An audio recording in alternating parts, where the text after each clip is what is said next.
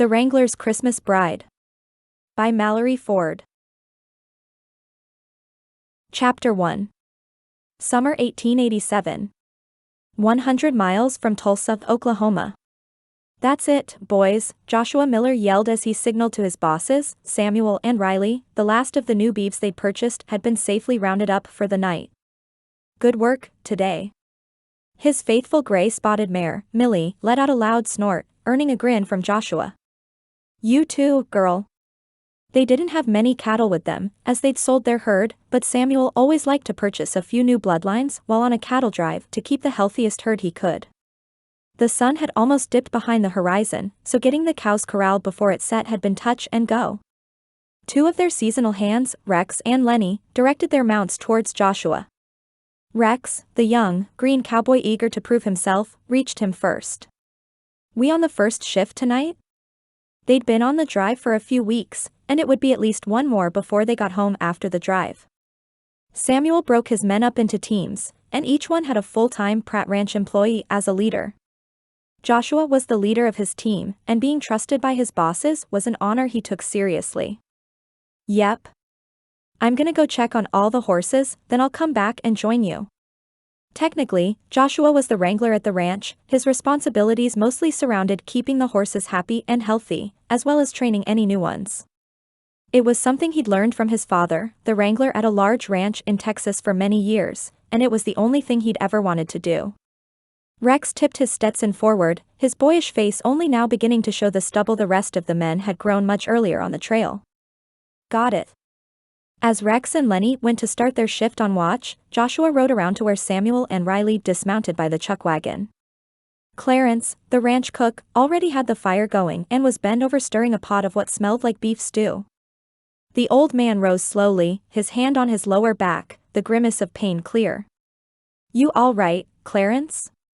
"These old bones ain't what they used to be," Clarence groused. He jerked his chin towards Samuel, the owner of the Pratt Ranch who'd known Clarence since Samuel was a boy. "That one keeps trying to get me to retire, but I tell him I plan to work until I drop dead out in the field one day. That's how I wanna go. Ain't no use in sittin' idle, and I'd be bored to tears doin' it anyway." Samuel rolled his eyes as he dismounted. "I'm not trying to turn you out, Clarence. I said you didn't have to go on the drives anymore. They're hard on all of us, and you've put in your time." Besides, Riley, the ranch foreman, added as he removed his Stetson and wiped his sweaty face with his sleeve. "We can cook up biscuits and stew in a pinch. You wouldn't be leaving us hungry. Paige has taught me a good bit about cooking since we've been married, and I reckon we could manage." Riley's wife, Paige, was an incredibly talented cook. She'd worked in the restaurant in town for a while before moving out to the ranch after she and Riley got married. The drive into town was too long once they had their first child, but she still cooked for the lot of them often. Clarence grinned as he bent to stir the stew again. "Yep, sure was a good thing she rode into town when she did." He turned his head slightly to wink at Joshua, as it had been the two of them who'd sent off for Riley's bride in the first place. It had almost blown up in their faces, but thankfully Paige and Riley had fallen in love. "Now, you boys go do whatever it was you were doin' before you started harpin' on me. I'll ring the dinner bell when it's ready." Knowing good and well they'd been dismissed, Joshua glanced around to take stock of the horses who'd already been untacked for the day. "Samuel, do you mind if I take the horses down to the creek to cool off? I saw one past those trees." As hot as it was, some of the horses would relish the opportunity to splash around a little bit in the hopefully cool water. "Go ahead. We watered the cattle earlier, so they should be all right for the night. Be careful." There was a homestead on the other side of the stream, and the house didn't look to be all that welcoming to strangers. Joshua chuckled, thinking about all the trouble they'd gotten into on the trail over the years. "You got it, boss." Leading the first 3 horses down to the stream, Joshua took in a deep breath of the fresh air, upwind from the cattle for the first time in weeks. He loved life on the ranch, but drives were never his favorite part of the gig. Still, it was how they made the money from their efforts, and Samuel deserved every bit of money he could get as far as Joshua was concerned. He treated everyone at the ranch, animals included, with a respect he'd not witnessed often. There was a soft breeze blowing through the trees as the horses waded into the water. Joshua sat on the bank and watched them for a few minutes, the moonlight reflecting off the stream as it rose higher in the sky. The homestead on the other side of the stream was dark, but the moon gave enough light to show a corral out front Joshua hadn't noticed when they brought the cows over earlier. The sound of a whip cracking sent ice through Joshua's veins, as did the shouts of a man who sounded angry enough to kill. "I told you I was done bein' nice." Crack. "I told you my patience was wearin' thin." Crack. He froze, a sickening suspicion at exactly what lay on the other end of that whip pounding into his intuition. Joshua had already jumped to his feet by the time a horse's heartbreaking whinny sounded. "Millie," Joshua said as he jerked his hand forward. "Come." The trusted mare obeyed, and the two geldings he'd taken down to the creek followed.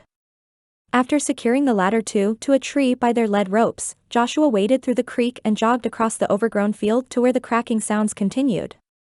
Millie trailed him as she always did, her hooves splashing in the creek. They were punctuated only by grunts and the occasional cry from the animal, bursting the dam of both grief and rage he'd barely held at bay to that point. A lifetime of learning to love horses spurred him forward, his legs pumping faster and faster as he approached the rotting corral. How in the world had the monster managed to contain a horse in that?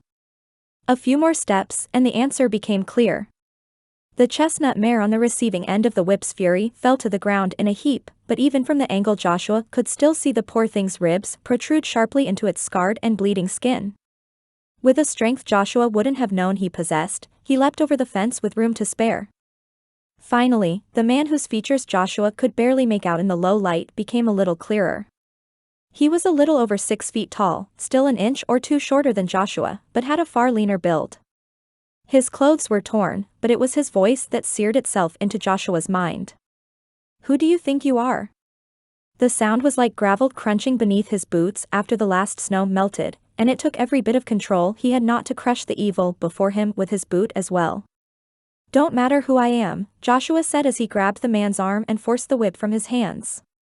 "What matters is I won't let any animal be treated the way you're treating this one. I'll offer you a fair price for her here and now, but only once. Either way, I'll be leaving here with that animal." The man straightened, spitting what smelled like tobacco onto Joshua's boot. "If I don't let you?" Behind Joshua, Millie snorted, and Joshua knew his own horse was seconds from charging the man. "Not sure yet, but I'm leaning towards tying you to that fence post with your own whip and letting my horse take a crack at you. Either way, I've got a ranch full of cowboys on the other side of that tree line and not a single one of them would hesitate to help me bury your body." Was he bluffing? He didn't think so. His faith meant he'd never relish the idea of raising a hand to someone, but he'd do it to defend the weak in a heartbeat.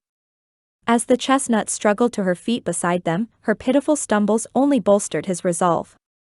"Your choice." The man stood still as a statue for a moment, his features still not clear despite the moonlight's ability to give some visibility. "Fine," he spat, "but you better not let me see you in the light of day, son.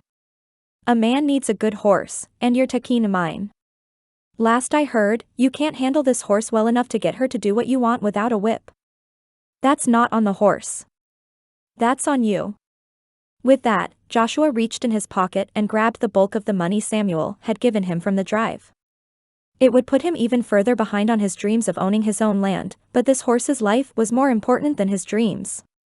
"Here, take it. It's more than you deserve." He didn't add he'd pay any sum to get that horse out from under this man's clutches, but he also wasn't looking to start a fist fight if he could avoid it. With that, Joshua turned on his heel, keeping an ear out for footsteps or the cock of a gun. Instead, all he heard was the man's gravelly chuckle and the gate on the other end of the corral squeak as it opened. "Have a nice night there, son. Have a nice night." Joshua's fists clenched at his side, but a grunt from the chestnut who'd managed to get to her feet pulled his attention. Millie prodded the poor thing with her nose, doing her best to help where she could. "Atta girl," Joshua said as he managed to slip the extra lead rope he carried around his belt into a makeshift halter. "Now, what should we name you?" His heart broke all over again at the sight of her bloodied side, but it was the fear in her eyes that shattered it completely. "Don't worry, darlin'. No one's ever gonna hurt you again." Chapter 2. October. Pratt Ranch, Mud Lake, Colorado. The breeze on Tori's face had her wrapping her arms tighter around Kate's baby, Hannah, though the precious child slept right through the fall afternoon breeze. The two of them sat on the ranch house's front porch along with Kate, rocking and enjoying the glimmering frost on the grass before them. It was something special, her first Colorado fall, but it was the prospect of Christmas and finally experiencing a snowy Christmas which really excited her. Christmas had always been special to her, though it had been tough to enjoy it the first few years at Hope House. She ran a gentle finger down Hannah's button nose, thinking of the small, wooden animals in the satchel under her bed. They were relics of Christmases gone by, ones she'd never part with no matter the pain she'd experienced. Hannah pulled her fist up to suck on and wiggled a little, settling quickly as Kate smiled down at her daughter. "You're good with her." Tori lifted the baby to press a soft kiss to her forehead. "I've always loved babies. I didn't come to Hope House until I was older, so getting to experience childhood through their eyes was pretty special. It had also been healing, something she'd never expected, but the innocence of children had a way of doing that." "I remember," Kate said. Her voice, as always, held both compassion and curiosity. In the months Tori had lived at the ranch, she'd connected with the woman in a way she never had at Hope House due to their age difference. Of all the women who'd come to Mud Lake, Colorado, from their home in New Orleans, Kate had been the first. Her adventurous spirit, despite the circumstances that necessitated her departure, inspired Tori. "I answered the door that day the children's aid workers brought you. You were covered head to toe in dirt and stank to high heaven," she chuckled. "I recognized the smell because I'd worn a good bit of it myself." "That's right. I forgot you'd spent time down at the docks." Papa had been a dock worker for one of the transport companies bringing boats in and out of the harbor, so they lived in what basically amounted to a shack in the cluster of similar housing down by the river. It had been an oven in the summer and an icebox in the winter, but they'd always had food due to its proximity to the water and Papa's skill at fishing. "I lived with it so long I never noticed, but then when I went back to visit Papa a few years later, it's like it burned the inside of my nose." The memory held both joy and pain for Tori. The memory of her father sending her to live at Hope House would forever break her heart, the pain in his own tear-filled eyes as raw and real as the sobs that burst from her chest. She'd begged and pleaded with him to let her stay with him, but he'd ultimately done the right thing. Still, it was years until she'd come to realize that. Kate settled back into her chair and gazed out over the land she'd so graciously shared with Tori ever since her would-be mail-order husband accidentally fell in love with her friend, Mia. Tori held no hard feelings, and she'd be lying if she didn't say she was excited by the prospect of actually being able to marry for love. Though, if the look in their eyes every time they looked at their husbands was any indication, all the women who came before her had miraculously done exactly that. "How are you feeling these days?" "Almost back to normal," Tori answered honestly of the gunshot wound she'd sustained when her train from New Orleans had been held up. The fact it didn't hit any vital organs was incredible enough, but Ethan said I'm healing faster than even he expected. In fact, they'd not been sure initially whether there was more damage to her spine or nerves than they could see, so her ability to walk without a cane or any sort of assistance excited them all. Ethan was Mia's brother-in-law, and he and her sister, Grace, ran the clinic in town. Kate had also been incredibly helpful, making herb poultices for her since the day she'd moved to the ranch. "I'm so glad." "And the nightmares?" "The nightmares, along with some phantom pain, still lingered. I don't know they'll ever go away." In the quiet moment between the two of them, Tori was a little surprised at her vulnerability. Kate had an air about her which made Tori feel like she could share all that plagued her. "A train hold-up is quite the traumatic event," Kate said softly. "Your heart has to heal the same as your body. You can't rush these things." She sat quietly for a second, but somehow her very presence calmed Tori's often anxious heart. "I know you've been praying to God to calm your spirit, and I want you to know Samuel and I are praying the same." Touched by the kindness of this woman who'd become somewhat of a sister to Tori in the time she'd lived with them, she swallowed back a lump in her throat. "Thank you." The nightmares were hard, made even harder by the fact they still hadn't caught the last two members of the group who'd robbed their train and shot Tori in the process. The one who continually showed his face there at night was the one who'd pulled the trigger, a scar running horizontally across his face from below one ear, over the cheeks, and to the hairline on the other side. He'd not even bothered to wear a bandana over his face, something that had terrified her even more at the time. The two of them sat there for a while longer, and Tori basked in the opportunity to snuggle with baby Hannah and soak in the pizza baby brought. Sometime later, the front gate Carter Hayes had fashioned for Samuel as a gift for Kate opened, and Joshua Miller stepped through. He was tall, thinner than Samuel but thicker than the ranch's foreman, Riley. He had dusty blonde hair and a mischievous grin for everyone except Tori. "Kate," he said as he removed his Stetson and climbed the steps. He tilted his head in respect towards Tori, but didn't acknowledge her otherwise. "Could you look at a cut on my arm? I think it's getting infected." Kate stood, crossing the distance between them as Joshua held out his forearm for her to examine. There, the skin was indeed angry with a dirty tint to it, as though it had never been properly cleaned. No streaks had begun to spider out yet, but it was definitely on its way if they didn't do something. Turning frustrated eyes on Joshua that Tori could only imagine were those of an angry mother, Kate touched the surrounding skin. "It's warm." "Joshua Miller, how long were you planning to have this cut and not tell me? How did you even get it?" He cleared his throat, looking every bit the guilty child in the mercantile who'd been caught stealing penny candy. It was an amusing contrast to his admittedly rugged and handsome features. "Phoenix knocked me into a fence post the other day when I tried to saddle her," he mumbled. "I didn't think it was that bad since I washed it off in the creek."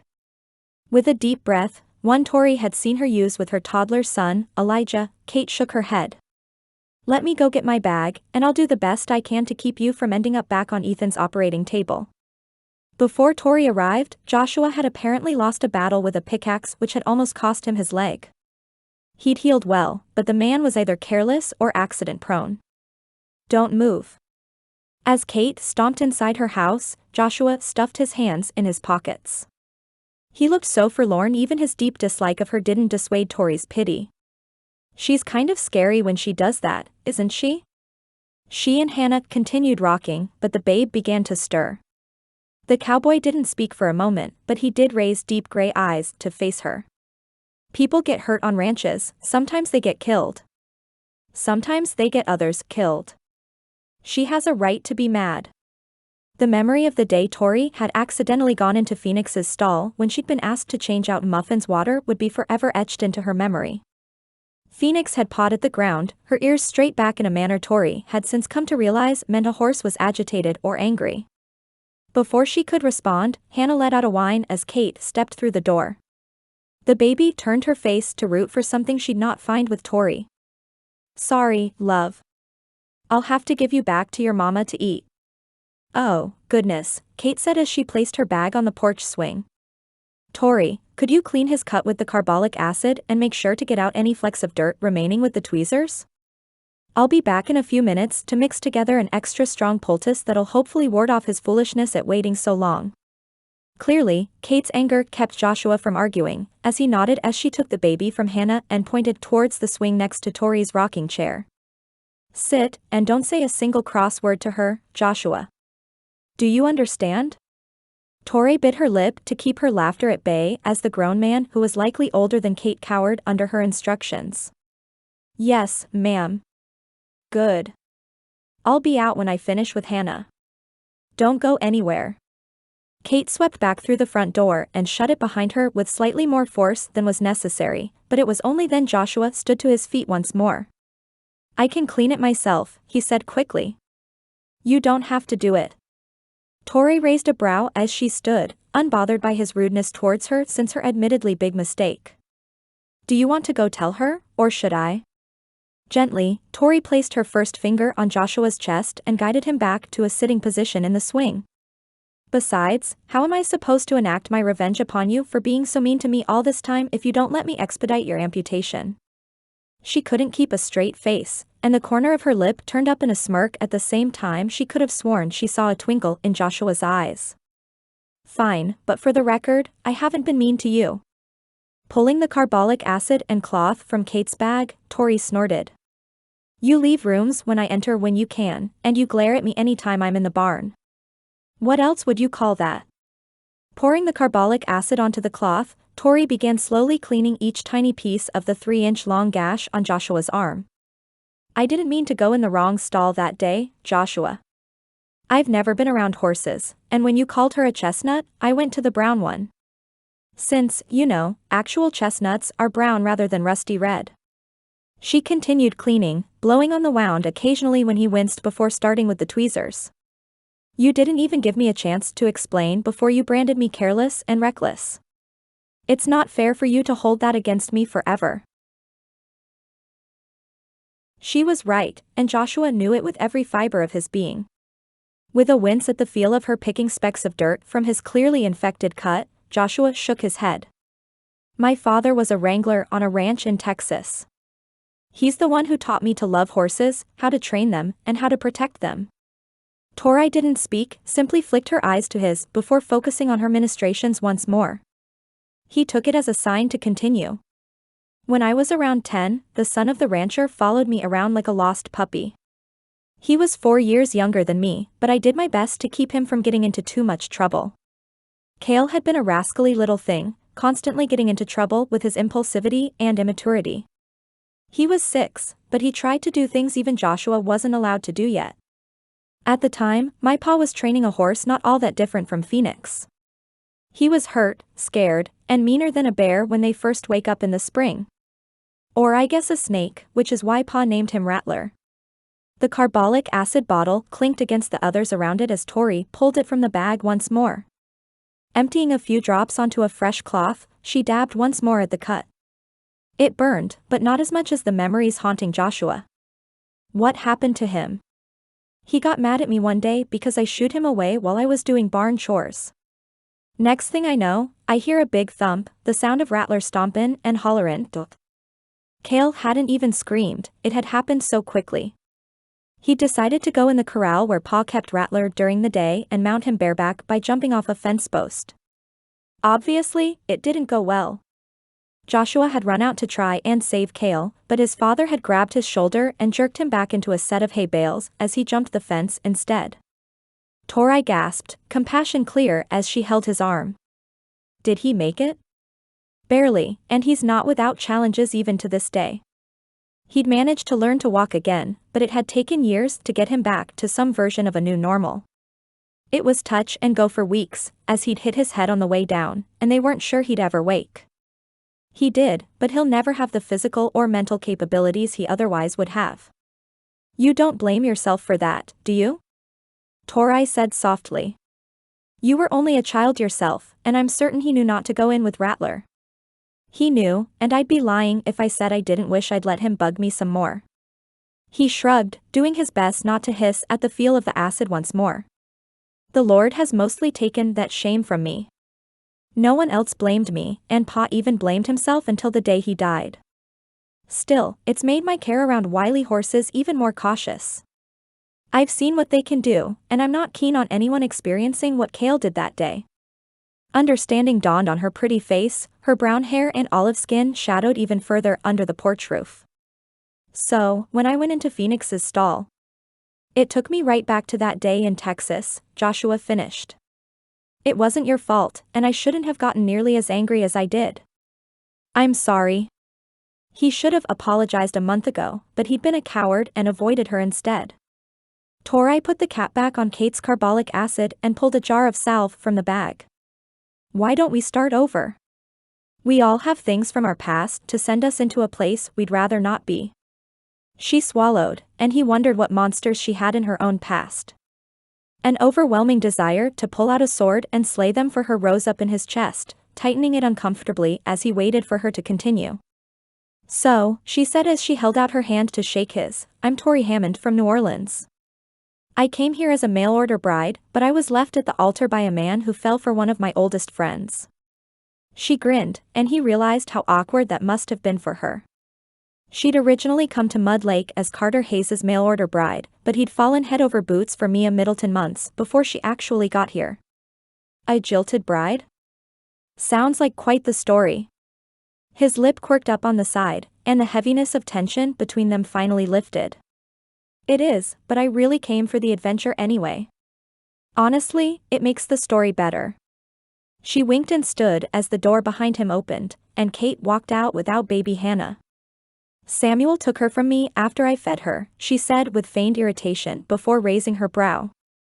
Are those smiles I see on your faces?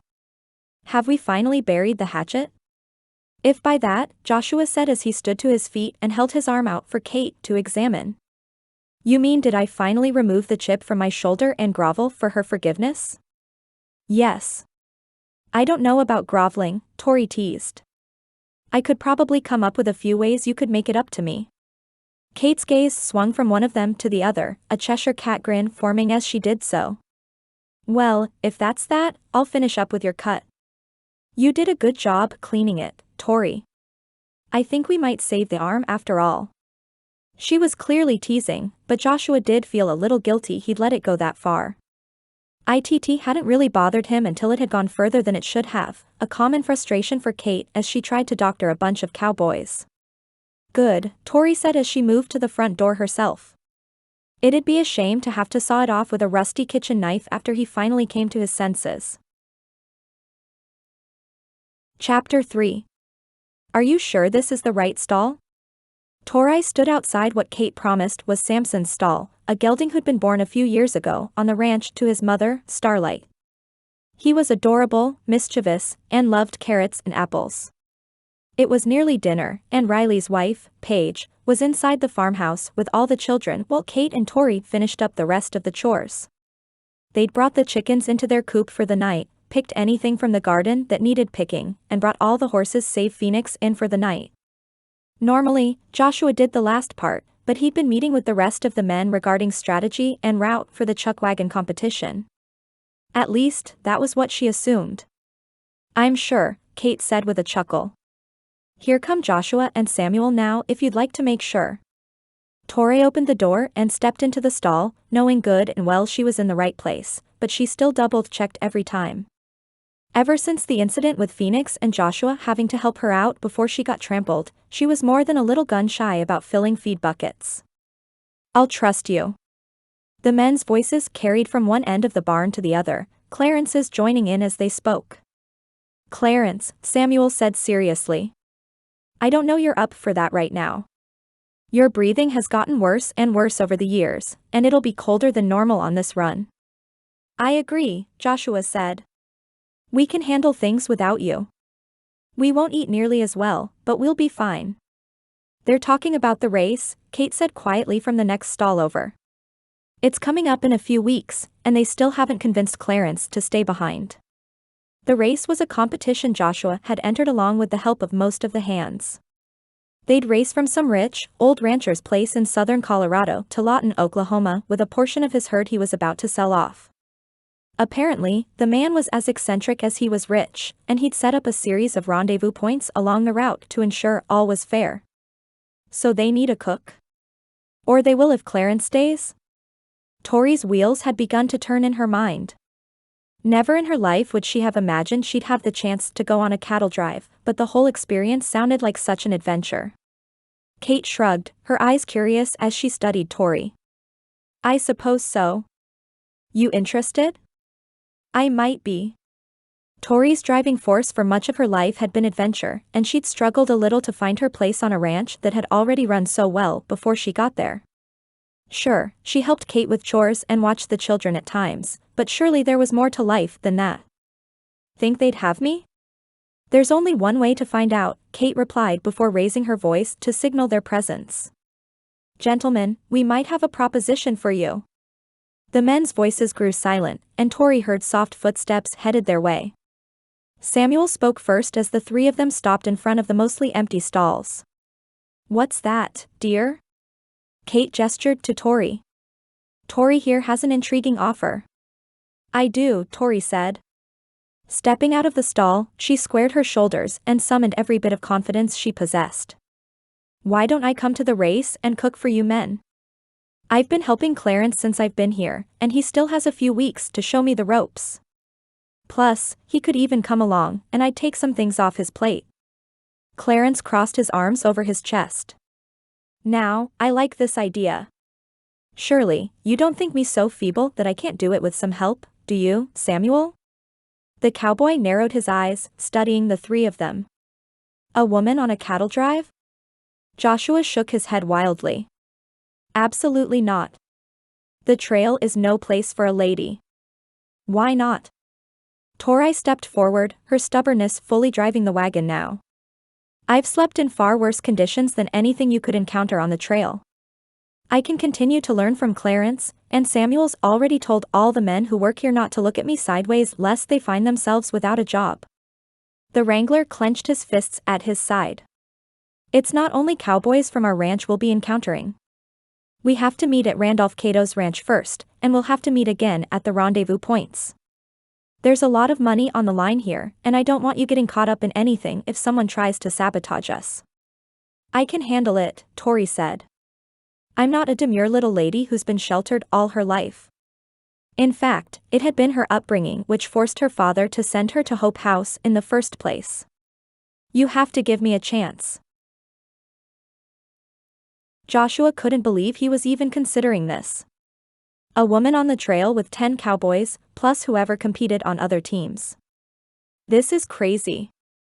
Randolph Cato was one of the wealthiest and most successful ranchers in this part of the country, but he decided to retire and get out of the beef business. He had a passel of grandchildren he wanted to spend time with, and more money than he knew what to do with. In order to drive the last of his beeves down to Lawton to sell at the stockyards, he devised a chuckwagon competition in which each outfit would drive a certain number of cattle down whichever path they chose. They'd have 2 rendezvous points along the way. Joshua supposed it was so no one tried to find space for the cows on a freight train and cheat, but Cato also had a reputation for enjoying the dramatics. Joshua knew the team he'd assembled could handle whatever came their way, but a woman who'd never stepped foot near a cattle drive? As much as he hated to disappoint her, there was no way he could do this. Tori, I'm sorry, but dash. Wait, Tori said as she stuck her hand out in front of her. Hear me out. I'll be with Clarence, and he can teach me how to drive the chuckwagon. You need someone in the event Clarence can't do it all, and I want to be of use here. Millie stomped and snorted in her stall, signaling she'd not been fed yet for the evening. As Kate went to remedy the situation, she plunged the scoop into the feed bucket. You're of plenty use here, she said kindly, but I don't have a problem if you want to go. In the way only married folks seem to do, Kate caught Samuel's eyes, and the two of them had a silent conversation. He nodded, and Kate dropped the feed into Millie's stall. But, Kate said as she approached Tori, I want you to be safe. Joshua's right, the trail can be a tough place for anyone, especially a woman. It would help me out, Clarence said with a twinkle in his eye. I reckon she could be a big help. Only if it's all right with you, Joshua. Samuel's the boss here, but you're the boss for this ride. He was, wasn't he? All of Joshua's dreams hinged on this competition and the prize money that would come with it. Having Tori would make Clarence's job much easier, which would make them move more efficiently. Still, if any man from their outfit or another looked at her sideways, Joshua didn't know if the temper he'd been notorious for in his youth wouldn't come blazing back. Samuel, his boss and friend, clapped a hand on Joshua's back. Clarence is right that it's your call, but if she goes, we'll keep her safe. She'll never go anywhere alone, and we'll have our whole team looking out for her. I trust the team we've put together, and I know you do too. In the corral, Phoenix looked up from where she grazed on some of the last of the fresh grass of the season. Soon, snow would be on the ground, and there could well be a good bit of it by the time they set off for Randolph Cato's ranch in southeastern Colorado. Still, as he studied Phoenix through the window, he thought of all the horses he hoped to help, the refuge he hoped to create alongside a profitable breeding and training program. It had been his dream for years, back when he was far more amenable to horses than he had been people, back before he'd come to know the Lord. Was it wise? Probably not. Still, the hopeful spark in Tori's eyes broke down the rest of his objections, something he didn't particularly want to dwell on for the moment. Sending a silent prayer heavenward he wasn't making a massive mistake, Joshua sighed. All right. She can come. Chapter 4. 2 mornings later, Tori walked slowly through the rows of Kate's vegetable garden. This far into October, they only had the cold hardy plants left, but they were Tori's favorite to watch growing anyway. Root vegetables like carrots, radishes, onions, and some potatoes poked up through the ground in varying stages as Kate planted them in batches to avoid it all coming in at once. Greens lined another entire row, their deep forest color not unlike the pines which seemed to whisper from the mountains surrounding the ranch. At the moment, the frost seemed to hover above the earth like smoke after a fire, creating a foggy and almost ethereal picture of the ranch. "Thank you for guiding me here, Lord," she prayed softly as a tuft of steam billowed from her mouth. There was frost on the ground, but it was still fairly light at this point. By the time November rolled around in a few days, Kate assured her they'd be seeing increasingly cooler temperatures. The sun rose over the mountains, its rays shimmering off the still present frost as it crunched under her boots. Truly, as much as she'd loved New Orleans, Colorado had become home faster than she could ever imagine. A rooster's crow cut into her thoughts, reminding her of the reason she'd come outside in the first place, and she grinned. "I'm coming, Stuart." Stuart was the pet name she'd given Kate's rooster, as none of them had ever been given one. Kate said she'd feel too bad about eating them if she named them, which was probably fair, but Tori hadn't been present for a butchering yet.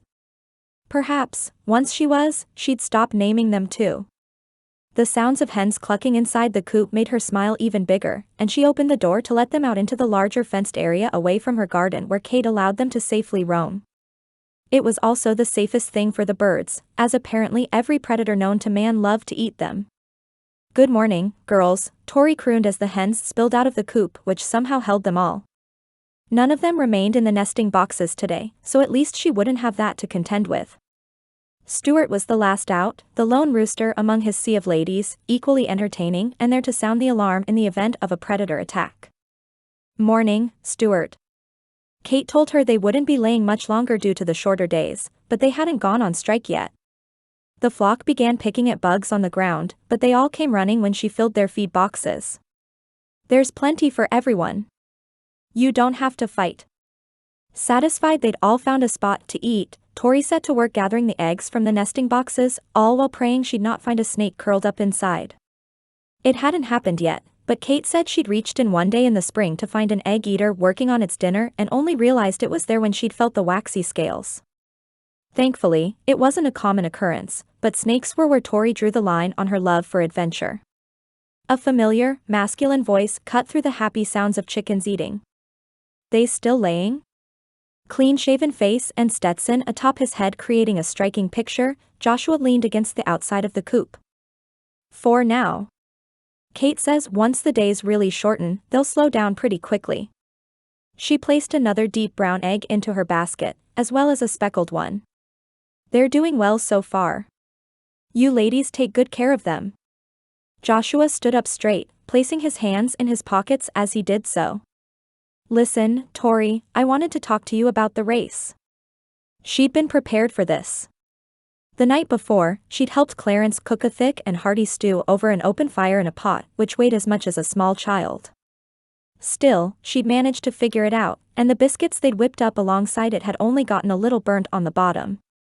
"You're not going to kick me off the team, are you? You had my stew last night, it was delicious. I'll get better at the campfire biscuits." "It was my first try." She snickered, knowing good and well it wasn't about the quality of the food.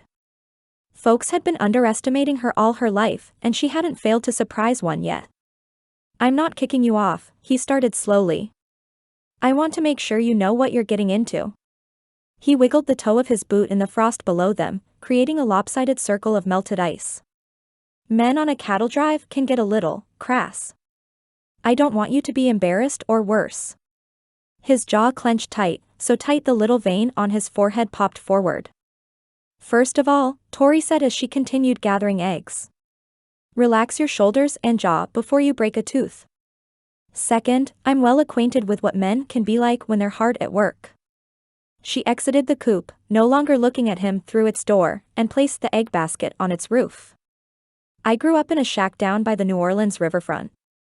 My father was a dock worker, barely making ends meet even before Mama died, and he was left to raise me without her pay as a maid.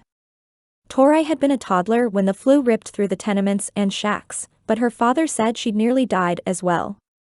In fact, the doctor had more or less said to make her comfortable, as she'd follow her mama into glory soon enough. It may have been the first time someone underestimated her, but it wouldn't be the last. I understand what you're saying, Joshua began. I just dash. No, she interrupted. You don't. Papa didn't have anywhere to leave me, and he certainly couldn't afford a nanny of any sort. So, do you know where I went 6 days a week unless one of the neighbor ladies took pity on him that morning? I spent my days sitting on a ratty blanket at the dock. I wasn't to leave the blanket, even to go to the bathroom. The men he worked with all kept an eye on me, but there were others they didn't know who might have figured they could get a few bucks for me elsewhere. Joshua's mouth fell open, likely at her frank speech, but she wasn't done. They managed to protect me, as did the fact I was a mangy little thing with a head full of lice and clothes full of fleas and a mouth that would sass to England and back. I heard and saw everything a little girl shouldn't, but it was the only way Papa could put food on the table. How did you end up at Hope House? Joshua looked like he didn't really want to know the answer, but he'd asked. Tori had made peace with her story, but it was still a hard one to tell. I was 12 when some of the men began to take notice of me. I was still mangy and mouthy, but Papa knew it was only a matter of time until that stopped mattering to some man. She'd had a close call or two, but now wasn't the time to talk about those. He sat me down one night and told me he'd found a safe place for me to go. I didn't want to, and I said some hateful things to him when he and the children's aid workers left me at the biggest house I'd ever seen right in the heart of the Garden District. At the time, I didn't realize he'd only done it because he loved me. He'd have gotten another job except for the debt he owed his bosses. He didn't have the luxury of time when it came to her safety, and his contract had another 2 years until he was free to leave. Joshua, for his part, didn't appear to judge her father. I can't imagine how hard it must have been. Broke my heart and his too, but we managed to reconcile a few years later. He barely recognized me walking up to him at the docks with one of the house mothers. I was finally clean, well-fed, and happy. Tears threatened at the memory of the look in his eyes when he'd said she looked like her mother. I'd come to know the Lord by then, and over the next few years, I was able to lead my Papa to him too. She'd gone down to visit him before she came out west, and she'd written to him once she got settled. Neglecting the part about the train holdup and getting shot, Tori had at least been honest about her change of plans regarding marriage and safe harbor out at the ranch. He was the main part about New Orleans she'd miss, but something about Colorado had drawn her. Even without her marriage to Carter working out, she still knew she'd been meant to come here. You think I'm some delicate flower who can't stand a bit of frost, but I've been cold before, Joshua. I've seen men trying to impress each other by saying the most shocking things they could think of, and I learned the ways of the world far too young. Besides, Samuel wouldn't hire men who didn't treat women with respect, and I promised you I wouldn't go anywhere alone. Joshua didn't speak for a moment, but at least his shoulders had finally relaxed a bit. This race, it means a lot to me. I can't afford to be distracted. You think I'll distract you? If he thought her skills were dire, he was in for a treat. Looking towards the sky, Joshua bit his bottom lip. I know you'll distract me, Tori. You've been doing it since you got here. Dropping his head, he met her gaze once more. I don't imagine I have a prayer of leaving you behind. I suppose you could tie me to a tree or something, but Clarence would probably help free me. Cracking the first smile she'd seen from him that morning, Joshua sighed. Yeah, he seems keen on you going too. As Tori began to move away from the large run where Kate let her chickens graze, Joshua followed. Tell me something, she said as she shut the gate behind her and steadied the egg basket in the crook of her arm. Why is this race so important to you? What are you planning to do with the money? It didn't seem to be money for money's sake, or even winning for the glory. No, that didn't fit Joshua's easygoing personality at all. Still, he'd spearheaded the whole thing. What's behind all this? Despite the difficulty of the whole conversation, this was the easiest question she could have asked. I want to buy my own land and make it a sanctuary for horses like Phoenix. Of course, that won't pay the bills, so I plan to breed and train horses there too. He shrugged, gazing off into the distance to the unclaimed land he had his eye on. Tori followed his line of sight, and he could almost see her dreaming right alongside him. That's going to be beautiful. You're going to provide sanctuary for a whole lot of horses who need it. Did Phoenix inspire you? The night he'd come across Phoenix was a memory he thought of often. He hadn't told Samuel all that transpired to bring her into their care, but one look at the poor thing had Samuel asking no further questions. No, but I'd be lying if I said she didn't make me want it even more. Horses like her, they're special. They've been beaten down so long it's a wonder they even get up. Watching the beautiful chestnut mare with her scars that bore witness to the cruelty she'd endured bolstered him every time his dream wavered. In that moment, as she grazed in the small pasture next to his mare, Millie, he couldn't imagine doing anything else. Kate said you brought Phoenix home from the cattle drive this summer, but she's so skittish. How did you get her to come with you? Tori watched the two mares as well, leaning on a fence post as she placed the egg basket at her feet. Smiling at one of the few happy memories from that time, Joshua's gratitude soared. Horses are herd animals. They'll do all right alone with a good owner, but they're made to be with other horses. She bonded with Millie immediately, so as long as we kept her close to Millie, we were able to lead her back here. I'm honestly not sure how she made the trip as frail as she was, but once she had a few good meals in her, we saw her fight. That's why I named her Phoenix. Rising from the ashes. Tori rested her chin on her fist, and Joshua studied her as she watched the horses. Her brown hair and olive skin contrasted with her blue eyes, creating striking features he didn't think he'd ever seen before. The compassion in her gaze, the empathy for the horse who'd endured so much, only made her prettier. She's beautiful. She really is. At that moment, Joshua realized he still hadn't looked up from watching Tori, and his head jerked out towards the horses. Anyway, I've got to get down to the barn, but I'll see you in a bit. She waved as she continued to watch the horses with their mountain backdrop, one of his favorite things to do on the ranch as well. He was only 10 minutes later than normal when he made it to the barn, but Clarence was already well ahead of him on mucking out stalls. The man had been on the ranch longer than Joshua had been alive, and the smirk on his face told Joshua he knew exactly what had caused his tardiness. Grabbing a shovel and hoping to avoid the man for the time being, Joshua headed for the stalls on the other end of the barn. Oh, Clarence said as he stepped out of Starlight's stall. There you are, Joshua. I was thinking how nice a walk in the garden would be on this fine day. He chuckled, shooting a wink in Joshua's direction before returning to his chores. Or maybe over by the chicken coop, if a body had something over there that interested them. Stifling a groan, Joshua moved to work on his own tasks. Yep, this race was going to be a long few weeks. Chapter 5. Kate pressed the garlic cloves with the mortar and pestle, the aroma mingling with the oregano leaves Tori cut into tiny pieces across the counter. This one will be excellent for any sort of infection. It has garlic, oregano, calendula, golden seal, and vinegar. It's mixed with a goat's milk salve, and if you suspect an infection, I would apply it 3 times a day after cleaning the wound with carbolic acid. The honey balm will also be helpful in such cases. Tori scribbled down Kate's instructions in the notebook she planned to take on the trail with them. This is all a little overwhelming. I remember feeling that way, Kate said as she scooped the garlic into the large pot of salve sitting between them. One day, it'll become second nature, but you'll have Clarence with you on the trail. I learned some of this from Samuel's mother's books which she kept in the attic, but a great deal of it came from Clarence. The seasoned cowboy was full of knowledge, it would seem. He's been a godsend in teaching me how to cook over an open fire. It's trickier than I thought to manage the elements. The thought pulled Tori's attention out the window to the gray, cloudy sky. They'd already had a few snowfalls and it was only halfway through November. The trail was bound to be cold, and a niggle of doubt crept into Tori's mind at the thought she might be in over her head. Oregano scent filled the air, reminding her of the task once more, and Tori turned back to find Kate studying her. The fatigue of life on the ranch was clear in her movements, but a joy and peace in her eyes Tori longed for.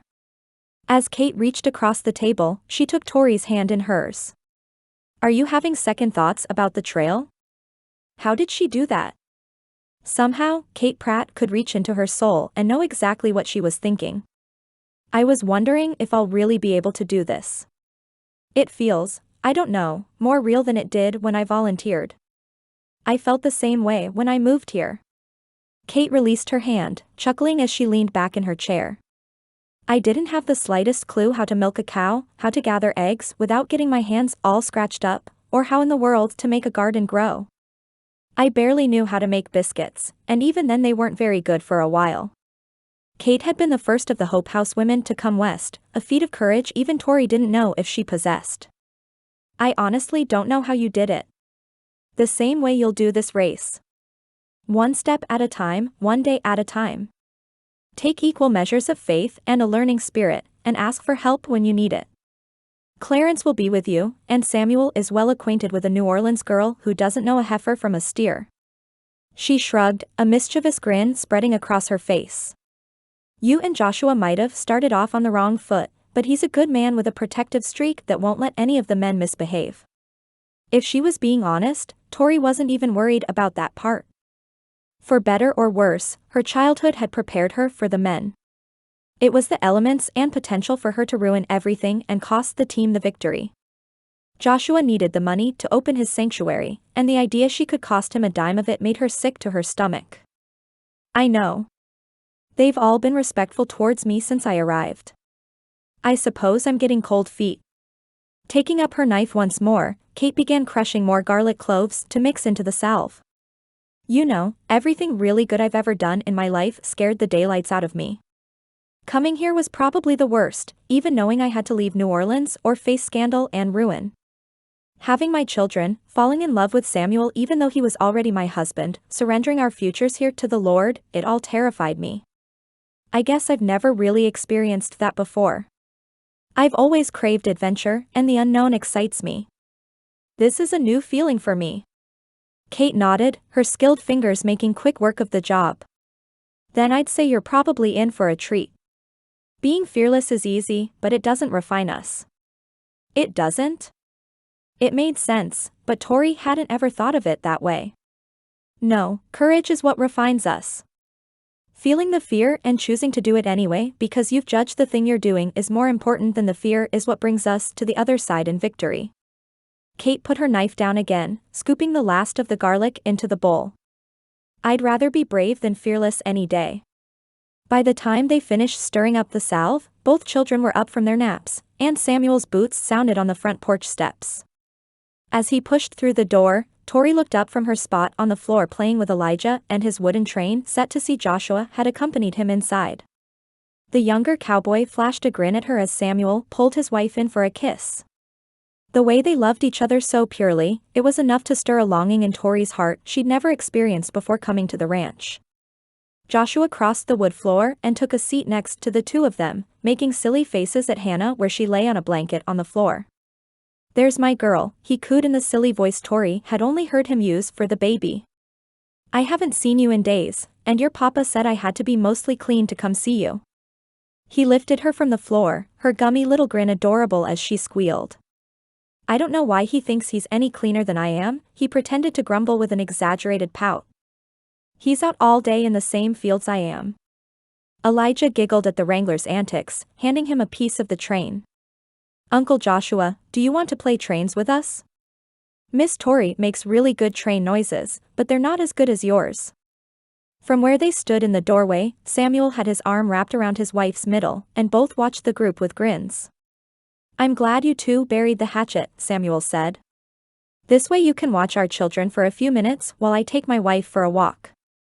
Playfully swatting her husband, Kate chuckled. You can't inform someone he's watching our children.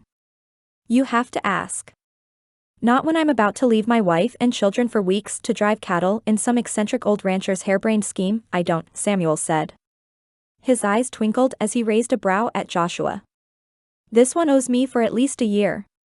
Joshua removed his Stetson and ran a hand through his thick blonde hair. That I do, boss. Y'all go for your walk. We can handle things.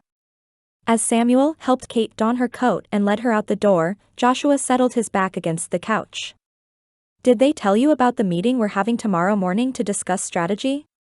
There are multiple routes we can take, and the weather will determine which one's wisest. I figure it's good for everyone to be on the same page before we leave. For maybe the first time, Tori saw the same nervousness in Joshua she'd felt in herself. Kate told me, and I'll be there. She paused, watching as he made train noises for Elijah and silly faces for Hannah.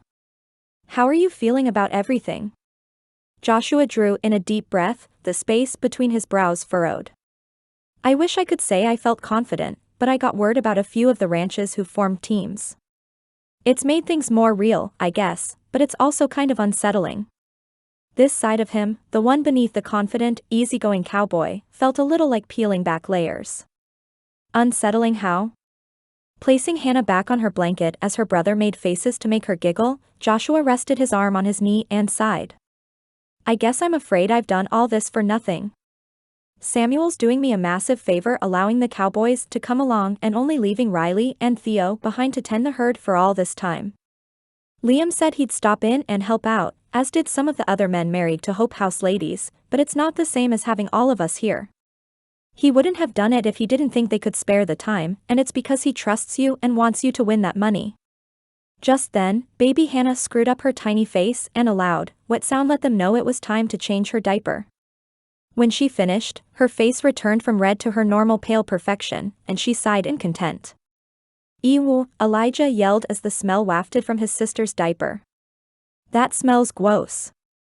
Laughing, Tori lifted the baby from the floor and did her best to breathe through her mouth. It does, doesn't it? Come on, little love, she said with a kiss to Hannah's forehead. I bet you feel better now, don't you? As she carried the baby from the living room, Tori turned back to face the cowboy who'd only recently not left rooms upon sight of her. You're not forcing anyone to do this, Joshua. Win or lose, we're on your team. It's not all on you. The Lord already knows the outcome, just as he knows exactly how you'll obtain that horse sanctuary one day. If he's placed the dream in your heart, I have no doubt he'll bring it to pass in his own time and his own way. So we'll start out from the Double C Ranch, and Randolph will give us somewhere between 60 and 100 head of cattle based on how many teams are competing. Joshua pointed to the map of southern Colorado and the Oklahoma Territory. They'd passed through it a number of times on cattle drives without issue in the summer with ample time and weather on their side. Not to mention, they took the well-established trails that didn't take them through the heart of Indian Territory. I've marked out 3 possible paths which won't take us too high into mountains or across large rivers. One of these does have a river crossing, but it's a small one. Samuel settled back against the wall, studying the map with narrowed eyes. Any type of river crossing is a risk this late in the season. Even if it's not frozen, it could give every one of us pneumonia. There would be smaller rivers and creeks they'd have to traverse either way before the trails split off, but this one was much larger and the current faster. Agreed, Joshua said, which is why I think the mountain pass is probably the best of the other 2 options. The normal route we take is bound to be crowded, and I don't know any of the other teams well enough to trust they won't try and enact some sort of sabotage if we get in their way. Billy, Rex, Lenny, Jackson, and Bryce all studied the map as well, but none of them knew the land quite as well as Samuel and Joshua. Rex and Lenny had come on the cattle drive that summer, but Billy and Bryce were both new hires. Jackson, for his part, had been with them for a few years. He was a hard worker, but pretty quiet in a group. It would surprise Joshua if he spoke at all. Tori, on the other hand, had no such qualms. How difficult will it be to get the chuckwagon over the mountain pass? Do I see that passing through the Texas Panhandle?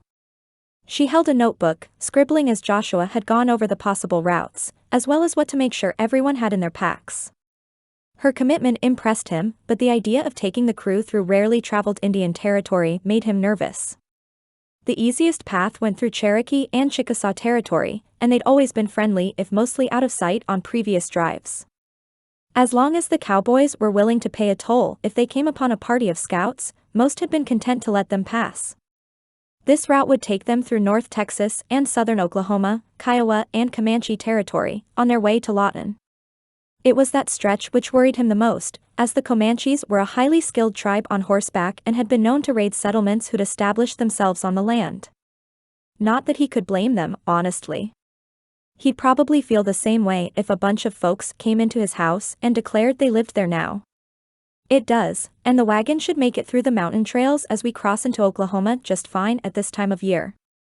If it was a month later, I wouldn't be so sure. I'm considering hiring a guide at the rendezvous point before we leave Colorado, as it's not against the rules of the competition to my knowledge. Sounds good, Samuel said as he continued to study the map in front of them. Clarence, are you familiar with this route at all? The man's long white mustache twitched, and he nodded quickly. Yep. Your pa ran us through it back when you were only a tot due to flooding in the river and the road not being established yet. I don't remember it being too complicated to navigate, but it was August. Might look a heap different in November. Plus, you have Indian territory to worry about. Tori's eyes widened, as did Rex's. The rest studied the map with unreadable expressions. Is there any concern we could be attacked? Joshua's insides twisted at the thought they could come upon a war party with Tori along, and it almost had him switching their route back to the well-traveled one. It was always possible other teams might have the same idea, right? Maybe the trail wouldn't be too crowded. You'll be safe. We'll make sure of it. Truthfully, he couldn't promise that, but he'd give his life trying if the need arose. She'd already been through too much, shot in the gut on a train bound for Mud Lake. The fact she was back to normal so quickly was a testament to the resilience she'd formed over a lifetime of challenges. To his credit, Samuel addressed the issue a little more thoroughly. Ranches ride through these parts with some regularity, either driving to Lawton, Tulsa, or Fort Worth. I've not heard of an outfit being attacked in years, so more than likely they'll ask for money or a head of beef and move along. That's if we get approached by one anyway. More often than not they'll keep to the shadows and avoid being seen so long as they think you're passing through. I like the idea of the mountain pass, Samuel continued. As I'd really like to be home to celebrate Christmas with my family. The guilt rose up in Joshua, as he once again thought of all the cowboys were potentially sacrificing by coming along. It's all right if we need to spread the Christmas season out a little, he said with a pointed look at Joshua. It'd just be nice. We'll do everything we can to get you back in time, Joshua vowed, and everything we can to stay safe in the process. Tori nodded, but Joshua could still sense the hesitation on her face.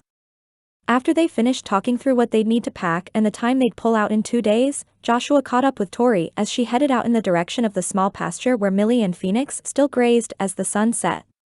She leaned on the railing, her light brown hair braided down her back.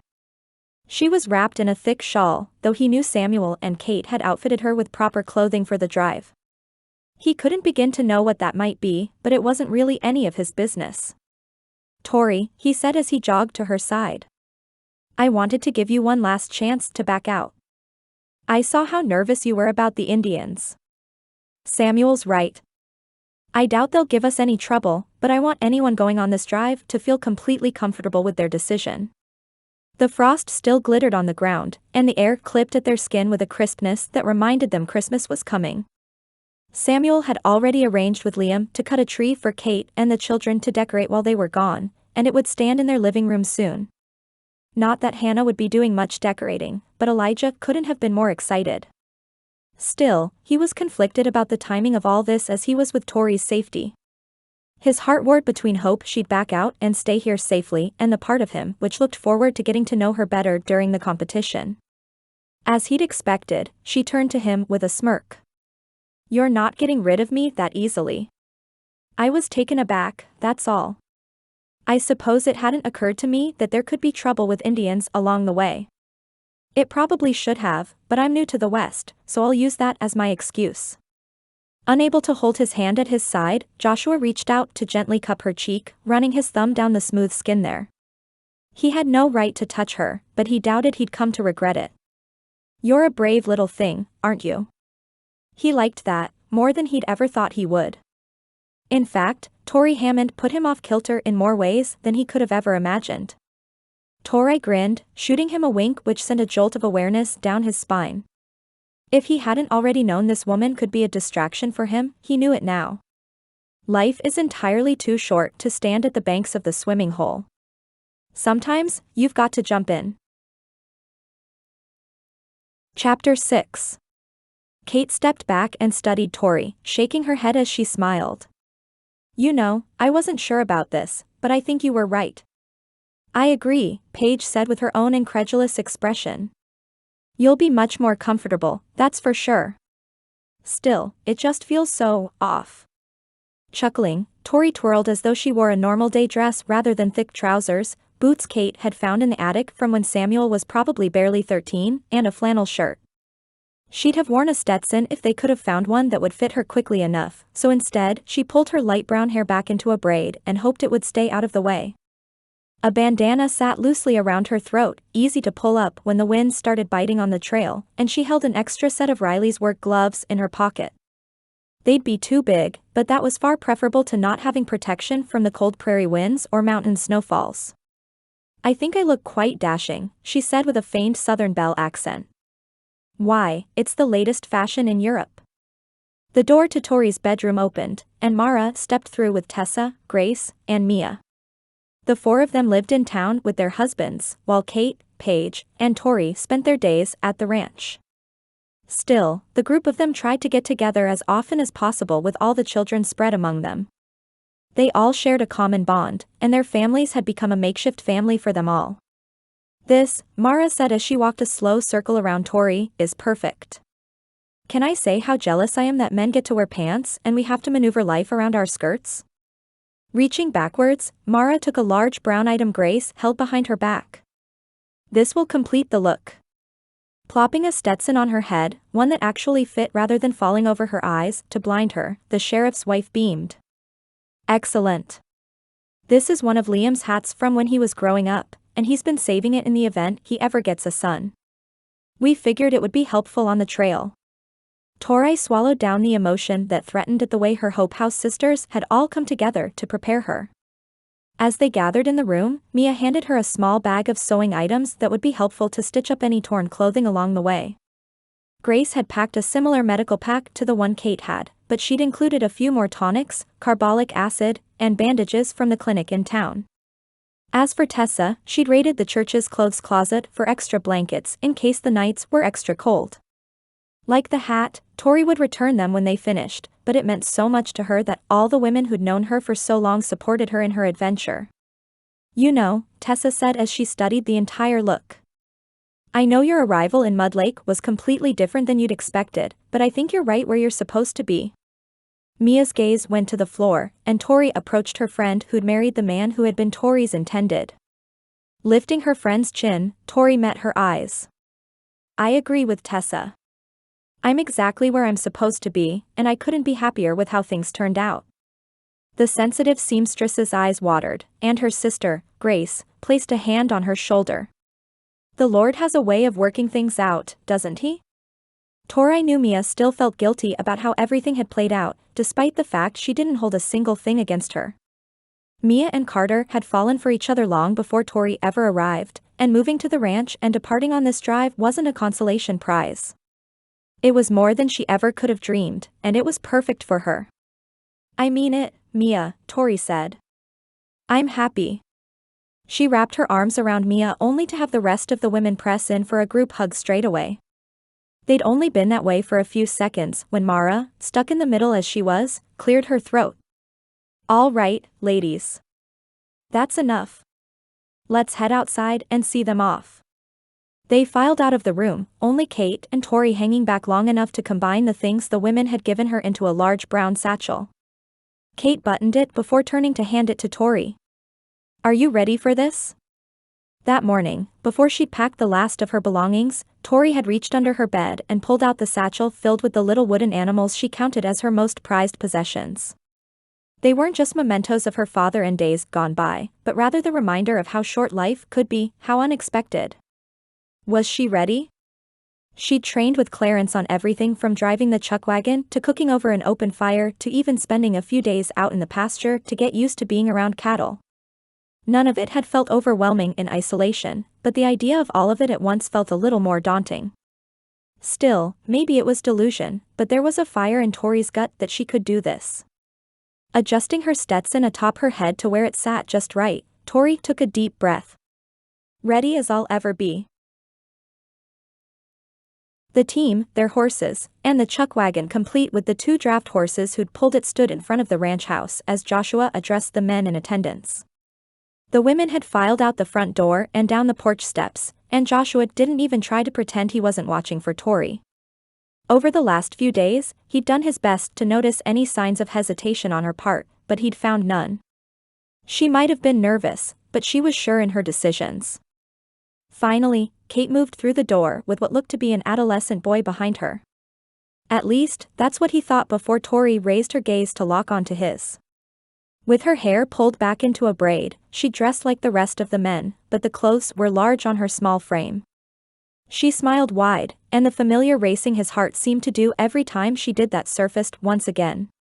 It was only when Clarence cleared his throat Joshua realized he'd been in the middle of speaking to the men. Every single one of them smirked at him, knowing looks at exactly where his attention had gone, but Joshua simply shook the image of Tori from his head. Last chance, all. Once we head out, we'll move at a quick pace to the Double C Ranch. Randolph Cato wants us all to arrive by the 20th, but I'd like us to be there the day before to get settled and get an idea of what we'll be up against. Tori approached the group, taking a spot next to Clarence as she placed her bag in the wagon. Joshua continued, trying his best to focus on everyone but the woman who occupied so many of his thoughts. As all of you know, if we win, we'll split the winnings between us.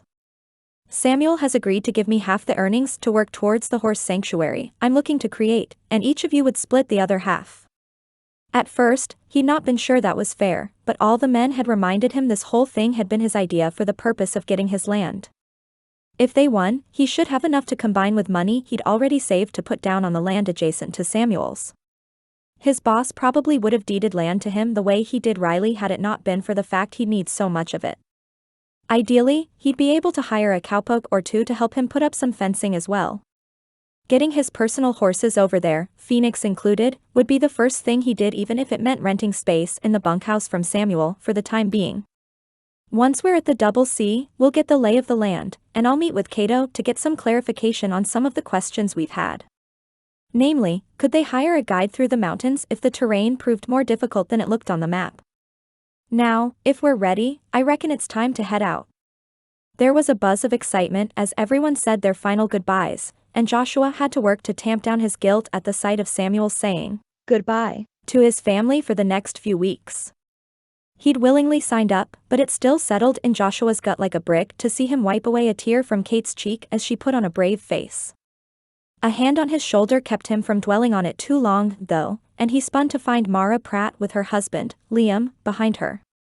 Her eyes were narrowed, her lips pursed, while her husband simply looked amused. Liam, Mara, thank y'all for coming out this morning, and for helping Riley with things while we're gone.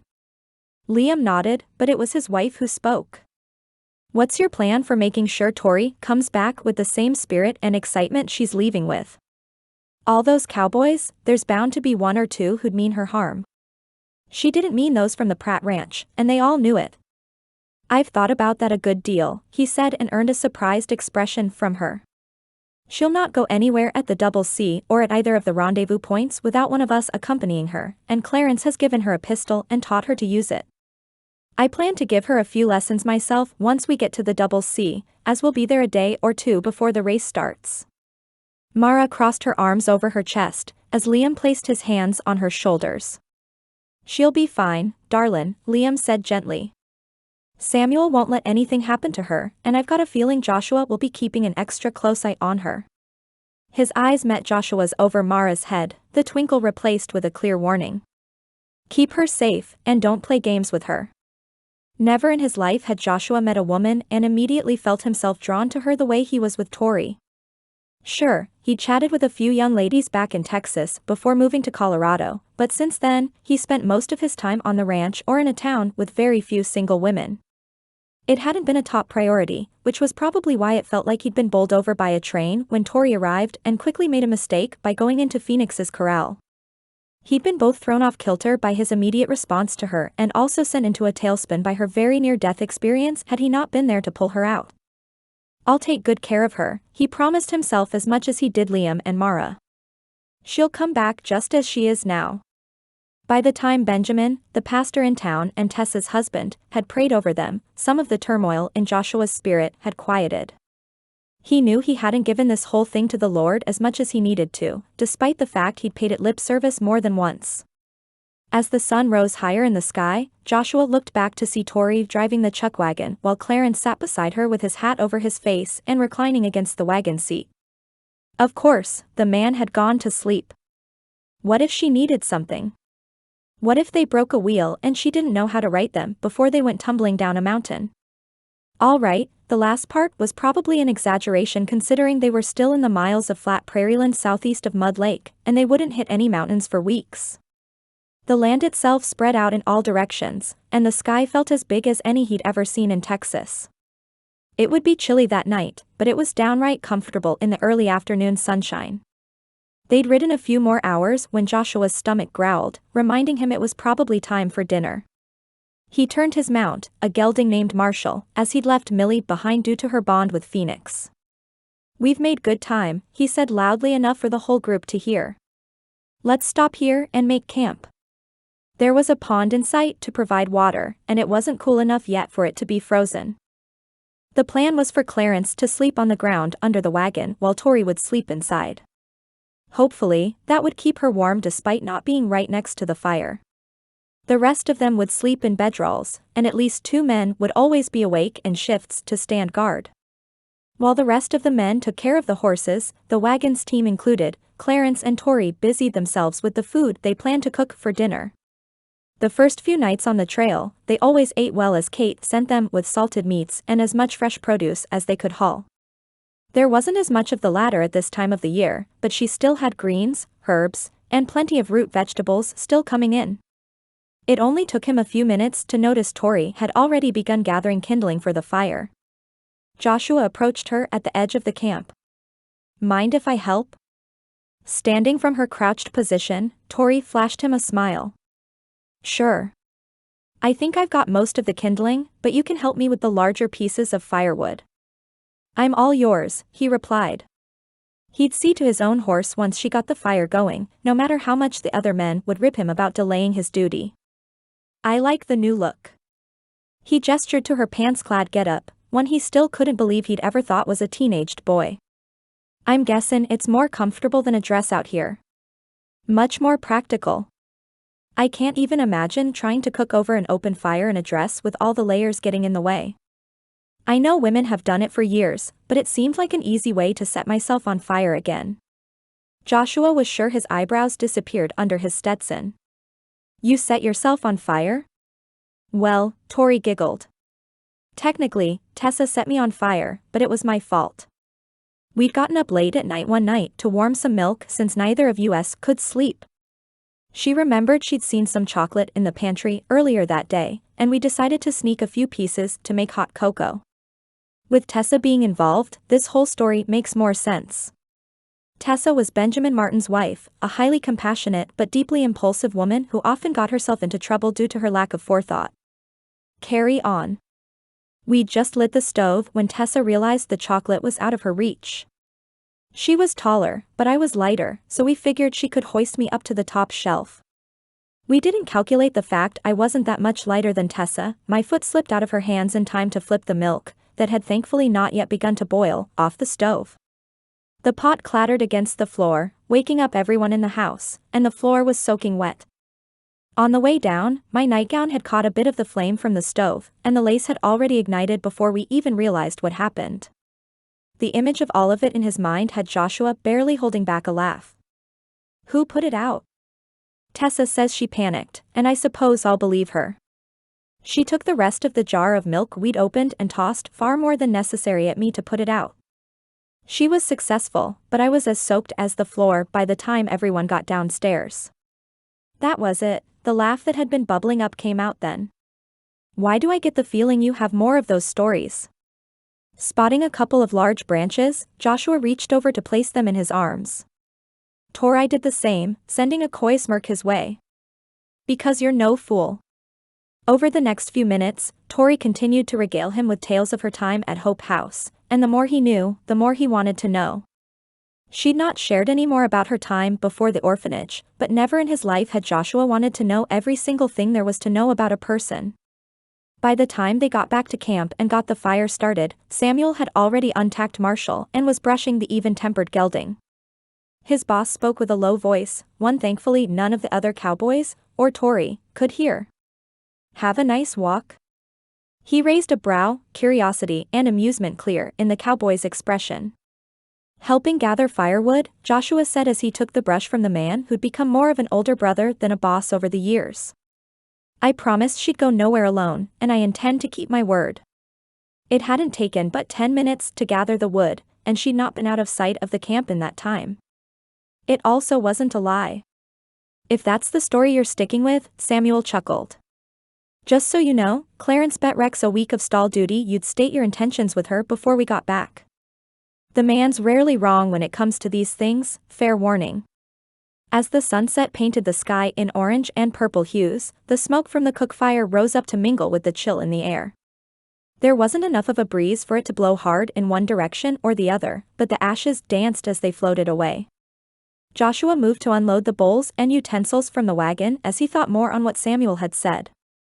It might have embarrassed him, knowing his thoughts were so plain to everyone save maybe Tori, but it didn't. Honestly, as he took the bucket they'd need later to wash dishes down to the pond to gather water, he wondered at how any single man could have one conversation with the woman and not fall head over heels. "Lord," he said as he filled the bucket with water to be brought to a boil to ensure they didn't do more harm than good with the washing. "You've sent me something I never saw coming, and I don't even know if she'd ever be interested. Guide me, help me do right by her, but mostly help me protect her from anything on the trail that might cause her harm." He'd mumbled, but he was far enough away from the rest of the camp they wouldn't have heard him anyway. Somewhere in the silence, a voice pricked his heart that she was the Lord's first before she'd be any man's, but what did that even mean? The pressure on his shoulders to keep the men safe during this competition had only increased with the addition of the woman stirring beef stew over the fire. He'd gotten them to this point, and it would be his responsibility to see them through. Chapter 7. Tori's eyes widened at the sight of the Double C Ranch. The house was larger than the mansion she'd grown up in at Hope House, even larger than most of the other grand manors which dotted the most wealthy districts of New Orleans. Next to her on the wagon bench, Clarence let out a whistle. "This right here is a sight." Hundreds, maybe 1,000 head of cattle grazed over rolling hills on two sides, while two large barns stood stalwart against the backdrop of the Colorado mountains. Another building she assumed to be the bunkhouse sat behind the barns, as did other smaller structures she couldn't begin to guess the purpose of. "How long has he been ranching?" "Randolph Cato has been in this business as long as I can remember. He's had a few lucky strikes, not the least of which finding oil on the southernmost 20 acres of his ranch. From what I remember, he leases the land to whichever oil company is willing to pay the most for that contract cycle." Brilliant. Rather than selling the land, he'd created an ongoing influx of cash. What about the cattle? Those are what he really loves. He's an eccentric old thing with a sense of adventure to rival yours. Clarence winked, his wrinkled skin crinkling at the corners of his eyes. "He's not getting any younger, like the rest of us, and Joshua says he's ready to retire once and for all. Does he not have sons who'd like to run the ranch? Didn't Joshua mention grandchildren?" Clarence directed the team to a stop while Joshua rode up to the main house to find out where they could set up camp. A few other teams were there already, but Tori didn't pay them much mind. To this point, none of them had realized she was a woman yet, and she held a little hope it would stay that way. "From what I remember of Cato, and mind you, it's been years since I've seen him at the stockyards, he believes everybody should have the freedom to follow whatever passion the good Lord gave them. It wouldn't surprise me if neither of his sons were interested in ranching, so he's moving on." The idea of moving on from such a grand operation as this one felt so foreign to Tori, but she had to admit it impressed her. By the time Joshua approached once more, a tall and broad man who walked with a bit of a limp headed their way. He wore similar clothing to all the cowboys, but his thick gray mustache couldn't hide the smile across his lips. "Well, if it isn't the Pratt boys," the man she assumed to be Cato shouted. "I can't tell you how tickled I was to get your registration for the competition." Samuel dismounted Marshall and went to shake the man's hand. Mr. Cato, I'm Samuel Pratt. My father always spoke highly of you. I was real sorry to hear of his passing, Cato said soberly. A good man, and an even better rancher, your father. I know he's proud to see you carrying on. Appreciate that, sir, Samuel replied. His shoulders had tensed a little, and Tori got the idea the man's words meant more to him than he'd let on. Cato turned to the rest of them, eyes lighting up at the sight of the wagon. Clarence. I didn't expect to see you here. Chuckling, Clarence climbed down slowly from the wagon. Figured I'd be in the ground by now? He shrugged. Me too, to be honest, but the Lord hasn't seen fit to call me home yet. The two burst into husky laughter as they reminded one another of stories from days gone by. Randolph, before we start unpacking, I want to introduce you to someone. He led them both over to the wagon, a mischievous grin on his face. This here is Tori Hammond. She's my right-hand lady for this drive, and our secret weapon for the competition. With a wink, Clarence turned back to see his friend's reaction. A little bit of discomfort rose in Tori's chest, but she shoved it down and hopped down from the wagon seat. Pleased to meet you, Mr. Cato. Holding out her hand, she waited patiently for the man to pick his jaw up off the ground. Well, I'll be a cowgirl out here with all these cowboys. He put out his own hand, his grip hard and calloused after so many years on the ranch. Ma'am, I hope you know what you're in for. From someone else, it might have felt ominous, but Randolph Cato's eyes twinkled as though this was the most fun development he could have dreamed up.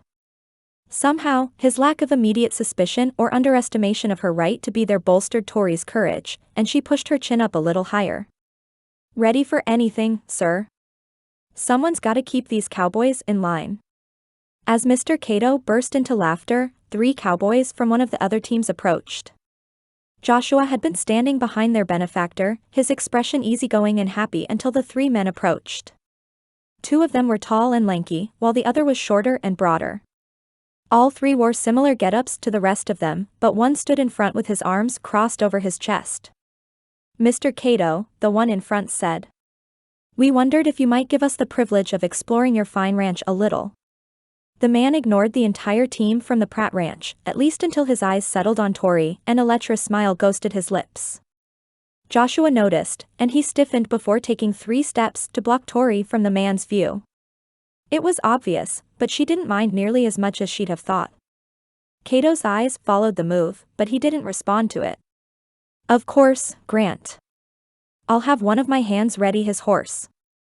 In the meantime, Grant Arrow, meet Joshua Miller. Grant is the head of the Broken Arrow Ranch team, and Joshua here is heading up the team from the Pratt Ranch.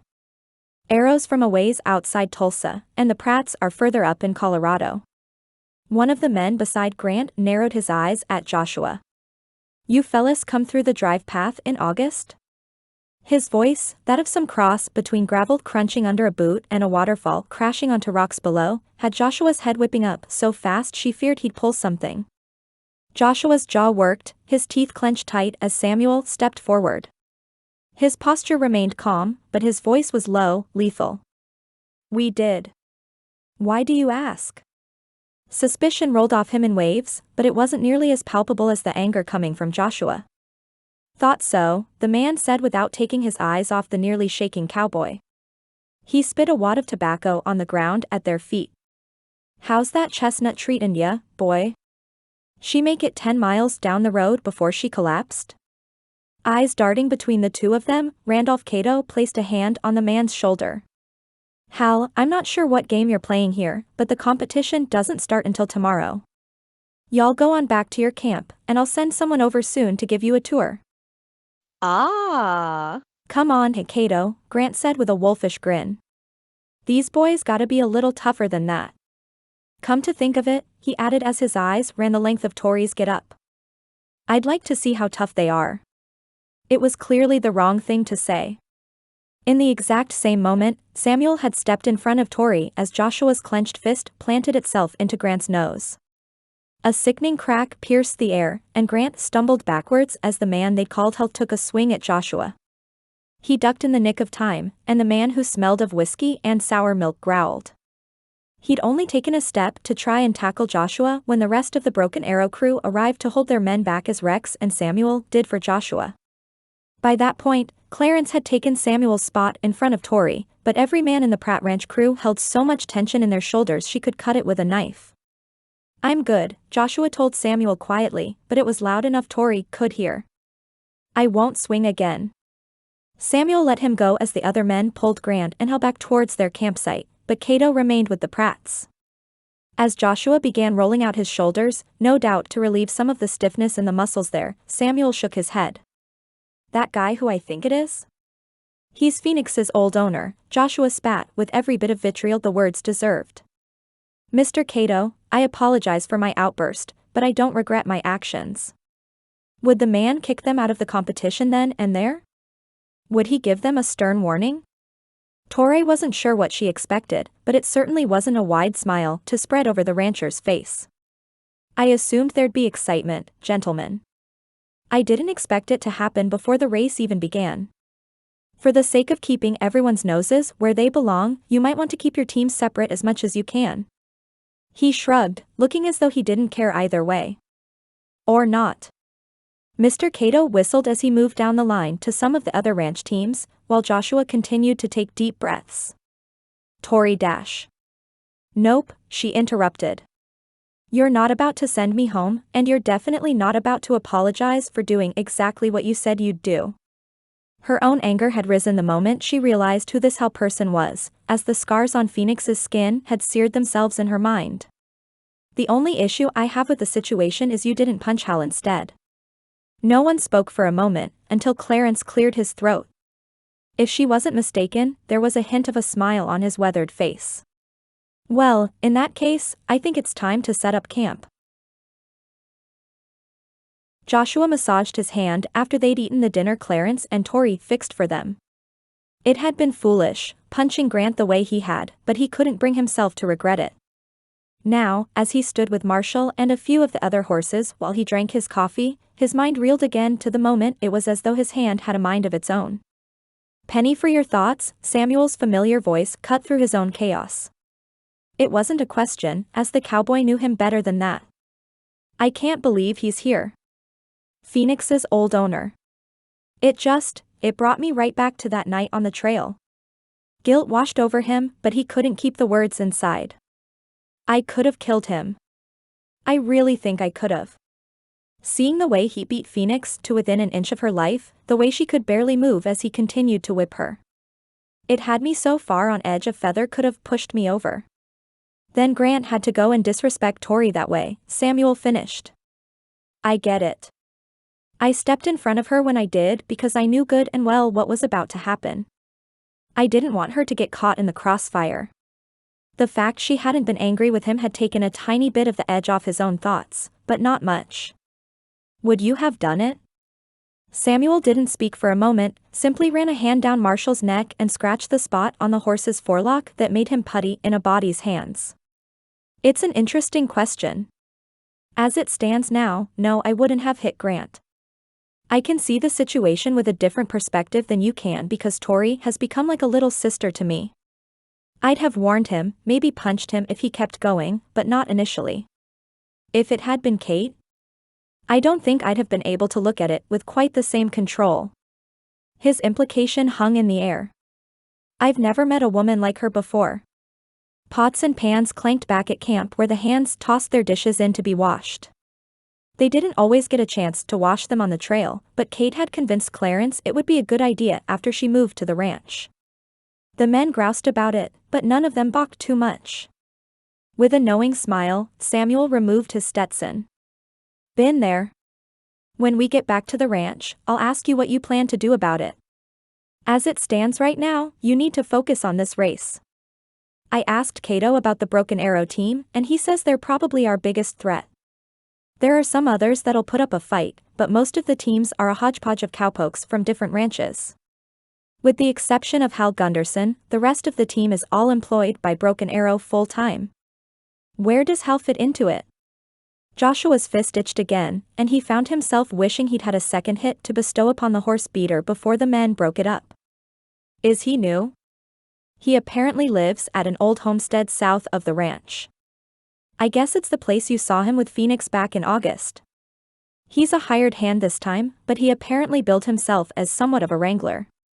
Samuel shook his head, the line between his brows furrowed in disdain. Not sure how he plans to beat the horses into submission with their owners right there, but it wouldn't surprise me if he saw the purse and figured he'd hop in. Sounded right. Men who cut corners with horse training usually cut them with everything else. You think they'll be an issue for us? If you mean whether I think we can beat them fair and square, I do. Grant's apparently a bit of a hard nose with his men, and I've already heard some grumbling from their camp. Division doesn't lend itself well to a competition like this one. If you're asking whether they'll try and sabotage us, I don't know. Once again, Joshua felt the prick of conviction to give the whole thing over to the Lord, trusting his guidance with the outcome, but something held him back. He wanted to, he'd learned from boyhood it was always best, but he couldn't bring himself to say the words. Would this whole thing end in disaster? Would they all regret coming? Would Tori look at him as the leader of a fool's errand? Would it all be for nothing, and he'd end up back at square one with nothing but failure to show for their efforts? They talked for a few more minutes, but the tightness in Joshua's chest when Samuel left threatened to choke him. They'd all sacrificed so much to come do this with him, and logically he knew none of them would blame him if things went south. They'd forgive him, but the nagging remained. Would he be able to forgive himself? Chapter 8. Randolph Cato stood atop one of the large barns on his property and waved his hat in the air with a whoop.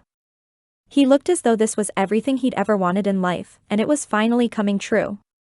All right, cowpokes, he shouted at the 6 teams competing. Are we ready for a chuckwagon competition to end them all? He waved his hat around again, his beard jostling as he cackled.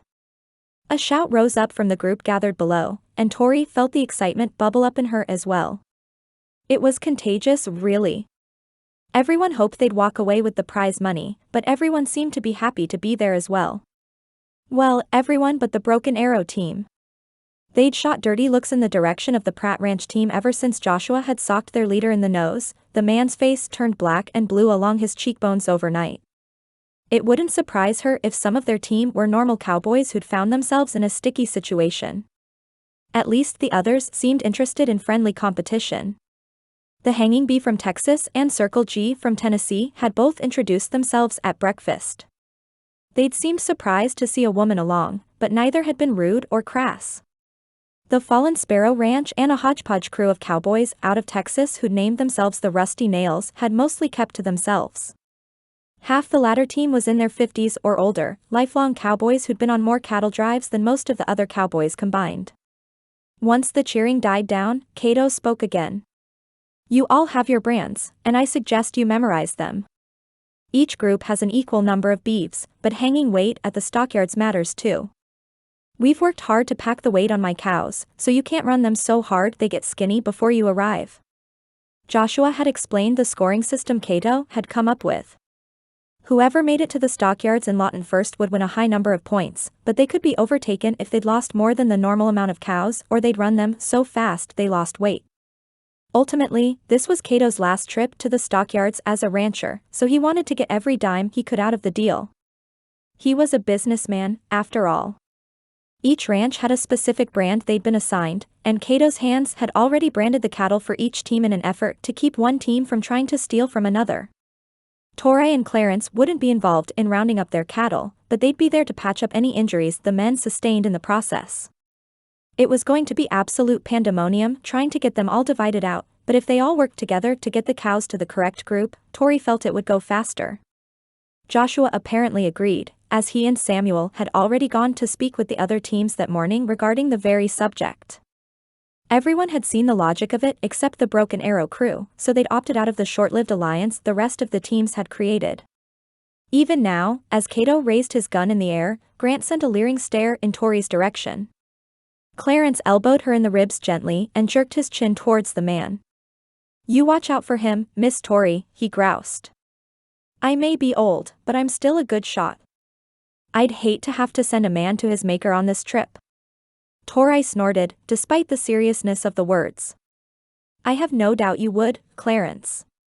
I can't decide if the black eyes and swollen nose make him look scarier or simply more ridiculous.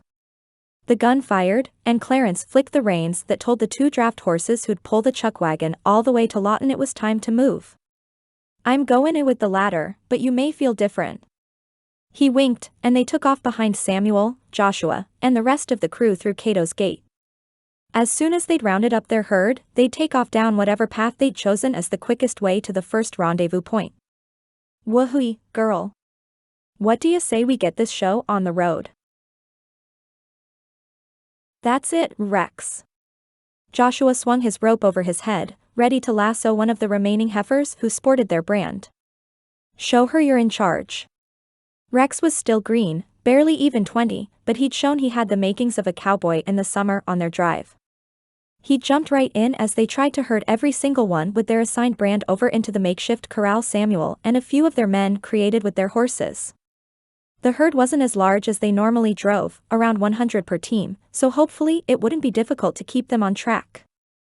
The young cowboy patted the cow on the rump with a stick, directing her towards Joshua as he released the rope. It landed perfectly around her neck, and she surprisingly stopped fighting once she realized she wasn't being led away alone. All right, girl, Joshua said as he clicked his tongue. Come on over to your friends, and we can get going. A couple of teams had set off, but Broken Arrow remained behind trying to gather a few of their stubborn ones. If they'd have agreed to the alliance, Joshua might have offered to help, but they hadn't.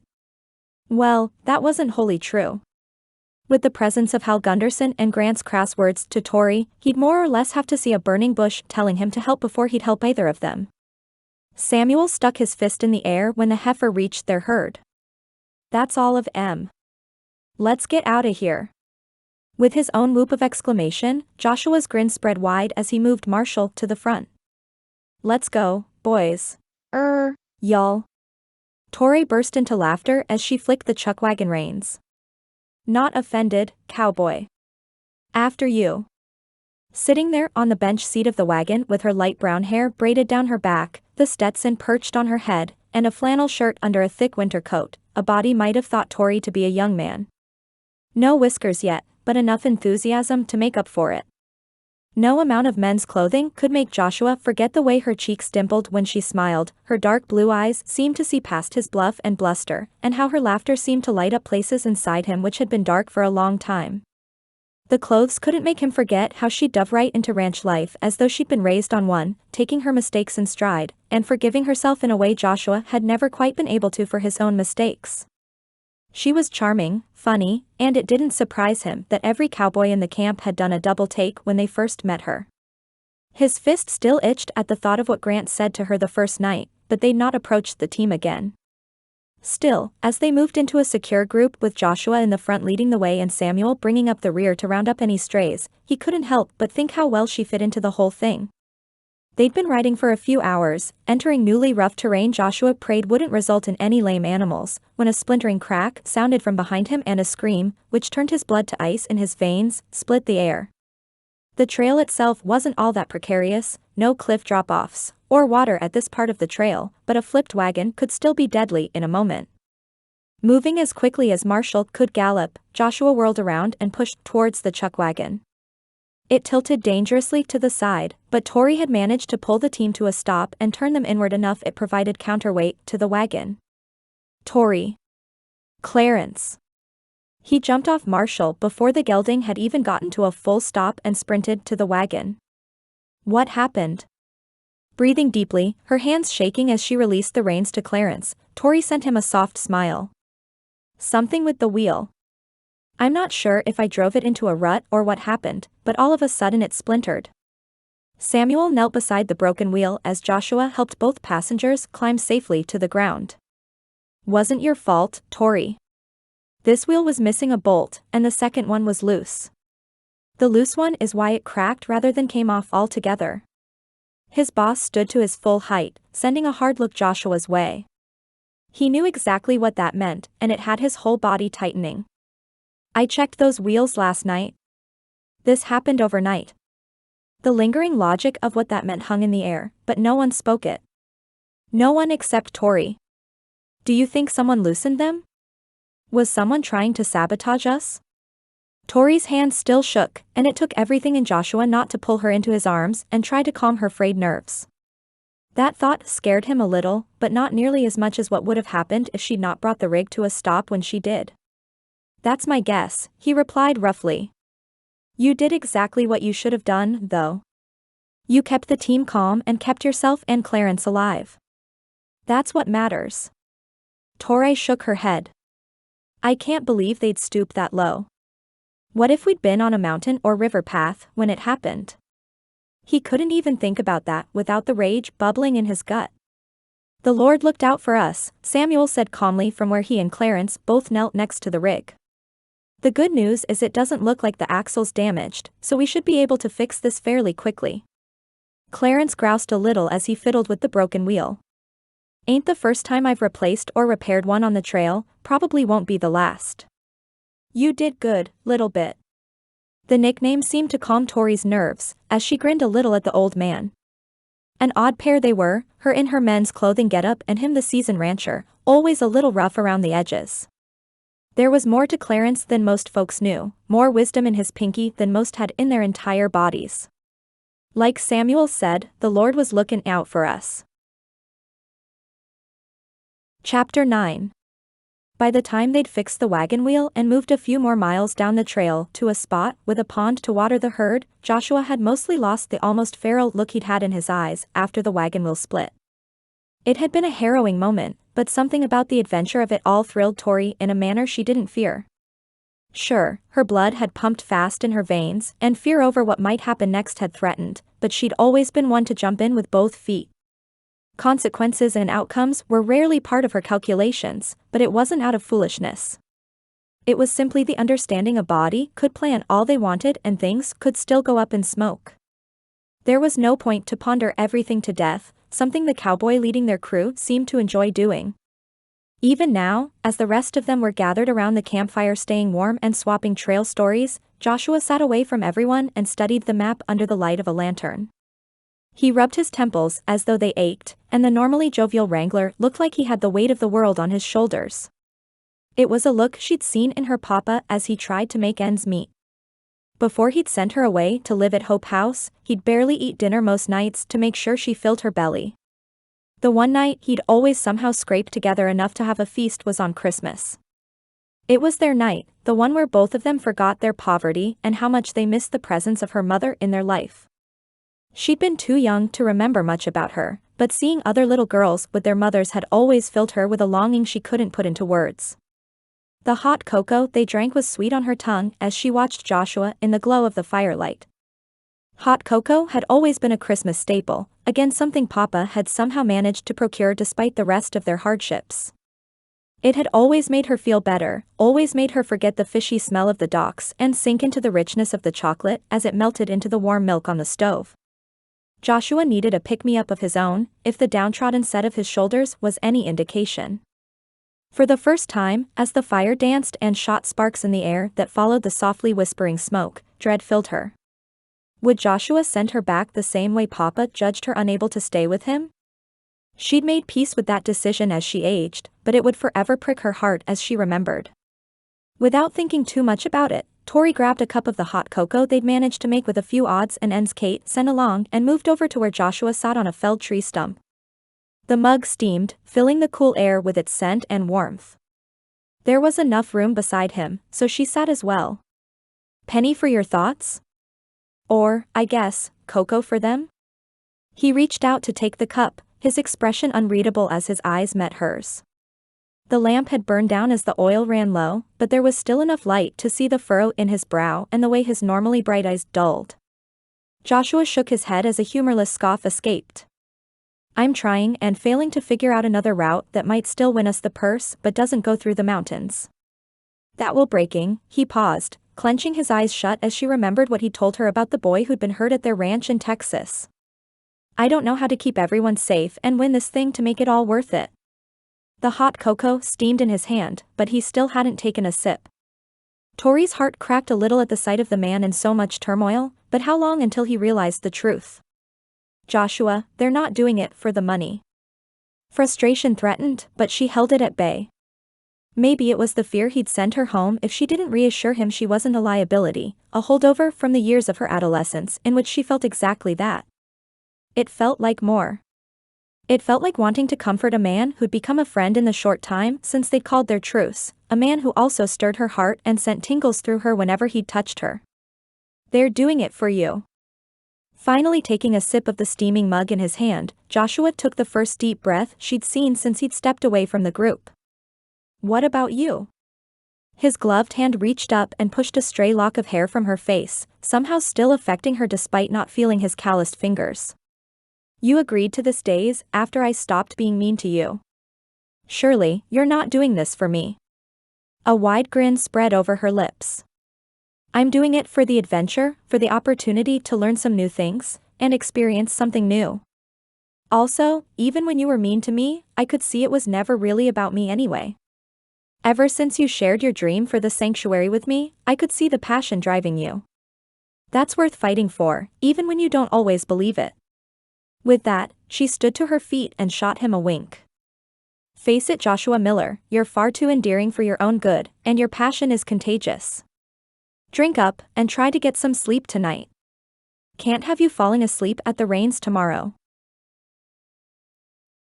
"Come on, Joshua," Cale whined as he shuffled his size-too-small boots in the dirt. "He ain't that bad. Everybody's making a big deal out of nothing," thought. The kid was 6 to Joshua's 10, and he followed him around like a lost puppy most days. "Cale, I told you Pa is gonna whoop me if I go anywhere near Rattler's corral." Joshua ran his pitchfork into the haystack again, doing both his and Cale's chores they'd been assigned that morning. "Besides, I like my face arranged the way it is, and Rattler got his name for a reason." The kid grumbled, moving away after what had been a solid 20 minutes of whining and begging. Of course, he didn't make any effort to actually do his chores, and Joshua ended up doing them all most days. Sometimes Cale's older brothers would chip in, but they were all so much older they all got to go out to run cattle with their father. Whistling a tune Pa was teaching him on the fiddle, Joshua had just finished mucking out the last stall when a sickening crash sounded from the direction of Rattler's pen. The horse let out a loud whinny, and the heartbreaking scream of a 6-year-old boy seared itself into Joshua's mind for what he knew in that moment would be the rest of his days. Jolting awake in the cold, dark night, Joshua shook his head to clear it from the images he knew would follow if the dream had gone on any longer. Cale's bruised and bloodied face, the unnatural angle of his arm, and his eyes rolling back in his head from where he'd hit the ground. Usually, the dream didn't end until he'd fired a shot to summon the men and they all came barreling in from the pastures. So what had woken him early? A bang from the direction of the chuckwagon pulled his attention, as did what sounded like a growl or a hiss. "Oh, no, you don't," Tori said from somewhere in that direction. His heart pounded, no doubt still heightened from the memories of that day in Texas, and he shot from his bedroll as Rex came running from where he'd been doing night watch. "What's going on?" "I heard a loud sound." "Let's go find out." No one else had stirred, at least until an even louder bang split the air and had Joshua's legs turning even quicker. "Tori."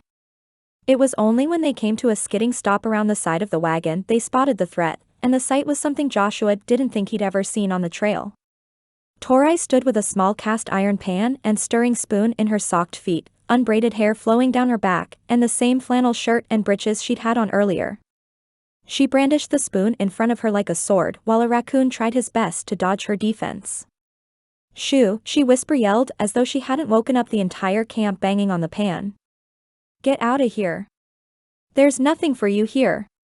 It was only then Joshua realized Rex was doubled over in laughter. His worry had initially turned to shock, but the sight of the raccoon making a run to pass between Tori's legs to reach whatever dry goods he could find was too much. With a loud growl, Tori reached down and grabbed the raccoon's tail. As Joshua allowed a grin to split his once clenched jaw, Tori swung the raccoon an impressive distance away. The rest of the cowboys arrived in time to see her release it, their curious and sleepy eyes all darting from Rex to Joshua to Tori and back again. It was only once the raccoon hit the ground 30 feet away and took off into the night Tori let out a huff. "Stay away from my food, you varmint." Apparently, she hadn't noticed the men standing there until that moment, as she took in their presence with wide eyes.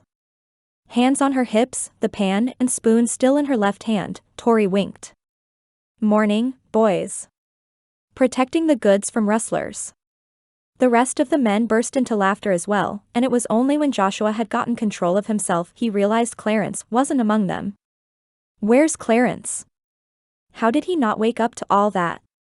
The laughter quieted, and a loud snore directed their attention under the wagon. Somehow, Clarence still slumbered peacefully through it all on his bedroll under the rig's bed, his large belly rounded as it moved up and down. Got a question for ya, Miss Tori, Rex said as he finally slowed his own laughter.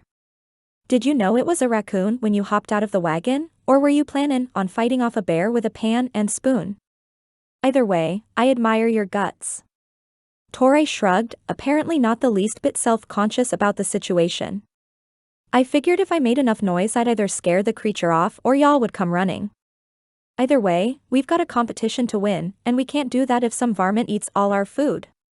Wise words, Samuel said through his own chuckle. Joshua, since we're all awake, you want to get a head start on the day or try and get a few more minutes of shut-eye? A look at the moon's position in the sky, as well as the light it provided, made the choice pretty obvious. Let's go on and move out. Ready the cattle, men. Tori, if you could wake the sawmill under there, I'd appreciate it. Sure, she said with a raised brow. Give me the hard job after I saved the day. Chapter 10. 2 mornings later, Tori woke up to an ache in her back unlike anything she'd ever experienced. Her whole body was stiff at this point from too many hours on the hard wagon seat punctuated with hours bending over the open fire. Her bones and joints seemed to creak as she sat up from her fitful sleep, the few hours of slumber she'd managed to catch between shivering not exactly restful. Pots and pans already clanked outside, meaning Clarence had already been up for who knew how long. It didn't matter how old the man was, he was made for the trail. Tori had supposedly come on this trip with the intention of helping him, but truly there was no way she could have done a lick of it without his gentle guidance and expert hand. Wincing at the audible popping in her joints and the stiffness that accompanied it, Tori slid on her boots over the thick socks which had thankfully kept her from blistered feet. At least there was some small blessing, as the amount of time she spent walking or moving around would have been much less comfortable if they hadn't. Lord, she said softly as she pulled back her hair into a braid. It'll be you alone who gets me through this competition. The adventure was everything she hoped it would be, and she'd enjoyed herself more than even she might have thought. The mornings were getting progressively more difficult despite the short time they'd been on the trail. She'd get used to it. Her body would fall in line, and by the end, she'd have earned her stripes as a cowgirl. At least, that's what she kept telling herself. Sliding open the wagon's canvas, Tori gasped at the layer of white frost and snow on the ground. It seemed to glitter in the rising sun, as though diamonds adorned the ground rather than frozen water droplets. Frost crunched under her boots as she shrugged on her coat and gloves before making her way over to where Clarence already stoked the fire. The cowboys moved around checking the cattle, but none of them had yet gathered around the campfire for breakfast. That was good. At least she hadn't totally slept through her job. Good morning, Clarence. I'm sorry I slept in. He chuckled, tossing another johnny cake on the pan. That's all right, girlie. I heard you tossin' and tinnin' into the night, so I figured you'd needed your rest. Tori's cheeks pinked. I'm so sorry if I kept you awake. She hadn't thought she did, as his snoring had been as rhythmic as ever, but she had tossed and turned a great deal. I think it got colder than I anticipated last night. Her breath puffed out in front of her, clouding the air before her momentarily. Nah, Clarence said as he flipped another johnny cake. I wake up occasionally and heard ya is all. I'm sure you weren't anywhere near as disturbing as my log sawin'. That's for sure, Joshua said as he approached from the grove where they tied the horses. We're bound to not face too many predators since he'll scare them all away. Joshua grinned and winked at Tori, somehow warming her despite the cool temperatures. I'm sorry you didn't sleep well, though. Do you need more blankets or anything we can pick up at the first rendezvous point? We should be there in a few days, and we can always move the wagon closer to the fire. The genuine concern on his face was touching, but it was also something he'd have never asked if she was a seasoned cowboy. Though, if she was, she'd be used to the cold nights and hard sleep surface. No, I'm just settling in. Are the horses all right in this cold? Do you use blankets when it freezes like this? Joshua shook his head, motioning to where they all stood as a group around a tree. See how they huddle like that? It helps keep them pretty warm overnight. I might add blankets later in the winter when it gets a good bit colder, but blankets are mostly to make the owners feel better. Animals are pretty good about keeping themselves warm, especially herd animals. He went on to explain how many breeds of horses preferred to be out in the cooler weather, and they tolerated it even better than the hot days of summer. As Joshua spoke, Tori listened while mixing up a batch of the eggs Kate had sent along with their supplies. They had plenty for the next week, but they'd almost certainly run out before reaching Lawton. Still, as Joshua spoke with such knowledge and conviction about the welfare of the horses and how they best cared for them on the trail, the reason they'd come out here in the first place settled back into her heart. It bolstered her, in some small way, to know they were doing all this for the sake of establishing a sanctuary for horses like Phoenix who'd been subjected to owners who should have never laid eyes on them. By the time the rest of the cowboys gathered after checking on the herd, breakfast was ready and the coffee steamed, ready to chase away some of the bone-deep cold the Colorado cowboys seemed mighty used to and Tori hoped to acclimate to as well. All right, everyone, Joshua said as he sipped his coffee. I went out and scouted a bit of our path this morning, and there's a small creek we'll have to cross this morning. It's frozen pretty well in a spot higher up the trail, so I think we ought to sacrifice a little time for the detour. I'd really like to avoid anyone getting wet today. He grinned, but it didn't reach his eyes. The pressure he felt, probably too high knowing all the unforeseen variables on a trail, to keep them all safe was clear. We'll set out in a few minutes, and I'm hoping we'll get everyone across before the sun gets too high and starts melting the ice. We'll need to move quickly to make that happen, but I think the snow is light enough on the ground that it shouldn't slow us down. Samuel swigged the last of his coffee before tossing it into the bucket of hot water they'd used to wash. How do you want us divided up? As Tori and Clarence hustled to wash and pack up the morning's dishes, Joshua gave out assignments. It would be a similar setup to the way it normally was, but they'd have the chuckwagon cross the creek first rather than bring up the rear. Joshua explained they could have the cows cross one at a time if they needed to, but the wagon couldn't get much lighter. Taking her seat on the wagon bench as Clarence took the reins, Tori couldn't help but feel her heart race in her chest. Have you ever crossed a frozen river, Clarence? Nope, he said as his mustache twitched. It sounds fun, don't it? We always do our drives in the summer, so we don't have to worry about it. I reckon they've got everything under control. His faith and unmoored outlook fascinated Tori, though likely he'd experienced much more harrowing feats on the trail in his life. He'd grown to trust the men around him to get him through any issues unscathed, and they hadn't let him down so far. I don't know that fun would be the word I'd use, but it does sound like an adventure. Well, that's what you're here for, ain't it? Do your best to stay dry, and it'll all work out. With that, he flicked the reins forward as they set out down the snow-covered trail towards a river which had the power to make or break them. Besides, if the Almighty can calm the wind and waves, surely he can freeze a river solid. Nice and easy, Joshua guided with the steadiest tone he could give with the circumstances. The ice was pretty well frozen. Still, all it would take was one weak spot for the wagon to tumble over and land on its side. At the moment, Clarence was out in front guiding the team with their lead ropes while Tori held the reins on the bench seat. Her job was to hold them steady while Clarence guided. In the event something went wrong, Joshua was there to try and right the situation. His heart threatened to beat out of his chest as the first set of wagon wheels creaked down onto the ice. The top layers groaned a little under the weight, but they held. Tori bit her bottom lip so hard he was afraid she'd draw blood. Loosen your grip on the reins, Tori. You don't want to pull them back by mistake. Not only would it confuse them, but it also might make the normally mild-mannered draft horses nervous. Animals that large needed to feel confident in their handlers as a simple mistake could be deadly. Her head jerked upwards in a nod, and her tightly clenched fists loosened a fraction. The last two wheels plopped down onto the ice as the rest of the team kept the herd from stepping out too early. He planned to only have two cross at a time. It would take longer, but ideally it would keep any of them from breaking the ice and becoming lame or potentially getting any animal or human wet. In this weather, being dry was the only way to keep warm. "You're doing great, Tori," Clarence said encouragingly. He didn't seem nearly as nervous as Joshua, but then again he never did. Clarence had been somewhat of a father figure to Joshua over the years, as Joshua had been barely 18 when he joined on as a seasonal hand.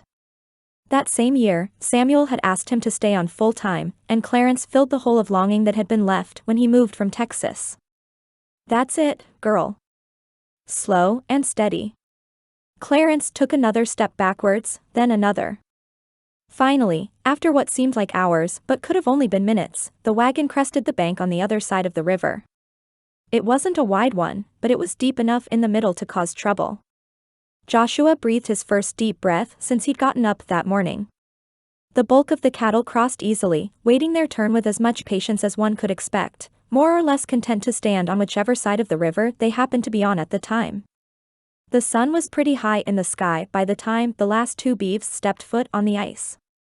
The snow had already started to melt, but Samuel had followed Joshua's instructions to go ahead and give them some of the grain Randolph Cato had sent along with them in case grazing became impossible. The cows could still graze once the snow melted, but it was mostly filler once the frost had killed the bulk of the grass. Hanging weight mattered, and Joshua intended to win on all fronts of the competition. "You can go on, Rex," he said as the green cowhand brought up the rear. "I'll take them the rest of the way." The kid had done well, eager to learn and happy to be taught. That wasn't a given with new hands, though it should be, and he'd impressed Joshua already. "You got it, boss." "That one's getting a little impatient," he said as he pointed to a heifer as she stomped on the ice. "I think she's ready to eat." The heifer stomped once more, and Joshua shook his head. "One more minute, ma'am. You'll get your lunch soon." He'd begun to slowly but surely lead the last two across the ice when the one Rex had pointed out seemed to break into a run. She never quite got her feet under her, though, and her large body hit the ice with enough force to shake the ground around them. Of course, as she tried to get up and failed, she panicked, kicking and wailing with every bit of power in her. "Uh-oh," Joshua shouted as he motioned his direction. "Samuel and Rex, y'all come help me with this girl." As she fought and panicked more, she only slid further and further down the ice. Raising his rope above his head, Joshua swung it and ready to secure the heifer before she got herself killed. Thankfully, her crossing partner had managed to scramble up the bank, but this one was easily a 1,600-pound cow. If she got much closer to Marshall, she could take his legs out from under him in a heartbeat. Samuel and Rex hurried down the bank as Joshua's first swing missed due to her flailing. Quickly trying again, he managed to get one of the girl's hooves and tie the other end of the rope to Marshall's saddle horn. Sliding off his mount, Joshua prayed he wouldn't end up flat on his back and moved forward as the other two men reached her.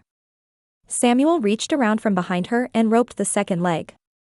"Like roping a calf, right?" "Yeah." Plus a slick surface and an extra 1,000 pounds or so, Rex laughed as he tried to do the same on her back legs. One of the hands, Joshua wasn't sure who, had already begun leading Marshall off the ice lest he lose his balance, and he stood stalwart awaiting further instructions on the bank. Rex's attempts to rope failed, but Joshua managed to get the second one tied despite a hard kick that barely missed his head. "Careful there, cowboy," Samuel grunted as he struggled to hold her front legs still with the entire weight of his body. "I think there's a lady up there who'd like your face to stay as it is." Resisting the urge to look and risk another shot to the face, Joshua managed to tie off the heifer's back legs as she continued to bawl and thrash. "Somebody come grab the ropes," he shouted as Billy and Jackson hurried to follow directions. Both brought their mounts, tying the ropes that weren't already tied to Marshall and preparing to pull. "On 3, we'll slide her towards the bank. Once we're there, we'll release the ropes and let her get up on her own." Joshua held the cow with every bit of energy he had left, praying she hadn't injured herself in the process. 1, 2, 3. Slowly, the 3 cowboys on the ice pushed while the horses and men on the bank pulled. She continued thrashing and braying, but seemed to realize she was off the ice once they reached the snowy land. She stopped thrashing enough for Joshua to remove the ropes and the 3 of them to get clear before she took them all down in the mad dash to steady footing. "Well done, boss," Samuel said as he clapped Joshua on the back. He hadn't had a chance to respond when someone much smaller and admittedly quicker crashed into him there on the bank. Joshua looked down to find Tori's arms wrapped around his middle in a position he found himself not minding at all. "I'm all right, darlin'," he said as though he had a right to. "It's all fine." Her shoulders shook, but all of a sudden her whole body tensed as she jerked back. "Oh, Joshua, I'm sorry I'm not sure what came over me." Her cheeks were pinker than Joshua had ever seen them, her hat askew on her head as tear tracks marred her pretty face. I'll just go." With that, she dashed back up the hill past a grinning Clarence and heaved herself back up into the front seat of the wagon. They'd have to talk about where they stood, but now wasn't the time. Truth was, he hadn't minded holding Tori in his arms one bit, and he planned to make that position clear as day whenever he got the chance. Chapter 11. By the time they rolled into the Fort Jacobson rendezvous point 3 days later, Tori had managed to successfully avoid Joshua anytime he came to talk to her one-on-one.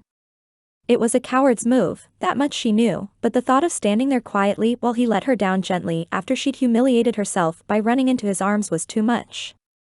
Clarence flicked the reins again as the horses got distracted at the first town they'd seen in a week, the Army outpost, a lone sentinel out on the vast prairie of southern Colorado and northern Oklahoma.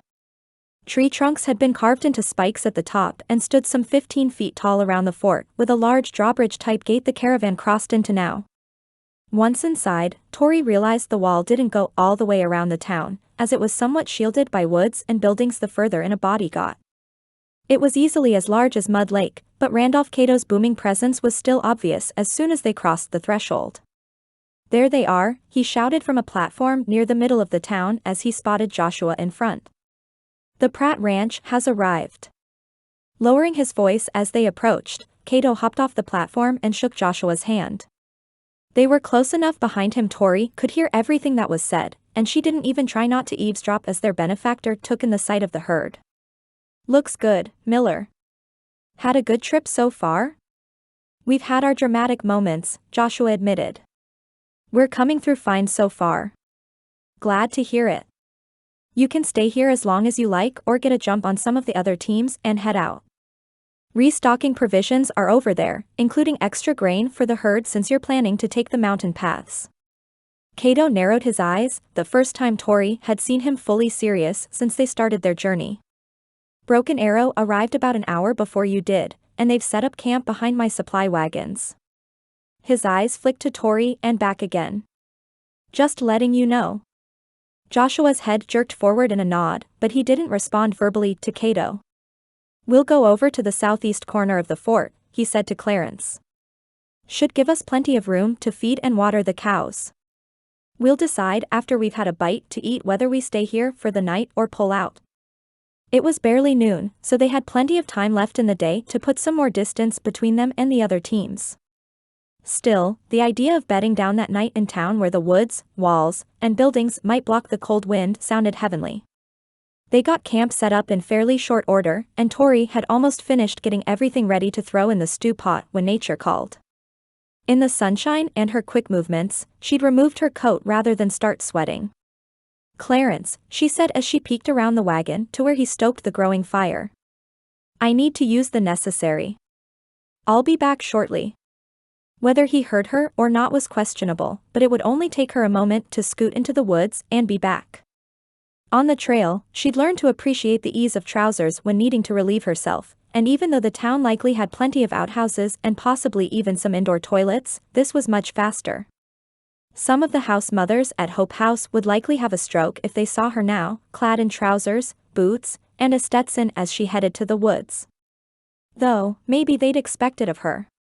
She'd given them nearly as much gray hair as Tessa had over the years, though she wasn't nearly as reckless. The brush from the woods provided a nice cover, and holding a limb overhead had proven to be the easiest method she'd found.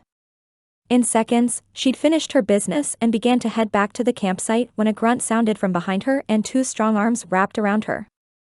She froze, her mind willing herself to move but unable to move her limbs. It was as though she'd been suspended in time as the man lifted her off the ground like a rag doll and shoved her face first into the dirt. Somehow, that jarred her from her shock, and Tori flipped around with every bit of strength she possessed. The man wore a black bandana, not all that different from the ones the train robbers had worn. It was tempting to freeze again as her whole body felt cold and her heart thudded in her ears, but this wasn't the time. "Help me, Lord." Her silent prayer was answered with another loud grunt as she shoved out her booted foot and planted it into the knee of the man before her. He howled, far louder than any shout she'd been able to let loose, but at that moment, she was able to scream. "Help." The man dove toward her, this time holding her down with his heavy body that smelled of cigar smoke, whiskey, and general unpleasantness. She'd smelled many awful things in her life, from the fish aroma one could never escape at the New Orleans docks to the scent of gunpowder and greed aboard the train to Mud Lake, but this one seared itself into her brain right alongside them. The man ripped the bandana from his neck and shoved it in her mouth, effectively gagging her from making any noise. It was only then she could see his face, one of the hired hands from the Broken Arrow Ranch team. It wasn't Grant, nor Hal, the man who'd previously owned Phoenix. This man had jet black hair which reached his collar and scruff that told her it had been days since he'd shaven. Sweat beaded on his brow despite the cool temperatures, and his breath smelled even worse of whiskey than his clothing. "Gonna wish you hadn't done that, girl," he growled. Could she somehow make her body into a bridge and toss him off her? No, he was too heavy. Her only recourse seemed to be fighting like a wildcat to free herself. She lifted her hands with the intent of scratching the man's eyes out when a loud bang sounded and her assailant's eyes widened. Suddenly, his weight crashed down on top of her as she looked up to find a fire-eyed Clarence standing above them with a heavy skillet and a frown which made her want to crawl into a hole and hide. He glared at the man on top of her for less than a second before reaching down and heaving him off her. "Clarence," a voice from the woods shouted as cowboys streamed in from the direction of the camp. Joshua, the one who'd spoken, led the way with pure rage rolling off him. "Did you f-dash?" The sight before Joshua stopped him dead in his tracks, and a pack of wolves couldn't have held him back from closing the distance between himself and Tori at that moment. Clarence, looking more angry than Joshua had ever seen him, tore a man off Tori as she pulled a bandana from her mouth. She retched into the dirt beside her, tears flowing down her cheeks as her shoulders shook. "Tori," he said as he sprinted towards her. Her name, almost like a prayer on his lips for God to provide whatever comfort he could, tore out of his heart like a hare from their burrow in the spring. His heart pumped the fullness of his concern, guilt, and rage through his body until the only thing left for him to do was to skid to a stop in the dirt beside her and drop to his knees. The same way she'd done to him after the heifer on the ice, the infernal hug that had embarrassed her to the point she'd tucked tail and hidden from him at every opportunity, was nothing compared to the way he crushed her to his chest. Something in the back of his mind told him to be more gentle, but the way she clung to him as she sobbed reassured him. "Oh, darlin'," he breathed as his coat caught the brunt of her tears. It was only then he realized she wasn't wearing hers, and he let her go long enough to remove his and place it over her shoulders. "I'm so sorry." He wrapped his arms back around her and took her head in his hand, guilt over the whole situation settling in as he felt her calming. Guilt wasn't the only emotion. It was only then, as the man on the ground began to stir and whoever Billy had run to get from inside the fort came running into the small clearing, the rage bubbled even higher.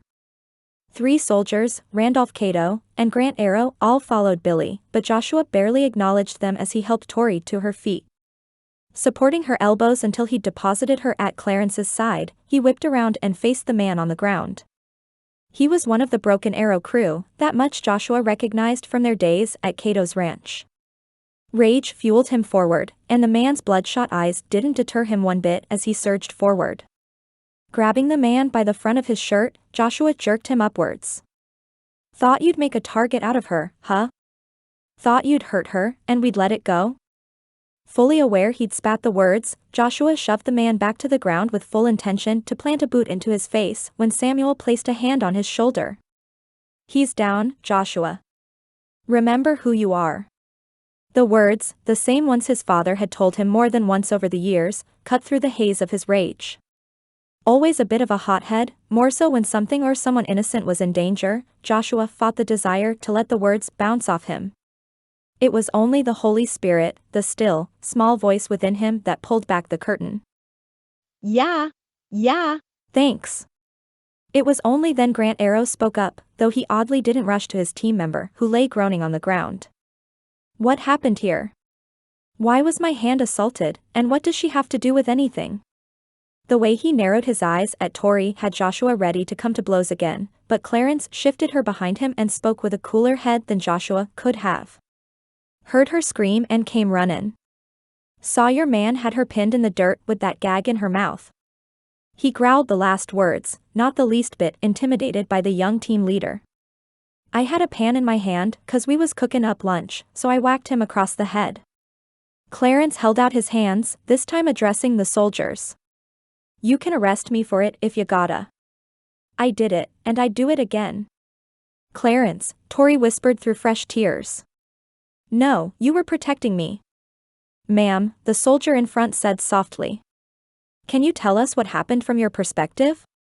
It was on the tip of Joshua's tongue to say she needed to rest and they could question her later, but she'd likely fight him on it anyway. Still, he couldn't go another second without pulling Tori to his side, and he stepped away from her attacker to do so. The law would handle him, but Tori needed to draw strength from someone. If he couldn't be that someone, he had no right making any sort of declarations towards her, declarations he'd fully intended to make once he finally cornered her after that hug down at the river.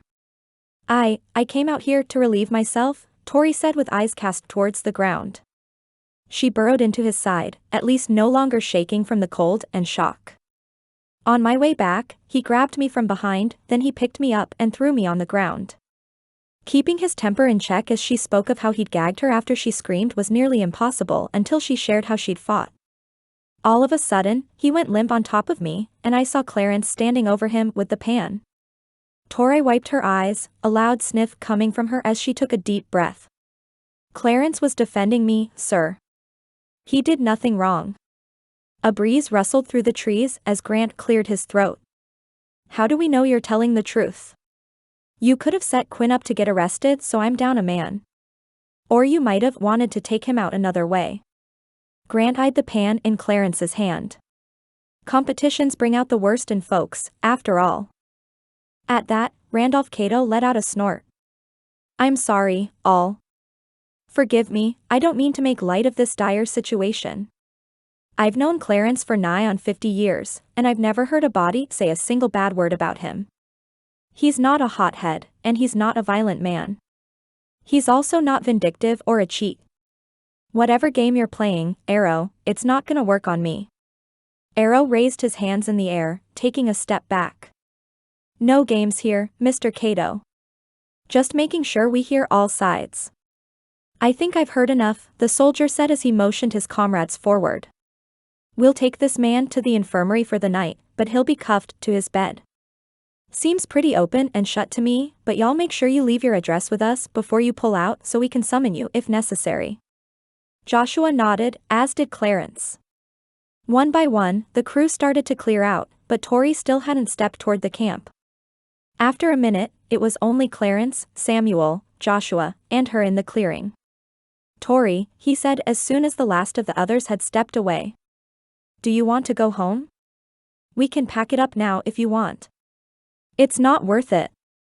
The idea of leaving his dreams behind chafed, but not nearly as much as thinking of what this woman had been through. A train holed up in the summer, and now an attack simply because she was perceived as an easy target. It made him sick. Of course, the stubborn woman shook her head. No, we definitely can't go home now. We can't let them win. Not like this. Do you want us to send you home? Samuel can go with you so you'll be safe. I promise, there'll be no hard feelings if you leave. Honestly, it might make things easier on him if her constant presence wasn't pulling his attention. Your call, Daylily. Her brow rose, but she didn't ask about the nickname.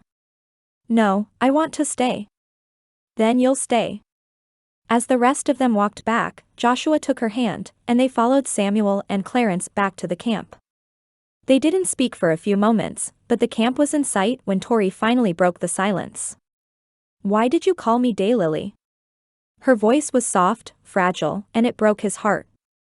The rancher my pa worked for had a wife who loved to garden.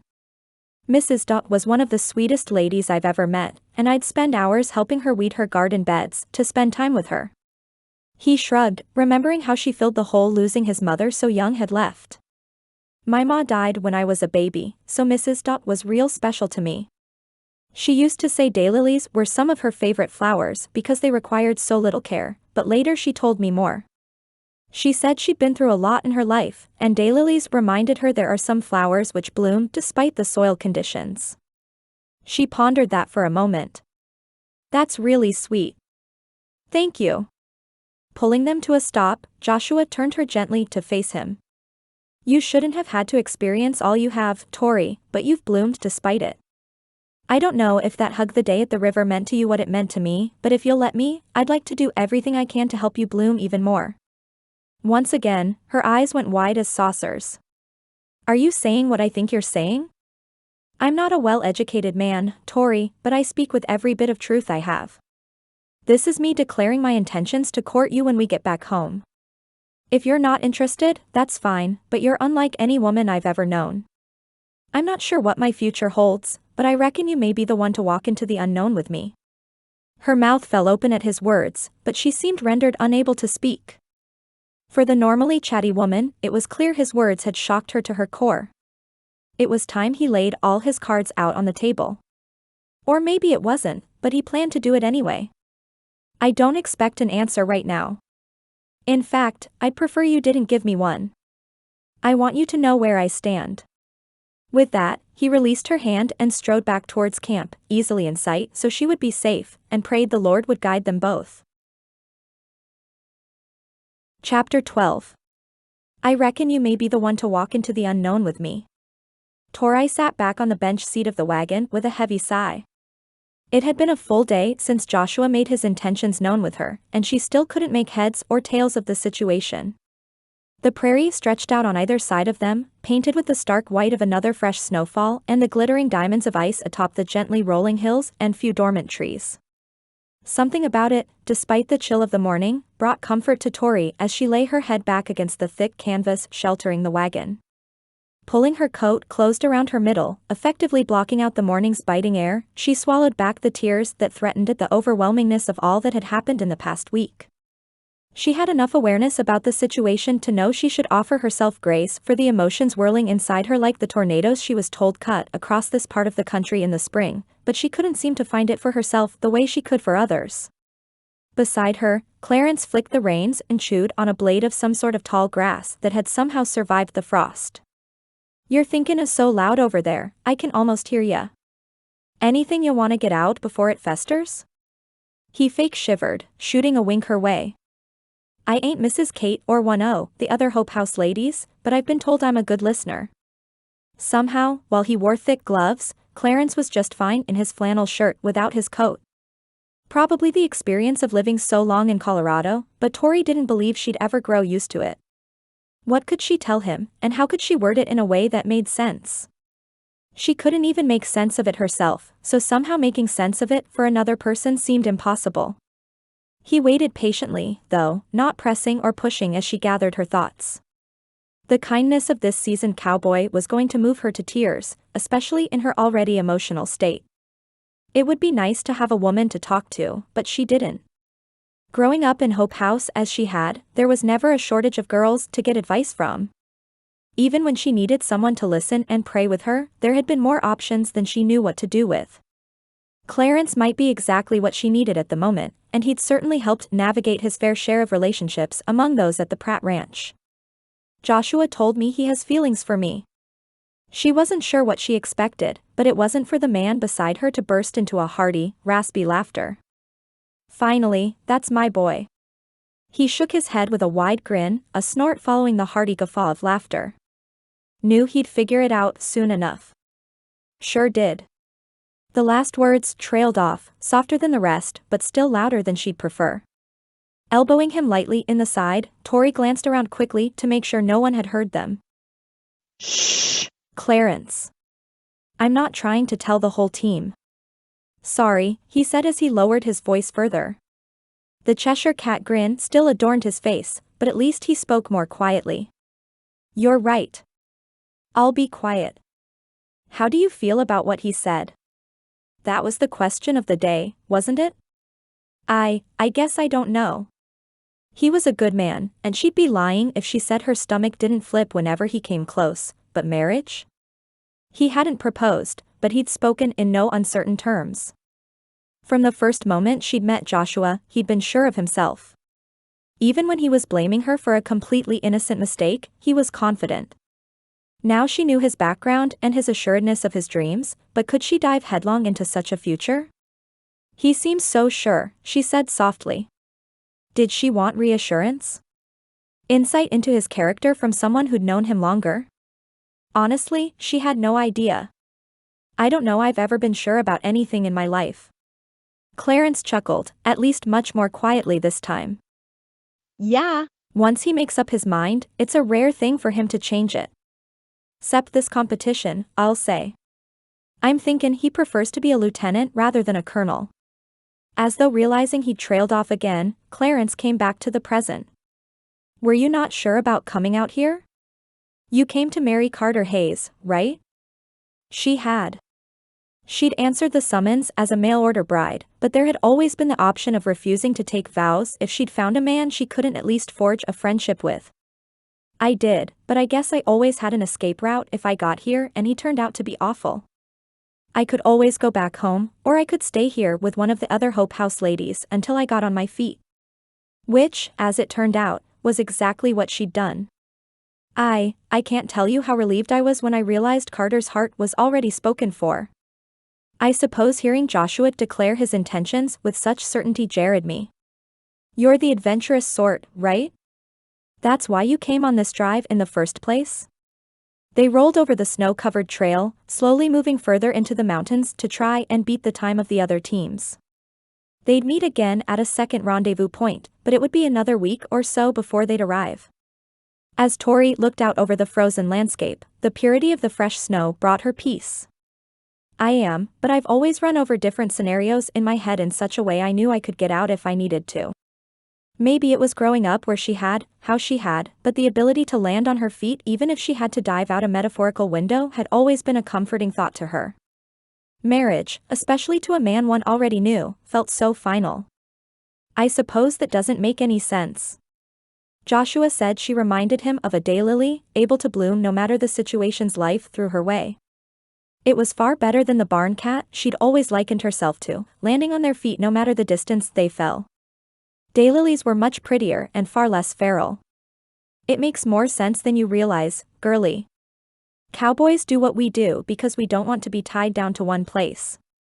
I took this job after doing seasonal work for years. Even now, I always know I could leave and try something else if I wanted to. I don't want to, but knowing I could? That's all I need. There's nothing wrong with thinking through your options, but don't let your fear keep you from something that could be the Lord's plan for your life. The Lord's plan. It was a concept she'd struggled with from time to time, but making peace with her father had helped significantly as she grew in her faith. Courage over fearlessness, I guess?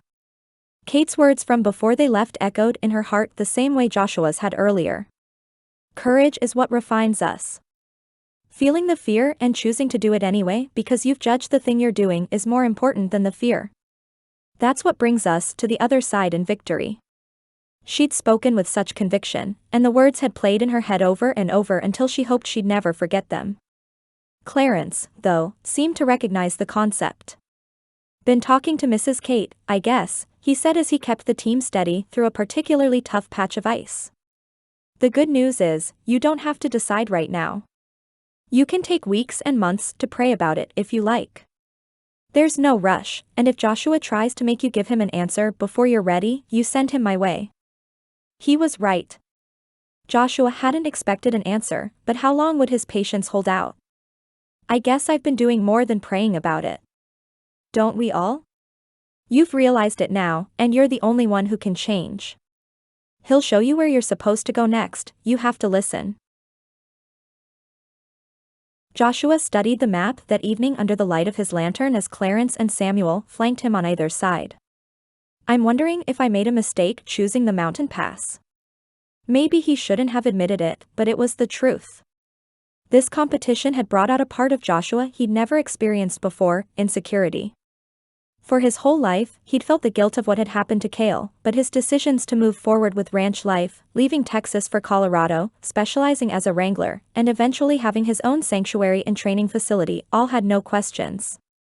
Rescuing Phoenix, rehabilitating her to the best of his ability, and declaring his intentions to Tori had all been things he knew with every fiber of his being were right.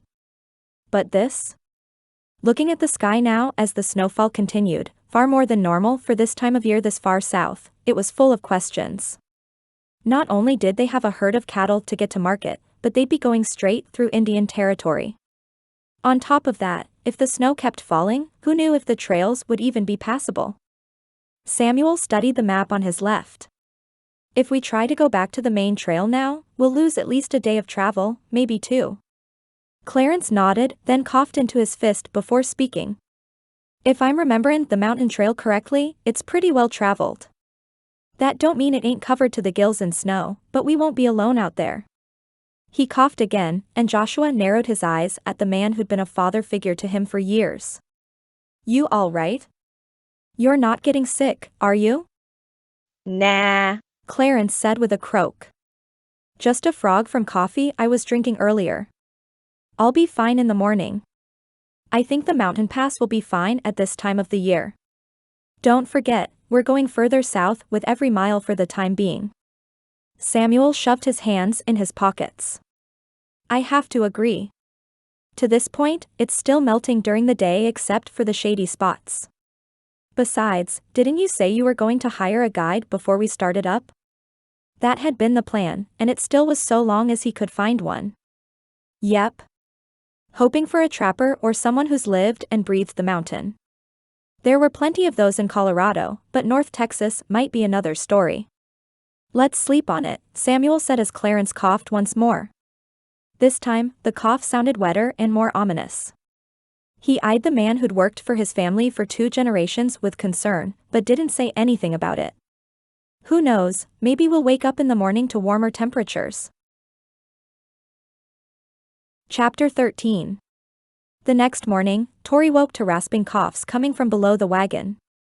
The sound was heartbreaking, as she vaguely realized whoever it was struggled to breathe. That thought had her shooting up to a sitting position. Clarence? Without waiting for him to reply, not that he could with the cough anyway, Tori pulled on her boots and had barely managed to tug her coat on as she slid out of the wagon. The sun had only started to light the sky for the morning, but it didn't bring quite the hope it had on the other days. Movement from closer to the campfire pulled her attention, and she turned to see Joshua hurrying their direction as well. Clarence coughed again, the sound somehow both wet and raspy, sounding more painful than effective in loosening whatever plagued him. As Joshua reached her side, the concern was clear on his face and in his voice. Has he been coughing all night? I don't think so, but I just woke up. Kneeling beside the wagon, Tori reached under it to place her hand on Clarence's forehead. Oh, no, he's burning up. The skin was clammy and dotted with sweat despite the chilled air, and Clarence shivered under a thick blanket. His eyes cracked open, red with even thicker bags than normal under them, and she was sure if the light were better he'd be pale. I'm all right, girlie. Let me get movin' and get some coffee in me. I'll be right as rain. As if in argument, another round of coughing barreled from his chest, and tears pricked Tori's eyes at the pitiful sight. Clarence, she said with more authority than she probably ought to have with her lack of experience. You are not all right. I'm going to make you a strong herbal tea with some of the herbs Kate sent along with us while Joshua figures out who is going to take you back to the nearest town. The only walking I want you to do is to get off that cold ground and into the chuckwagon. The man's lip quirked up weakly, but the amusement didn't reach his normally twinkling eyes. Yes, ma'am, but I ain't leavin'. Y'all need me, and I don't leave my team behind. You don't have a choice, Joshua said as he gestured Samuel forward from where he'd been heading their way. You're heading back to Grady, Oklahoma, with Billy today. Should be a few hours ride if you're movin' at a good pace, maybe a half day if you need to stop and rest. Samuel nodded and turned to presumably wake Billy, but all the hands around the campfire had already begun to stir. Clarence opened his mouth to argue, but Joshua dropped down next to the two of them. His expression held both anguish and worry, and Tori knew good and well there would be no disagreement. You're going home, Clarence. Billy approached then, his own expression full of worry for the man they all loved. I'm going to give you some cash and an extra horse. Head back to Grady, Oklahoma, and find a doctor there to look at him. Rest there until he either gets better or we come back through on our way home. Got it, Billy said with a nod. We'll find a place to stay there if we need to. I'll try and send a wire to the stockyards in Lawton if we end up heading home early. As Clarence scooted forward under the wagon and prepared to climb inside, Tori moved towards the fire to make him as much tea as he could stomach at the moment. The book Kate sent with her had multiple remedies for such things, and she'd pack a bag of the teas for Billy to make for him once they got to Grady. It was only a few minutes later when she'd gotten the tea brewing and brought it to Clarence there in the wagon. Beside it, Joshua stood with his hands in his pockets staring out at the prairie, the look on his face one of pure torture. It was the face of a man who rarely ever questioned anything in his life, but suddenly he questioned every decision he made. It was an expression she'd seen once before, when her father had brought her to Hope House. The anguish in his eyes as he turned away, particularly as she'd screamed for him not to leave her. It was a haunting sight, but one she'd ultimately realized was the greatest sacrifice he could have given. Is he asleep? She'd given Clarence the steaming mug of tea a few minutes before, and it had at least calmed his coughing a little. Yes, I told Billy we could let him sleep a bit before they head out since he got so little sleep last night. We'll stay here for the day rather than keep going. He shrugged, his feet absently kicking the snow at their feet. It may cost us the competition, but I don't care. Without thinking too much about what it all meant, Tori wrapped her arm in his and laid her head on his shoulder. They stood there staring at the snow-covered prairie in silence for a moment before she spoke. When my papa left me at Hope House, it was the first time I ever saw him doubt himself. Remembering that day, even after making peace with the man she was convinced had given her up for selfish reasons, still stung. I thought he was doing it for himself, to make his life easier. He wasn't, and I came to realize that later as more girls came into Hope House from similar situations. At first, I wondered why he couldn't just find another job, but dock work was all he knew. Not to mention, anything else he'd been able to do with his lack of education would have put them right back in a similar situation. Joshua continued watching the prairie before them, and Tori prayed he could understand the heart of what she tried to share. It wasn't his fault, and he did the best he could with the circumstances he was given. Making peace with that, it was easy once I realized everything he did was rooted in love for me and the desire to keep me safe. We all know the same thing about you, Joshua. Everything you're doing, it's not for the glory of winning this competition. It's to earn the money to build your horse sanctuary and take your gift to those who need it most. After what felt like an eternity, Joshua turned to face her, joining their hands as he did so. Hers felt small in his, though neither wore gloves at the moment. How is it you believe in me when I'm not sure I believe in myself anymore?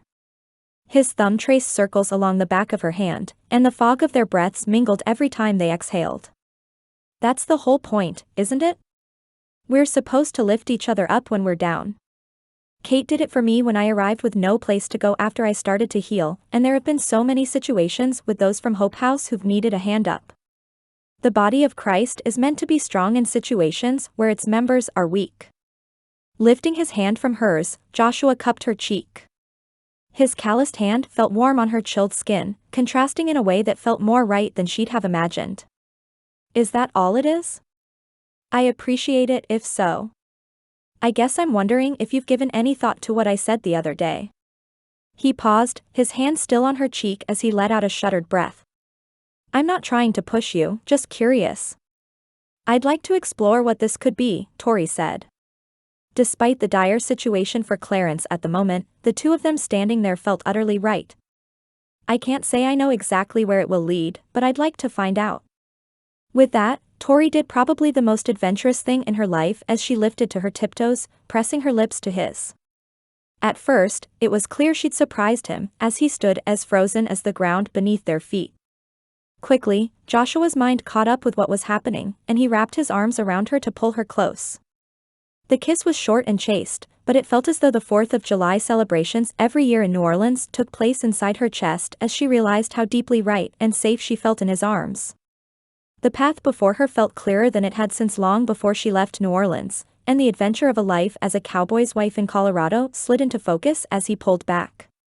I sure do hate to cut that kiss short, Daylily, but I won't disrespect you by treating you in ways only a husband has a right to. Pressing a quick kiss to her forehead, Joshua pulled back again and dropped his arms from around her. I can assure you, if it's the Lord's plan we marry, I plan to kiss you a whole lot more. With a wink, he reached out and took her hand again to lead her back towards the camp. If she thought none of them had noticed their moment in the distraction of Clarence's illness, she was sorely mistaken, as they were greeted back at the campfire by hoots, hollers, and raucous applause. Billy banged a spoon against the pot Samuel already had going of oatmeal around the fire, and the normally stoic ranch owner let out his own whistle as they approached. I was wondering how long it was going to take you, he said with a soft grin as he shook some spices into the pot. Kate'll be pleased to know her prediction was correct. This should be plenty, Joshua said as he pressed a wad of bills into Billy's hand. If you run out, have them start a tab and we'll pay it when we come through. Billy and Clarence had already mounted their horses and prepared to set off for the nearest town. It had enough size. Joshua was confident they'd find what they needed there, and he could only pray they'd reach it in time. At least Clarence's cough had calmed a little once he had a couple of cups of the ginger root, garlic, and honey tea Tori had brewed for him. In fact, she'd given everyone a cup that morning since they'd planned to take the day off of traveling to rest around the fire and give the cattle time to eat their fill of the feed Cato sent with them. Would it lose them the competition? Maybe. It would ease his conscience a little at the possibility that driving the team too hard had contributed to Clarence's illness. As he watched the two of them ride away, he felt Samuel's first grip on his shoulder. He'll be all right, Joshua. He's strong, and he was already looking better before they left. Joshua nodded, realizing how much of the whole process he'd taken upon himself when it was never his to hold. The Lord wasn't surprised by any of this, right? He won't be surprised by the outcome. I'm trying to give it all over to him, but I guess I'm having trouble letting go of the reins. Don't we all? The important thing is you know you're holding on to them, and you recognize you have no business doing so. That's the first step. I've held on to many sets of reins over the years when I should have let go, but the Lord has been kind even when He's had to pry them from my grip. Chapter 14. Tori felt calmer and more rested that evening than she had since they'd set off from the ranch. Clarence was ill, but by now, they'd surely made it back to Grady and he could start healing.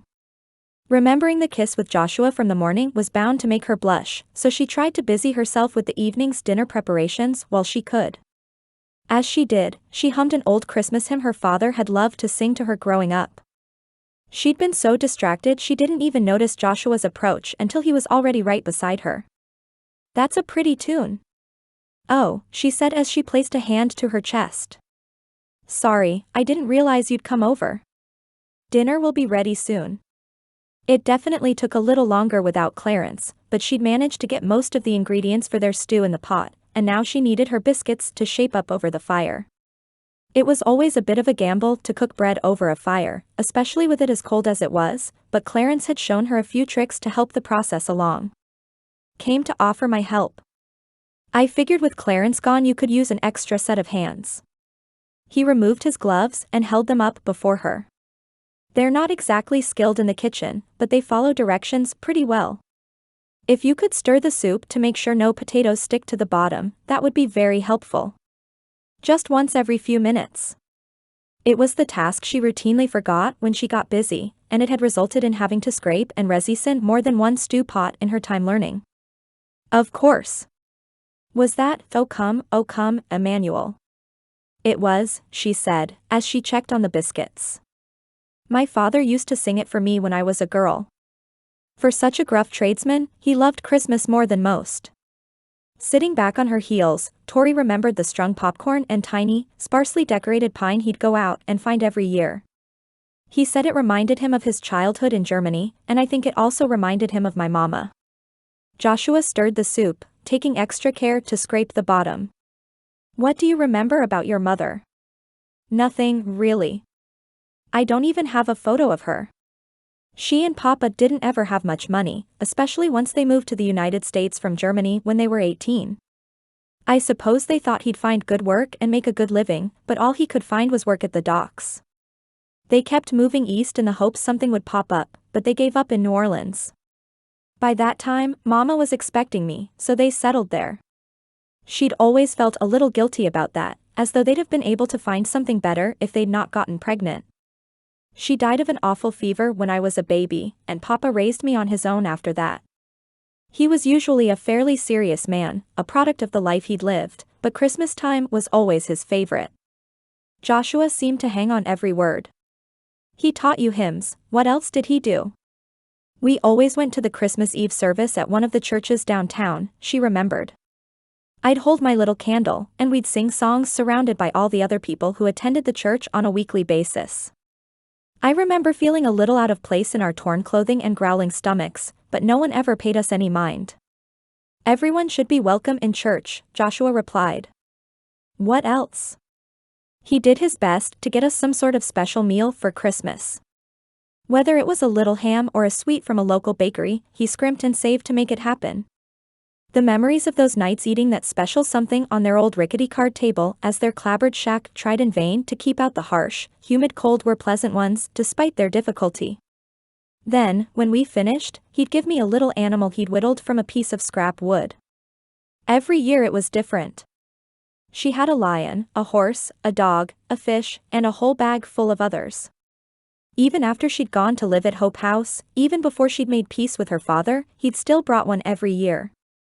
He'd leave it with one of the house mothers if she wouldn't come to the door, but they'd always gone into the sack with all the others. When she'd left for Mud Lake, it had been one of the few things she'd brought with her, though she had no box to hold them. They'd even been recovered from the site of the train holdup, something she was immensely grateful for.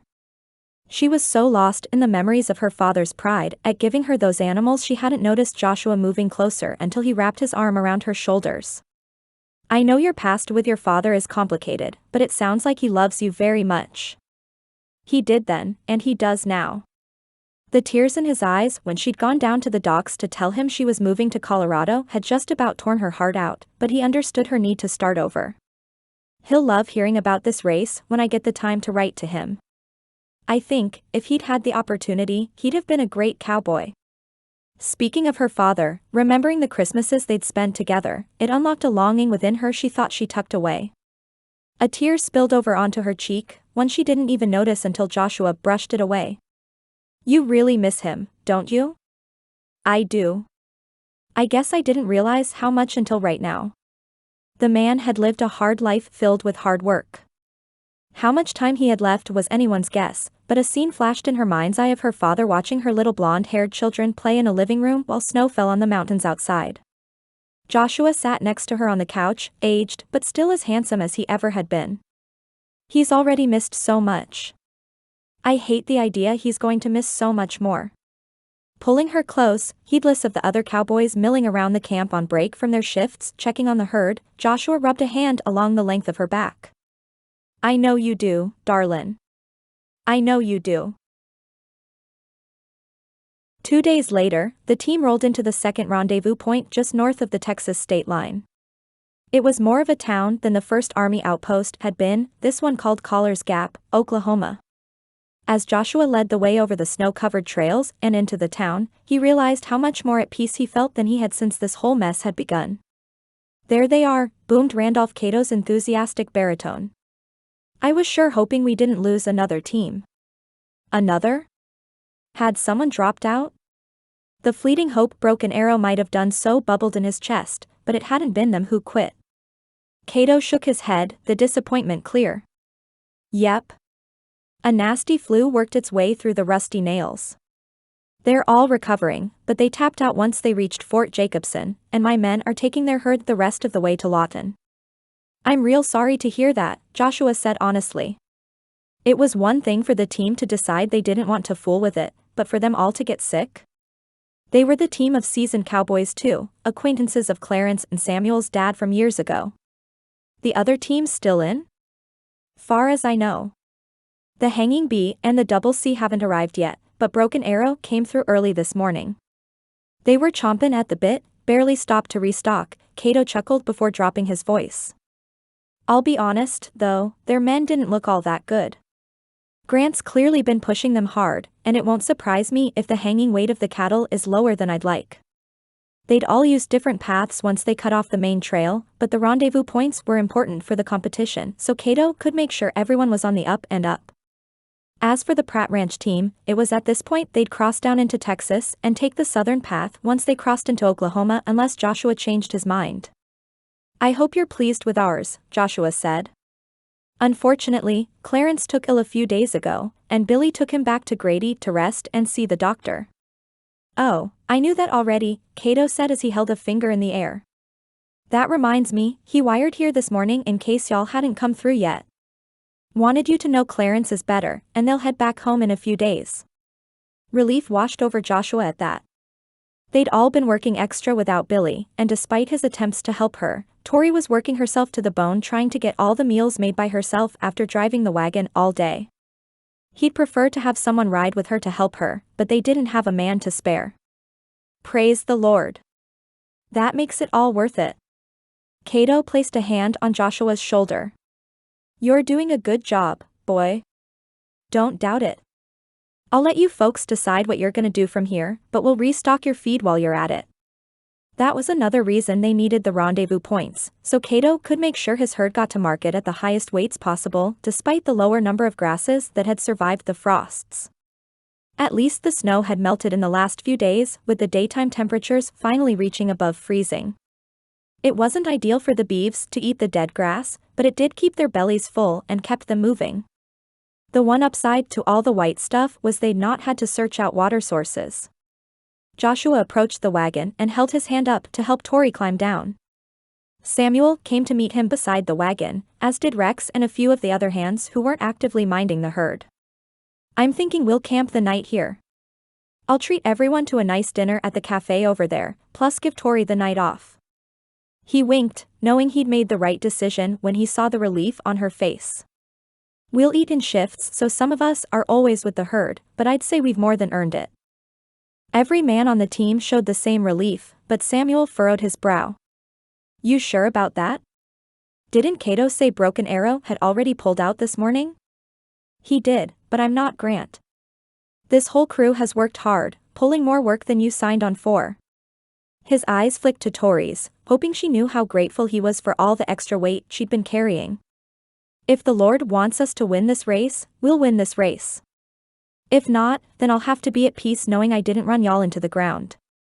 A small smile spread over Samuel's face, and he nodded. "There he is." With that, Samuel moved back to take the first shift watching the cattle along with the rest of the hands. "You two go have a nice dinner," he called back with a mischievous wink. "We'll eat after." They'd all basically abandoned Tori and Joshua a moment later, but he wasn't about to look a gift horse in the mouth. "What do you say, ma'am? Would you allow me the honor of taking you to dinner?" She smiled wide, her dark green eyes twinkling like a Christmas tree adorned with candles. After she'd shared what she had about Christmas with her father, he realized he'd do anything he could to make the rest of her holiday seasons special. This would hopefully be the only one she spent sleeping in a musty old wagon surrounded by grizzled cowboys, but they'd be home by Christmas Eve. Plans began to form in his mind as she took his arm and allowed him to lead her over towards the cafe. The sky was the limit in what he could dream up to make her smile, but the limitations of time and money were far more finite. Maybe, if they won this competition, he'd have a little bit left over to make this Christmas her best yet. The cafe was small and quaint, the wood walls whitewashed as blue and white checkered tablecloths lay over the tables. The sound of silverware clinking against plates and pots and pans in the kitchen were punctuated by the delicious smell of what had to be roasted chicken wafting through the door. "That smells amazing," Tori said as she breathed in the scent. "I don't know that food has ever smelled so good in my life." "Is that?" She paused and took another sniff. "Is that apple pie?" "Sure is," a plump lady with an apron around her waist and a pencil stuck behind her ear said with a grin. "Take a seat, and I'll bring you some drinks and tell you what all we're serving today." Tori nodded eagerly, and the two of them followed the woman until she gestured to a table a few feet away from the kitchen door. Some might have balked at the location, but the way Tori sat back and basked in the scents coming from the space was more than enough reason for Joshua to be satisfied. There's something about the first meal after a drive that tastes better than anything else on this earth. Amen to that. Just then, the waitress appeared once more with both water and coffee. Hi there, loves. My name's Berta, and I'll be waiting on you this evening. I assume you two are here for the competition? She eyed Tori's getup, but didn't seem overly fazed by it. That other crew who came through this morning wasn't nearly as friendly, nor as pretty. She winked at Tori, who shot her a beautiful grin back. Our whole team will be coming through here this evening, ma'am, Joshua replied. None of them hold a candle to her beauty, but they're respectful. We'll certainly enjoy the food. Berta's mouth opened in an appreciative "oh." This one's a charmer, she said as she pointed to Joshua but spoke to Tori. A charmer, indeed. As they ordered their food and sipped their coffee, conversation settled into what the Southern Pass would entail as far as the chuckwagon went. I'm a little nervous about that part, Tori said hesitantly. I feel like I've barely driven the wagon at all, much less on mountain trails. It was a thought that had plagued him since Clarence had fallen ill, but there was no way they'd be able to catch the Broken Arrow team without passing down into Texas.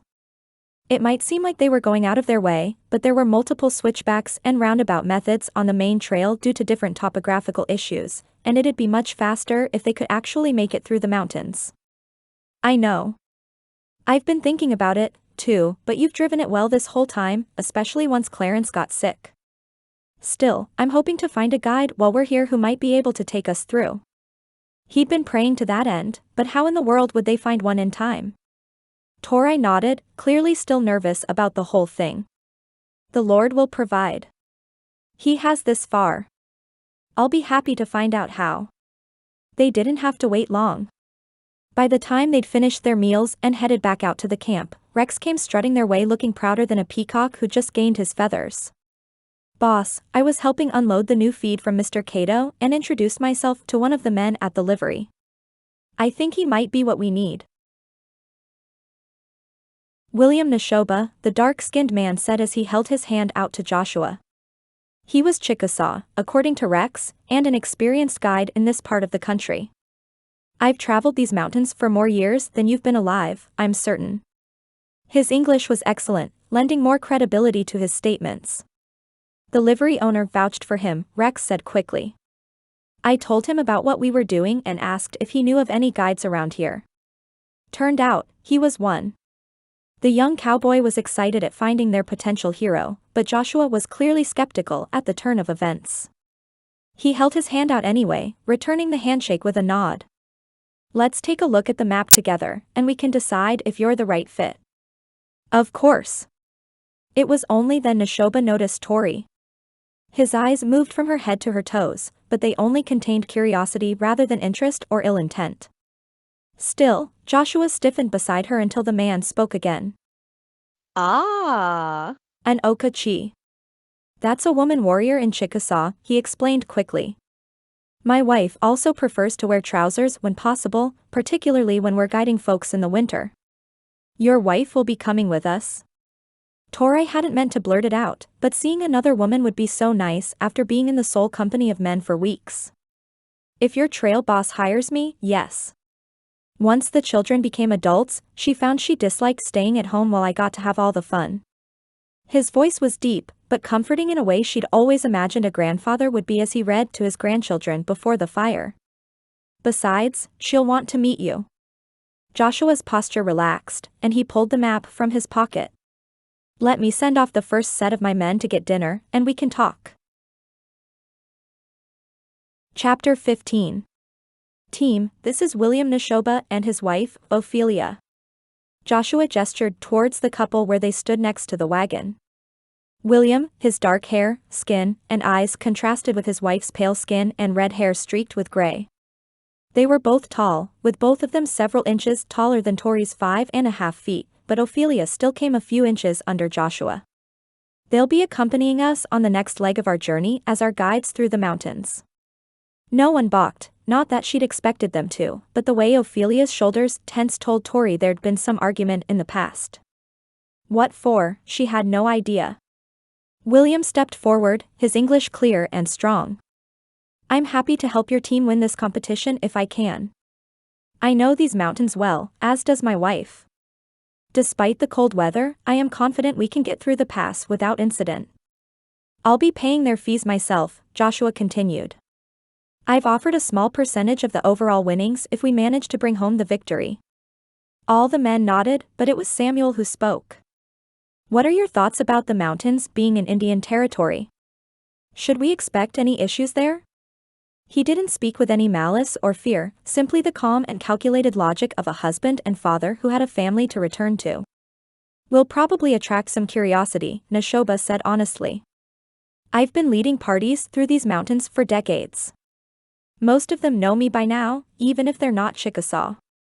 Have a few extra dollars ready in case they require payment to pass, but they don't typically cause any trouble. They'll be watching. They're always watching, but I doubt they'll cause trouble. The idea of them watching was a little unnerving, but it would have been true no matter what trail they took. Understood. We brought extra for that reason. With that, Samuel and the other cowboys dispersed as Ophelia approached Tori. When William told me there was a cowgirl on the team, I simply had to tag along. She smiled softly, the lines around her eyes and mouth telling the story of many smiles given and many laughs experienced. It's a pleasure to meet you. You as well. I'm Tori. I don't know if I'd call myself a cowgirl necessarily, she said as a flush heated her cheeks. I'm mostly along as the cook and nurse when needed, but it's been quite the adventure. The woman's eyes lit up, clearly curious. Oh, how exciting. You'll have to tell me all about it once we head out. I'm happy to help with any meals along the way. Before Tori could answer, Joshua approached and wrapped an arm around her shoulders. Is the wagon ready to pull out? If not, I can help you finish loading as soon as we finish counting the heads. We're ready, Tori replied. Forgetting herself momentarily, she snuggled into his side with a hug. It felt so right to be in the protection of his strong arms it took a breath before she remembered they had an audience. Blush rising once more, Tori pulled from Joshua's embrace and gestured towards the wagon. Ophelia, if you'd like to ride with me, you're welcome to. Oh, Ophelia said as she followed Tori the few steps away. I have a feeling we'll have lots to talk about. William's wife wore trousers as he'd said she might, though she wore a hat made of a raccoon hide rather than the Stetson Tori donned. Are you and Joshua married, then? No, it's all rather new, to be honest. I actually came to Colorado as a mail-order bride to another man back in the summer. Her eyes widened, and Tori only realized then how incredible her story must sound to someone who'd not been present for it all. My goodness, I can't wait to hear this story. Hear it, she did. As they pulled out of town and took a right towards the Texas path to take them to the mountain ranges entering Oklahoma, Tori told Ophelia all the fascinating details of her story. Everything from growing up down in the dock shacks with her father to living at Hope House as she got older. She told of answering Carter's mail-order bride summons, only to arrive to a train holdup that left her with a bullet in her gut. From there, she realized Carter's heart was lost to Mia Middleton, a woman who deserved to be loved the way he undoubtedly already loved her. She told about how she and Joshua had initially gotten off on the wrong foot, but they'd reconciled in time and come to greater feelings for each other. It feels a little surreal, Tori admitted as she guided the team over the sprawling prairies of North Texas. Hearing it all laid out, I guess I'd taken for granted how much has happened in this year. After the conversation with Joshua about Christmas traditions with her father, she'd started reflecting on the year itself. It was unlike any other year she'd had so far, so it stood to reason this Christmas would also be unlike anything she'd ever experienced. The Lord has been faithful in every step, but if you'd told me a year ago what all would have happened, I'm not sure I'd have gotten on the train. Ophelia laughed, but it was only then Tori realized she had no idea where the woman stood on faith. To her relief, Ophelia chuckled as well. Oh, if that's not one of the greatest truths of faith. So much of our lives we'd have chosen not to walk through if we could, but he knows better. It's a good thing I'm not in charge. How did you and William meet? Oh, Ophelia grinned. That's quite the story as well.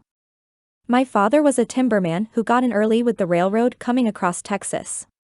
He made more money than he knew what to do with, and the expectation was I'd marry one of his protégés and have a few grandsons for him to train in the ways of business. The way her smile turned to a scowl as they continued rolling along, it was clear things hadn't gone to plan.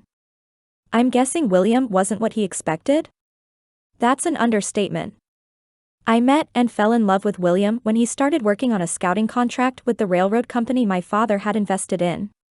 His hope was to lead the tracks through tribal lands without disrupting any of the existing homes, farmland, and villages they had. It was an attempt at compromise, but my father and his cronies weren't interested. The almighty dollar spoke differently? Yep, she said with a pop on the IP. Unfortunately for my father, I'd already fallen in love with this gentle, brilliant, and strong-willed Chickasaw who'd angered both his own tribe and the white men in an attempt to bridge the gap between the two. When it came time to choose, I chose William, and we've lived a hard and beautiful life ever since. Tori could only imagine how much courage it would take to stand up to your father for the man you loved. As angry as she'd been at her own papa, she'd always known deep down all his choices were for her good and not his. I'm so sorry he made you choose.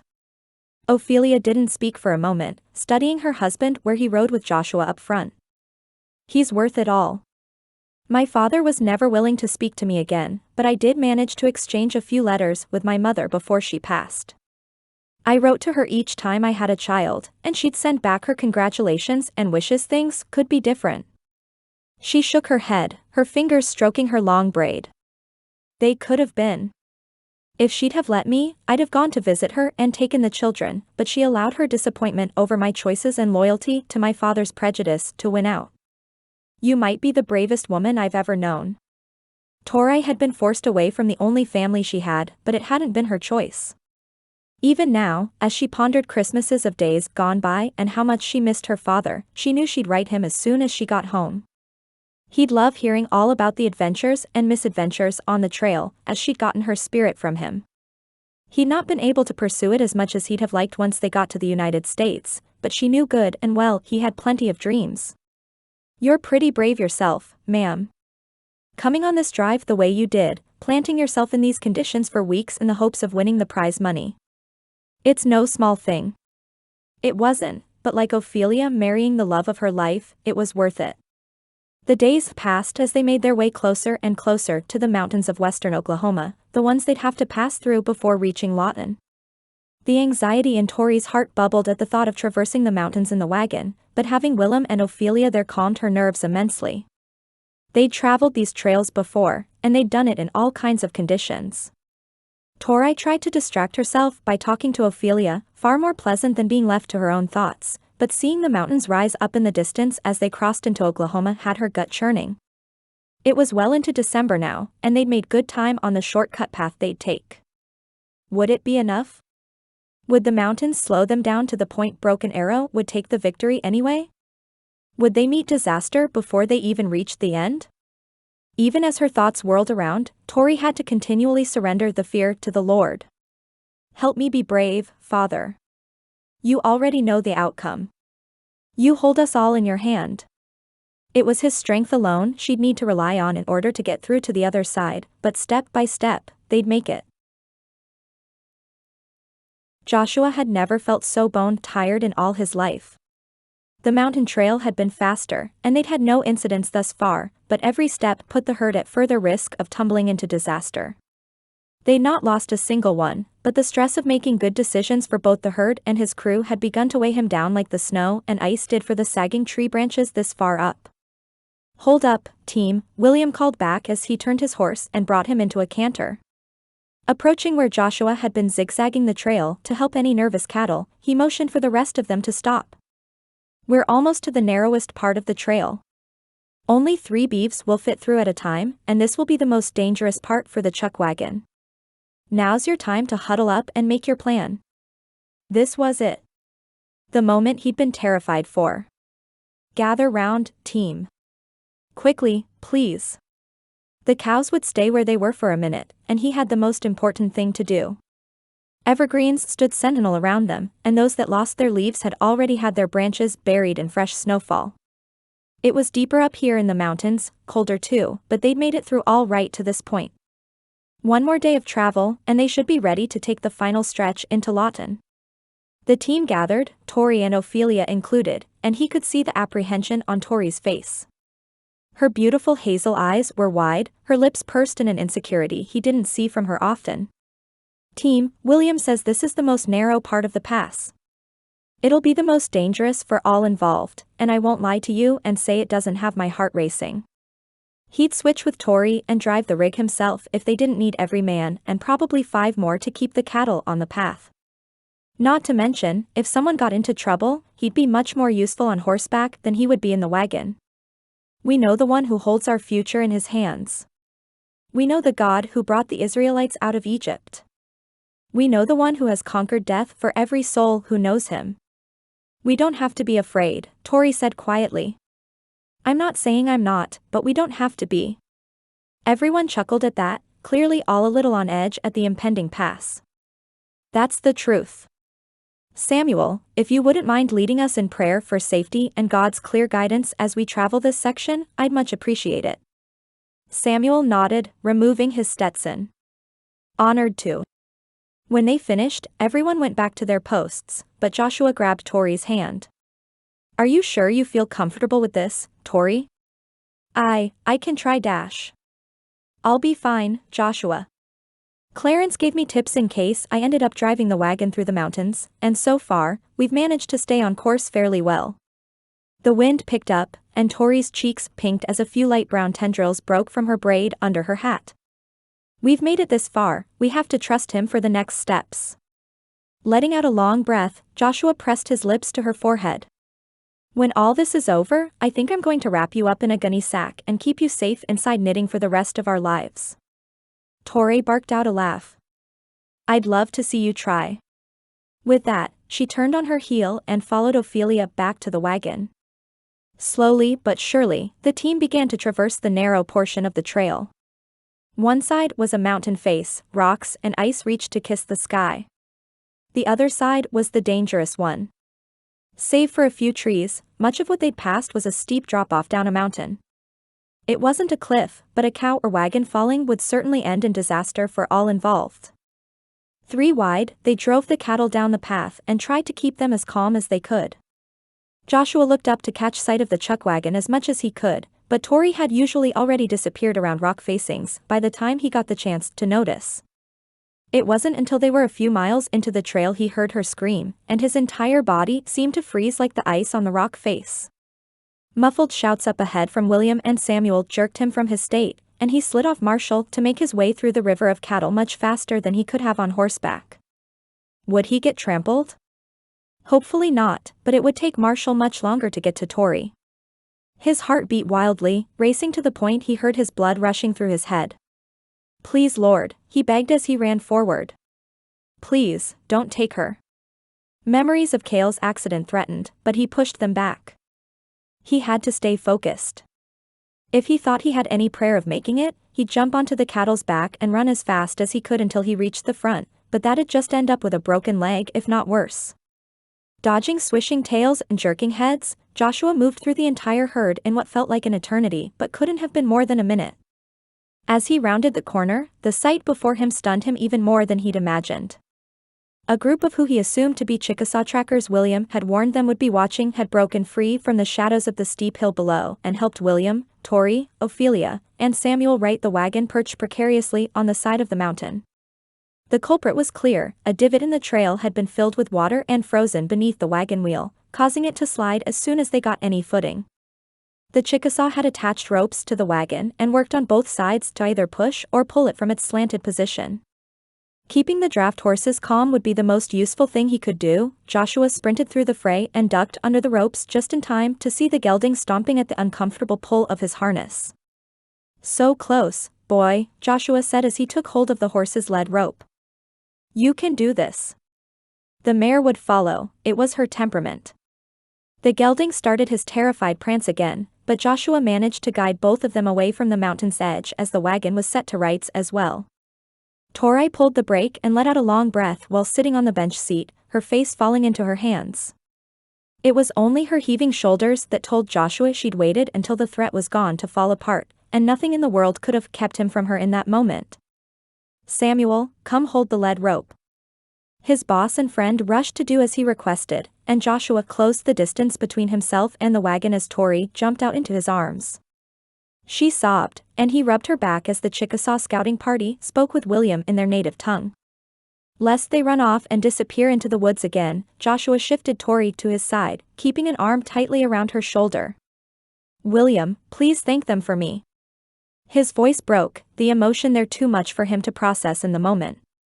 Reaching into his pocket, Joshua pulled out a large wad of bills he brought along to purchase their passage if the need arose. "Please tell them I'll give them more if we win. I'll send it back with you." He'd give them every dime they won for saving Tori's life. Ophelia's too, as both women had been in danger of tumbling down the mountain. Tori's breaths slowed beside him, and she wiped her eyes before speaking. "Yes, please thank them for me as well. They came up the mountain so suddenly, I hadn't even realized the wheels were slipping until they were already in sight." She clenched her eyes shut, and Joshua ran his hand up her arm. "Thank you." "No need for payment," William translated as all the scouting party shook their heads. They said they came across Broken Arrow's team on the other side of the mountain. They tried to take a shortcut from the main trail, but that had them cutting right through one of the Chickasaw villages. The man who appeared to be in charge spoke again, and the rest of them waited for William to translate. Apparently, they'd have let them pass, but Grant balked at paying any sort of passage. The warriors turned them back. They also didn't appreciate how the Broken Arrow team treated their animals. "You," the leader said in a deep and soothing voice. "You better. We watch for days. Your herd is treated with respect." He spoke again in his native language to William, both of them chuckling as he finished. "He wishes us luck," William said. "He hopes we beat the other team." Chapter 16. It was as though the Lord himself shone down on them on their last day of competition. They'd woken early to get a head start, no clue whether the Broken Arrow team had already made it into the stockyards or whether their delay had slowed them down enough to compete. Ophelia still rode with Tori in the wagon, and their easy amiability had morphed into a true friendship over the 2 days in the mountains and the days since. The woman was a hard worker, quick to jump in and lend a hand wherever needed, and she noticed issues often before they arose. She said it was part of being a mother, a learned skill or some sort of instinct motherhood ignited, but Tori believed it was simply who the woman was. "How are you feeling about everything?" Ophelia asked as she reclined on the wagon bench. They'd all hustled to get dishes washed after breakfast, which meant the sun had barely crested the horizon line before they got on the trail. Lawton, its bold and wild beauty, rose up in the distance from what was otherwise flat land once more. It was barely a speck in the miles between them, but it was there. The stockyards were apparently a little ways into the city, but not far enough they'd have to traverse much in the way of foot traffic. The finish line itself was on the west side of the city, and Randolph Cato had assured them they'd be able to see it from miles away. "I can't believe it's almost over," Tori admitted as she pushed the team the tiniest bit faster. William led the way, a bruising pace for the last day or two, but both the horses and the cattle seemed to be holding up nicely. In some ways, it seemed they were grateful to stretch their legs after the tight days in the mountains. Going back to the ranch and returning to real life seemed so odd after this experience. She'd certainly be grateful for the feather tick mattress at Kate's home, and snuggling baby Hannah and Elijah couldn't come soon enough. She could also feel her mouth watering for some of Kate's delicious cooking, and she longed to check on Clarence and make certain he was healed. Still, their time on the trail would always be special to her. "Do you think Joshua will propose when you get back?" Ophelia raised a brow, the corner of her mouth quirked up despite the bounce of the wagon. "He only declared his intentions with me a few weeks ago. I think I'd like to court properly for a few months before we start talking about marriage." He was an amazing man, one she'd be honored to spend the rest of her life with, but there was so much they didn't know about one another. "I don't think he'll be too eager to rush things either. He might have before this drive, but something about it has calmed him, steadied him in a way he struggled to find before." It was something she'd pondered a great deal in the last few days, but not a thought she'd voiced just yet. The Joshua she'd known at the ranch had been a little hot-headed, certainly kind and pleasant to most people, but quick to rush to conclusions or decisions. Since Clarence took ill, it seemed, he'd slowed down entirely. Not just their pace in the competition, but his very being. "He's letting the Lord guide the horse rather than him trying to do it all," Ophelia said knowingly. You're right to take some time and enjoy courting. William and I never really had that, not out in the open anyway. Sometimes, I wonder if our first few years of marriage might have been easier if we had. Maybe not, but I suppose nothing is gained by what if. No, Tori agreed. You've obviously had a long and happy marriage. Not to mention, your first few years were more difficult due to your alienation from your family. I can't imagine how difficult that must have been for you. Before Ophelia could respond, Joshua burst forward from behind and held his Stetson in the air. We just spotted the Broken Arrow team coming from the other direction, he shouted to William from beside the wagon. Ladies, do you think you have it in you to make one last hard push? Rather than anxiety showing on his face, he wore the expression of a child who'd just been challenged to a foot race at a church picnic. Yes, this was a far different Joshua than the one who'd led them on this excursion initially. I think we can do it, Tori said confidently. I've been having to hold the team back a little to this point. Lead the way. Joshua winked, and Marshall broke into a canter until he'd caught up with William at the front. They spoke for a moment before William sped his pace, and Joshua raced back to his position at the rear of the herd. He'd placed most of the other men at the flanks, with the chuckwagon in front, but he and Samuel had taken the hardest and dirtiest job of following behind the herd to ensure no stragglers were left behind. It was normally dirtier due to the cattle kicking up dust, but most of what they'd had to deal with on this particular drive was mud from the snow. The snow had melted since they came down the mountain though, and Joshua's dirt and mud-caked clothes made it clear how much of it they'd had to deal with. Still, he grinned wide as he raced to the back, and Tori flicked the reins in an all-out sprint to the finish line. Giddy up, team, Tori shouted with her own wide grin. Let's go win this thing. Samuel had spotted the Broken Arrow team before Joshua had, but there was no denying the dust their outfit kicked up the second they'd seen them. They were about the same distance from the finish line, at least if Joshua's guess as to its location was correct. The cattle kicked up dust which drifted into their faces and eyes, but the entire team had managed to shout, tap, and lead them into a run so quick Joshua would have thought it was dinner time. Do you see the finish? He could barely hear himself over the roar of the herd and the muffling of the bandana he'd pulled up due to the dust, but Samuel had sharper eyes than him. Yep, see that cluster of red right there? That's Cato's brand flags, and it looks like he's got a bunch of them. William spotted it too, apparently. That was clear by the way the guide had ever so slightly shifted their course to run straight for the cluster of red. They were still a few miles out, but Cato had been true to his word. If nothing else, it would satisfy his desire for excitement. No outcome could possibly excite the man more than a sprint finish, and it appeared that's exactly what this one was going to be. Go on ahead, Samuel shouted. It's you who'll have to grab the flag. He was right. It was the team leader's responsibility to take the flag at the end, and Grant had apparently already begun to pull away from the rest of them in an attempt to reach it first. Joshua hated to leave Samuel alone in the rear, but it was the only way they could possibly win. All right, Lord, he prayed as he moved Marshall around the outside and broke into a dead gallop toward the cluster of red flags. Your will be done. At this point, he no longer felt the crushing weight of stress and pressure surrounding this competition. What happened would happen, and he'd find another way to open the sanctuary if it was God's plan for it to happen. Speeding around the herd and by the chuckwagon, Marshall seemed to enjoy the racing as much as Joshua did, moving even faster as they gained on Grant. The cowboy looked back, kicking his mare with far more force than necessary to achieve their maximum speed, his spurs causing the animal's gait to shift ever so slightly in instability. Come on, Joshua grumbled to himself. You're not gonna win anything if you make your horse go lame from spurring the poor thing to death. It wouldn't matter how much money was on the line, there was no excuse for that. Still, Marshall seemed to have another speed entirely, or maybe he was as angry at the mare's treatment as Joshua, as he sped up his cadence once more and seemed to fly across the prairie. They passed Grant, and Joshua briefly registered him reaching into his saddlebag before they'd gotten a few lengths ahead.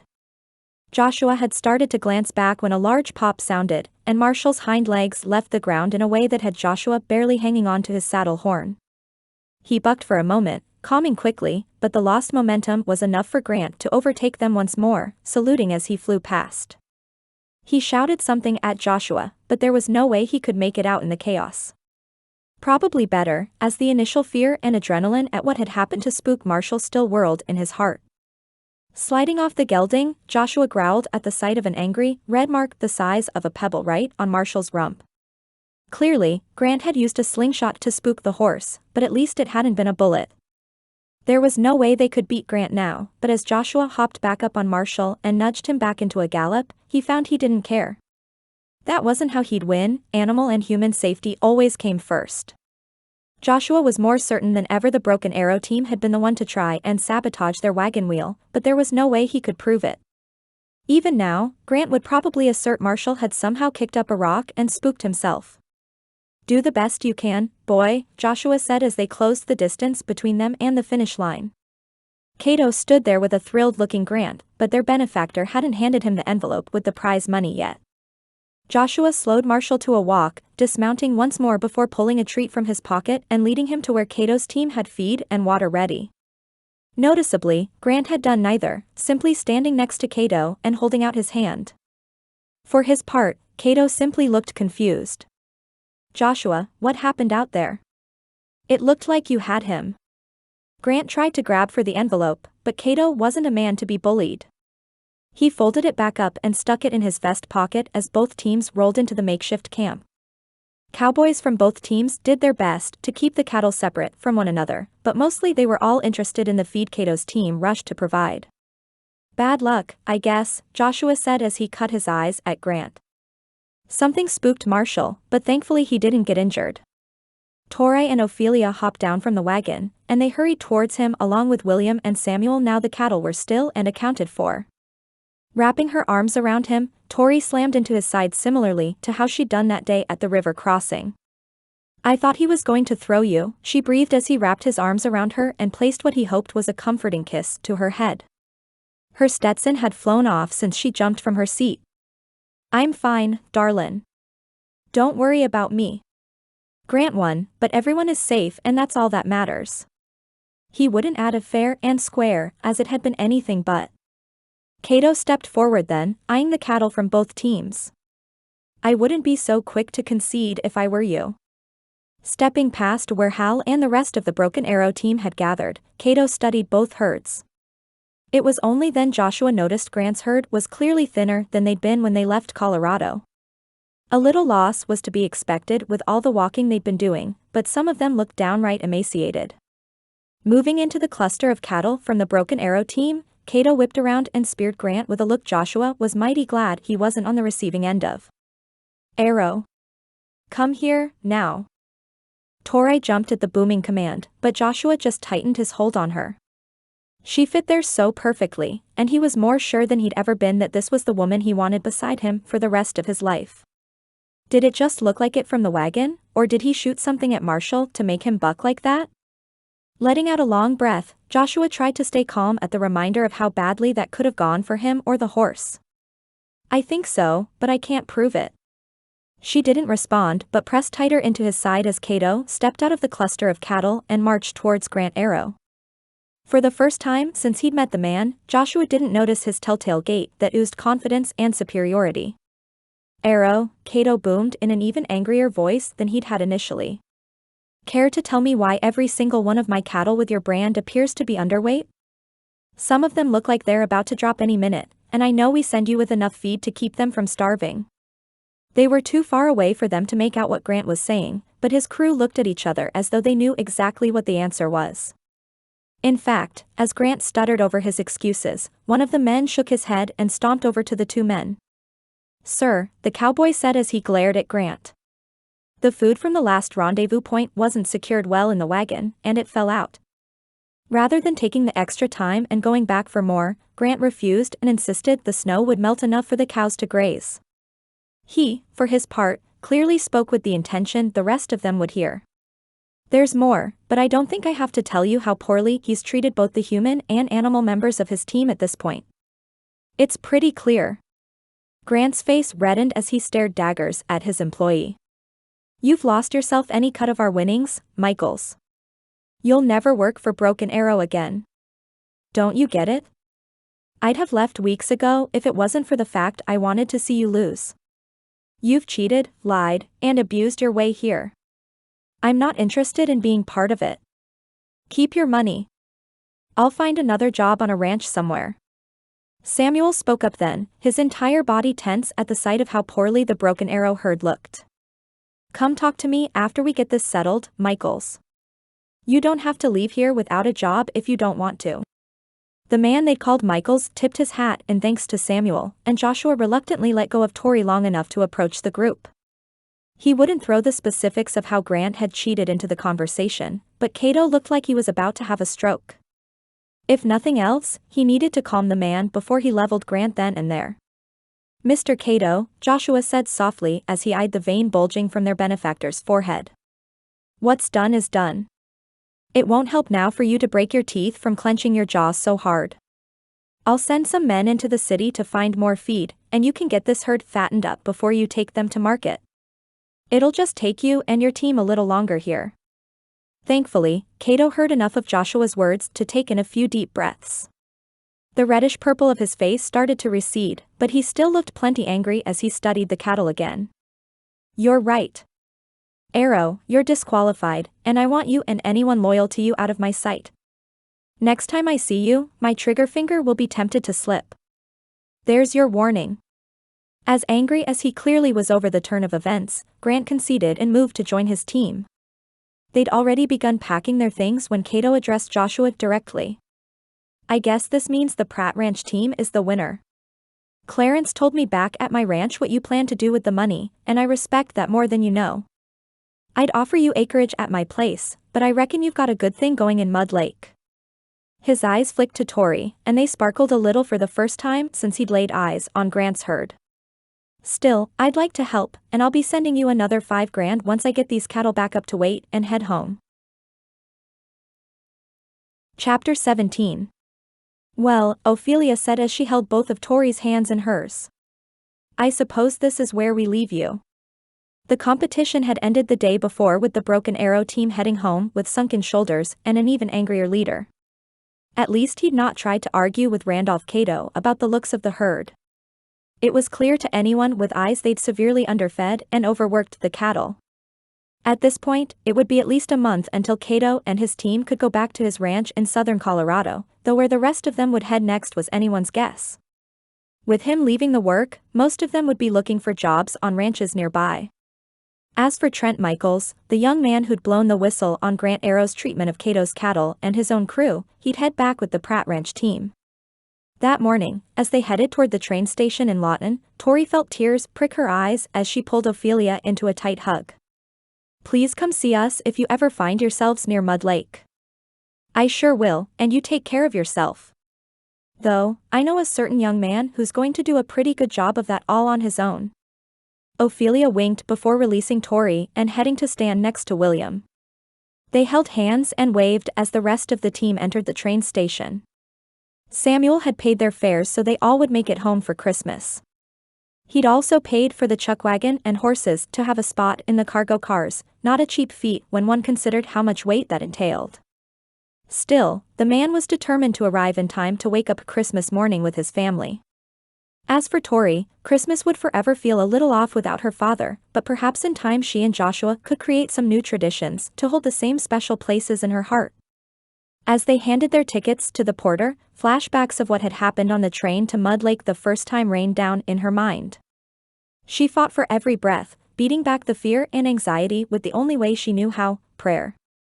Lord, I didn't realize how much this train passage would affect me. I need you to help me have courage, Lord, help me be brave. She couldn't spend the rest of her life afraid of trains, not if she ever hoped to board one to visit her father in New Orleans. Somehow, deep in her heart, Tori knew not boarding now would only make it much harder the next time the need arose. She finished praying as a strong, calloused hand wrapped itself around hers, and Joshua's low, comforting voice filled her thoughts. You're safe, darlin'. We're all here, and you're safe. He squeezed her hand, and Tori focused on the breath as it leaked out of her lungs. In for one long breath, out for one long breath. I didn't expect to feel this way. Joshua ran gentle strokes up and down her back, his patience the same she'd always seen as he worked with Phoenix and other horses who came to the ranch. It's completely understandable you'd be nervous about trains after what happened on your way to Mud Lake, but there's not a cowboy on this train who'll let anything happen to you this time. He lowered his voice, his breath tickling her ear as he spoke. You're mine now, my daylily, and I'd walk through the fire to keep you safe. He'd proven that already. I'm safe, Tori said in a breathy whisper. I'm safe. It won't happen again. I'm safe. With each step, Tori felt the breath coming a little easier to her lungs, and the shaking in her hands and legs began to subside. Her heart still raced, but even that had started to slow a tiny bit by the time she placed her first foot on the bottom step. Guiding her by the elbow, Joshua helped her up the stairs, whispering gentle encouragement the whole way. I'm so proud of you, Tori. You're stronger than you give yourself credit for. Wiping sweaty palms on her trousers, Tori took another breath. I don't feel like it. I feel as weak as a kitten right now. My brain knows the likelihood of a second holdup is minuscule, but try telling that to my sweaty hands.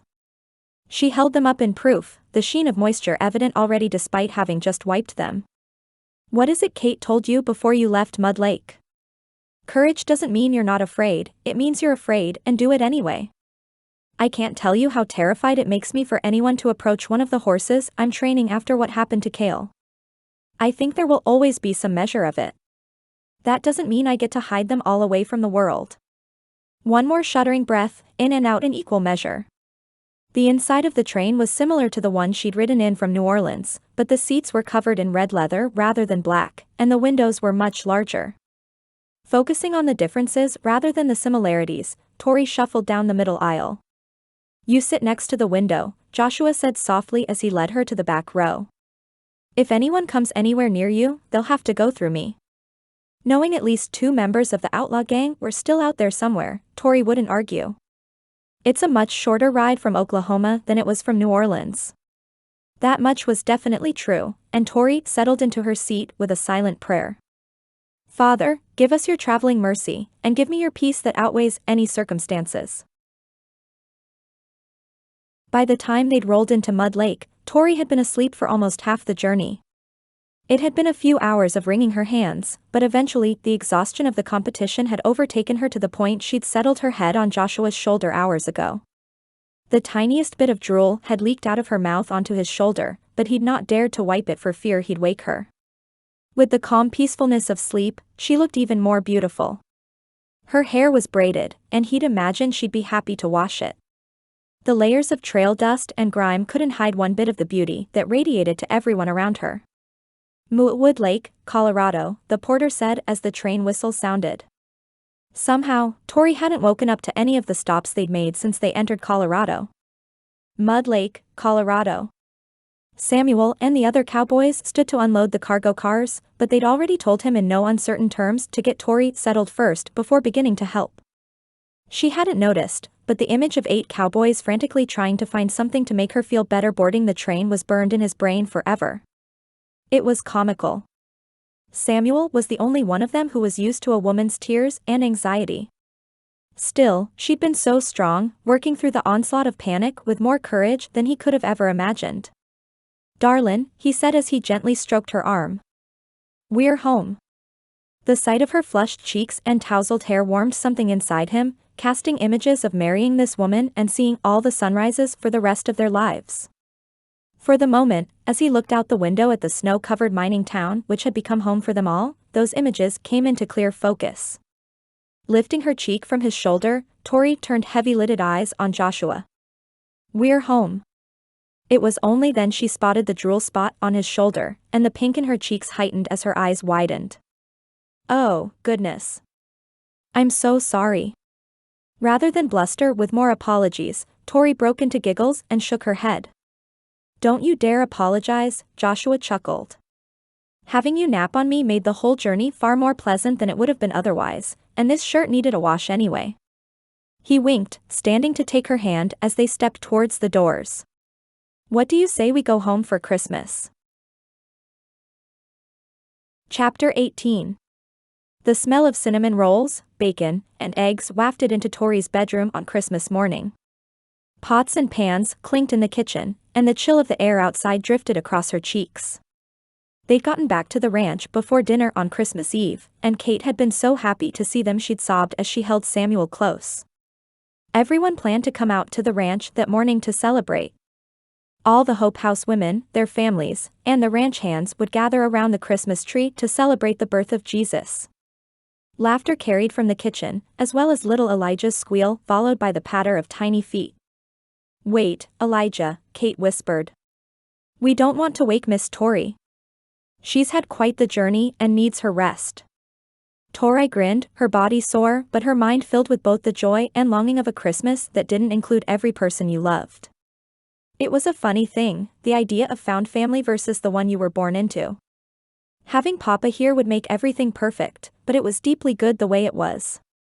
All of her Hope House sisters would be there in a few hours, and that thought brought Tori out of her bed and carried her across the floor to the wardrobe with her dresses. Pulling on a dress again after weeks in trousers felt a little odd too, but something about it also made her feel pretty and feminine. Finally clean of all the trail dirt after her bath the night before, Tori pulled her blessedly clean hair into a loose bun at the back of her head before tying the dark green dress with lace detailing Mia made for her around her waist. It fit her perfectly. Mia had apparently seen the pretty, solid fabric and thought it would go perfectly with her complexion. Honestly, as Tori smiled at her reflection in the mirror, she had to admit her friend had been right. Joshua hadn't kissed her fully again since that day on the trail, but he'd certainly made his intentions clear ever since. After donning her thick wool socks and boots, Tori stepped out into the now quiet hallway. The smell of breakfast was even stronger, but so was the gentle warmth of the wood stove and the slightest scent of the pine tree Kate and Elijah had decorated while they were gone. Popcorn was strung around it, as was a red ribbon. They'd made little ornaments out of paper and even a few pieces of Elijah's tiny wooden train set. The sight of the wooden pieces hanging from the tree brought back memories of those nights with her father and his little wooden animals which took him weeks to whittle. The owl, the horse, the bird, which somehow managed to be rescued from the wreckage of the train, were all tucked in a box under her bed. "Tori," Kate said brightly as Tori entered the kitchen. "I hope Elijah didn't wake you. He gets so excited for holidays, but even more so since Samuel made it home." The woman teared up again, and Tori realized how worried she must have been that he wouldn't make it in time. "I was awake anyway, just being lazy. Merry Christmas." Tori pulled Kate into a quick hug before surveying the feast before them. "I know you've already done everything for breakfast, but please let me know once you're ready to start cooking lunch for everyone. I am your right-hand woman." From what she'd learned last night, everyone would be over for the noon meal. Kate told them she hadn't been sure Samuel would get home in time, so inviting everyone had been a way to keep it special regardless. "Are you sure you're up to it? I can only imagine how tired you must be. My joints will probably creak for a few weeks. I'm not sure I'll ever sit quite the same again, but I'm perfectly able to help." Tori grinned as she pretended to crack her neck. "Put me to work." Finally, Samuel said as he led them in prayer around the table for lunch. "Thank you, Lord, for this family you've given us. We know you brought each and every one of us here for a reason, each and every one to fulfill your divine purpose." As he spoke, Joshua thought about all the families represented at the table. He'd been present for all the marriages and courtships, sometimes on the periphery and others more involved than he should have been. Still, as he sat next to Tori with her soft hand holding his, the realization of how handily the Lord had provided for them all washed over him. There were Samuel and Kate, a rancher carrying the weight of the world on his shoulders and a young orphan who'd been caught up in a scandal in New Orleans based on nothing other than bad actors and gossip. She'd become a mail-order bride to escape it, having no skills suited for ranch life when she arrived. Now, they had 2 children and a thriving ranch, and Kate knew more about herbal medicine than any of them. Not long after Kate and Samuel married, Liam and Mara wed in a rushed ceremony after she'd fainted from hunger getting off the train. The most protective among the women from New Orleans, Mara wasn't used to being cared for, and the fact she'd been wanted for crimes she hadn't committed back in New Orleans only complicated the issue further. Now, they had 3 little girls, her name was completely cleared down south, and she'd become the mother hen to the rest of them. As for Riley and Paige, Joshua had far more to do with them than he should have. He and Clarence had sent for a mail-order bride for Riley without really thinking through the consequences of how it would play out in reality. They'd thought they were helping their lonely ranch foreman, but also they'd have a laugh about it.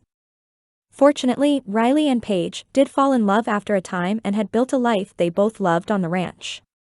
As Samuel closed their prayer, Joshua watched Tessa help tuck a napkin in her adopted son Conrad's collar before he dug into his meal. She'd come to Mud Lake to escape a scam she'd been pulled into of a brothel masquerading as an acting troupe. She had a far more impulsive personality than her pastor husband, Benjamin, but they fit better than he ever could have imagined. Now, as their oldest adopted son, Lawrence, had begun training with Riley at the ranch while the rest of them had been away at the competition, it was clear what they'd done for all four. Tessa and Benjamin made the perfect couple as the pastor and his wife to serve the community. On the other end of the table, Grace and Ethan sat with baby Nehemiah. Grace was so comfortable in her role as mother to the child conceived under awful conditions. Still, though he didn't share Ethan's blood, the way the doctor stared at the two of them made it clear they were every bit a family. Carter and Mia were the original reason Tori had come to New Orleans in the first place.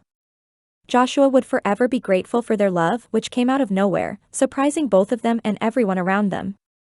A physician turned blacksmith after tragedy, Carter found healing in the woman beside him, but mostly in the faith he'd returned to after a long, dark night of falling away. As for Tori, with her olive skin, light brown hair, and eyes he felt like he could see his whole future within, he finally got it. It all made sense, how these men had fallen head over heels for their Hope House brides, the ones who'd walked through the fire and come out the other side more precious than diamonds. A gentle squeeze to his hand brought him back to the present, and he looked down to find the woman in question staring up at him. "Merry Christmas, Joshua." Her voice was soft, barely above a whisper, but it held meaning and earnestness which nearly took his breath away. "Merry Christmas, darlin'. My daylily flower blooms no matter the condition." He leaned forward, placing a gentle kiss to her forehead as the entire table grinned at them. No one had outright asked them the status of their relationship yet, but Liam apparently couldn't hold back any longer. "I knew it," he said as he raised a brow at Mara beside him. "I hate to say I told you so, but..." She elbowed him in the side, rolling her eyes. "No, you don't. You love it." "For the record, I didn't deny it was a possibility. I said we'd see what happened." Mara's eyes fell to the two of them then, and she wagged her finger back and forth between them. "So give me an idea here. Are we seeing where things go? Or should we be planning a spring wedding? I'd tell you to take it slow, but that seems hypocritical in a room full of mail-order brides." Tori giggled. "Maybe somewhere in between? I'd marry her tomorrow," Joshua said honestly. "I get the feeling she needs a little time to be courted.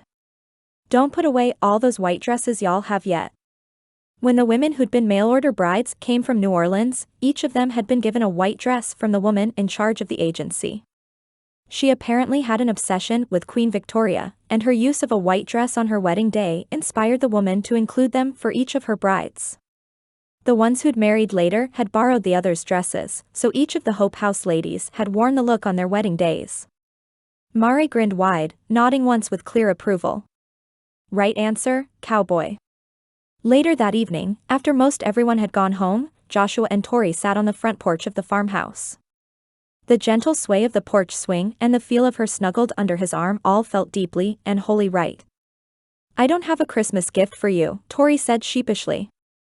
"We made peace with one another before we left, and I didn't have time on the trail to come up with anything." Oh, if only she knew how much she'd already given him. "I kind of feel like you are the Christmas gift this year, darlin'. The Lord knew what he was doing, always does, and he brought you to me at exactly the right time. I do have a gift for you." He stayed up late the night before making his present, but once the inspiration struck there was no way he couldn't follow it. Reaching under the swing, he pulled out the simple pine box he'd worked on until well past midnight the night before. It didn't have the embellishments he wanted to add, but they had time for him to do so. "You mentioned you had no box for all the wooden animals your father whittled for you, that you'd had to stuff them down in the bag you brought from New Orleans. I thought you could use one." Reaching for the box, Tori's mouth dropped open. "How, when did you?" "You're more than worth it," Joshua said as he turned to face her. "I suppose I have one more thing as well." Reaching into his pocket, Joshua pulled out the sprig of mistletoe he'd put there earlier. If you're willing, I'd love to give you our first Christmas kiss, but it's not a simple kiss. It's a promise if you'll have me, we'll be man and wife by next Christmas. Tears flowed down Tori's cheeks, but she nodded with a wide smile. I'll have you, Joshua. I'll have you, forever. Chapter 19. 2 months later. I can't believe all this land is yours. Tori's boots crunched on the February snowfall that had fallen that morning, and she snuggled into Joshua's side to keep warm as they walked. Since they'd announced their relationship at the meal on Christmas, he'd been true to his word to court her properly without pressuring her for any more. They'd talked for hours as they walked this very land, hoping and praying it would work out for Joshua to buy it once he had the extra money Randolph Cato had promised in hand. 2 weeks before, Joshua had hightailed it to the land office in Denver to claim the property. Christmas had been so special. After lunch, they'd spent time with one another and exchanged gifts, though Tori didn't have nearly as many of the women's gifts completed as she'd have liked thanks to the competition. Before she'd left, she'd begun making hand muffs for each of them, and she still had 3 more to finish before she could give them out. She had managed to finish the dolls for each of the girls, though, and the little wooden toys she'd managed to purchase in Lawton before they left had been perfect for the boys. In fact, they'd reminded her of the animals her father made for her, and seeing the boys play with them had brought tears to her eyes. Joshua pulled her closer, running his gloved hand up and down her arm. Ours, darlin', I already view it as ours. That was the first time he'd mentioned the future since Christmas evening, but she found it didn't send a flurry of nerves through her the way it once had. Tell me about your dreams for us. I want to hear them all. Joshua. The dreamer who'd worked hard his whole life to make the impossible possible. His compassion with the horses was one of the things she fell in love with, and it was something she couldn't wait to see on a daily basis. Their land, a beautiful valley at the base of the mountain, backed up to Samuel's. The same creek that wound down to the Pratt Ranch started up that very mountain, and there was something so poetic about the creek connecting the two properties. He grinned, staring out at the pure blanket of white before them. I figure we'll build our house over there, 3 bedrooms first with room to build on if the Lord blesses us with a large family. He gestured towards the south, his voice and eyes speaking his passion. There's where I'll put the barn and corrals. I figure I need a couple for training client horses, and I'll use the rest for rescues. There'll be pastures all the way out to the property line, plenty of room for the horses to roam and run after they've worked hard in the ring. If you're amenable, I plan to plant as many daylilies as you'll let me, all to remind you how strong you are. A mischievous look came over him. Over there, well, I figure that's where we'll build your father's cabin. Tori's head jerked up to look at him. My father's. A familiar, husky voice sounded from behind them. That's right, girl. Her father strode forward, his beard-covered face red from the cold while his eyes misted. Your young man here wrote to me after Christmas and sent me the money for train fare. He said he'd fallen in love with my daughter, and all he wanted was to make her happy. Tori couldn't believe her eyes, and she stood frozen to the spot as she wondered if it was all a dream. It was only when Joshua took her hand and squeezed softly she came back to earth. That's right, darlin'. It was clear to me how much you wanted your papa here and how much you wanted him to meet his grandbabies one day and live out his remaining years with you. How dash. We'll call it a late Christmas present, Joshua continued. Samuel said he could stay in the bunkhouse until we get the cabin built for him. I didn't figure you'd have any complaints. Tori's feet freed themselves from their position as she barreled forward into the arms of the man who'd loved her so much he'd sacrificed his own happiness for the hope of hers. He'd endured years of knowing she hated him, but also knowing hatred was really masking the hurt she felt for abandonment. Papa, she sobbed as she squeezed him hard around his middle. I can't believe you're here. He squeezed her back just as tight, the embrace the same one that had always made her feel safe and secure as a girl. You've got yourself a good one, my girl. His voice was choked as well, and she felt the trembling of his chest as he cried too. Told me he'd train me to work with the horses so I can earn my keep. Joshua chuckled behind them. That's not what I said, Mr. Hammond. I said you were welcome to live out your golden years here in peace, but you insisted on working to help us out. That's when I offered to train you with the horses. It's bound to smell better than the docks, Papa replied. Tori pulled back then, taking Joshua's hand and pulling him towards them. I wouldn't be so sure about that depending on how long it's been since the stalls got mucked, but I think you'll be happy here. Papa reached up and wiped the tears from her cheek. I'm happy here simply because I get to be with my girl. I know you're safe and loved by a man who'd move that mountain for you if you needed it, and I'll one day get to spoil my grandbaby's rotten if the Lord wills it. All the dreams she'd had fell into focus as her tears started again in earnest. Joshua, the man who'd made it all happen, simply wrapped his arms around her and allowed her the space to feel every bit of it. You're worth every bit of it, darlin'. You once told me people had been underestimating you your whole life. You were right, but mostly I underestimated how wholly and completely you'd make me fall in love with you. He turned her to face him, sending a wink towards her father. I know this may be sooner than you were thinking, so you can feel free to tell me to hold my horses. Dropping to one knee, Joshua pulled a simple gold band from his pocket. If you'll do me the honor of being my wife, I have it on good authority we can make a spring wedding happen. The easy, mischievous smile he'd worn when she first met him spread once more, and suddenly Tori didn't think there was anything else she wanted more. In her life, she'd been a child who lost her mother, a mouthy and lice-covered little girl who was more at home in the presence of sailors and dockworkers than women of any reputation, and a sobbing adolescent on the steps of Hope House who'd had her home and life ripped out from under her. She'd also been someone who came to know the Lord, healing from the inside out when she realized everything her father had sacrificed to protect her. She'd been shot in a train hold-up, learning to walk again only to realize her intended was very much taken, then starting all over again on a ranch owned by her makeshift family. Now, as Joshua waited for her response, she was a woman with more love in her life than she could ever imagine. She had found a family bonded far deeper than blood, but the man she loved had brought her blood across the country simply to make her happy. You might oughta answer him, girl, her father chuckled from behind her. His knees probably gettin' a cold. If it was possible to float away from happiness, she'd probably do so at that moment.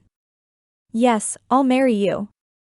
I'll spend my whole life trying to make you half as happy as you make me. Joshua stood to his feet just as a raucous applause broke out behind her, and she turned to find the entirety of their Mud Lake family standing there having apparently watched the whole thing from behind a patch of trees. Even Clarence, though still weak from the illness he'd picked up on the trail, clapped and hooted with gusto. Mia sobbed the hardest, and Tori thought for sure she saw the sheen of tears in Carter's eyes as well. As he pulled her into his arms and pressed a light kiss to her lips, Joshua lifted her chin with his finger. It's too late for that. You already make me the happiest man alive. Thanks for listening. Please like and comment if you liked it, and don't forget to subscribe if you're not already subscribed.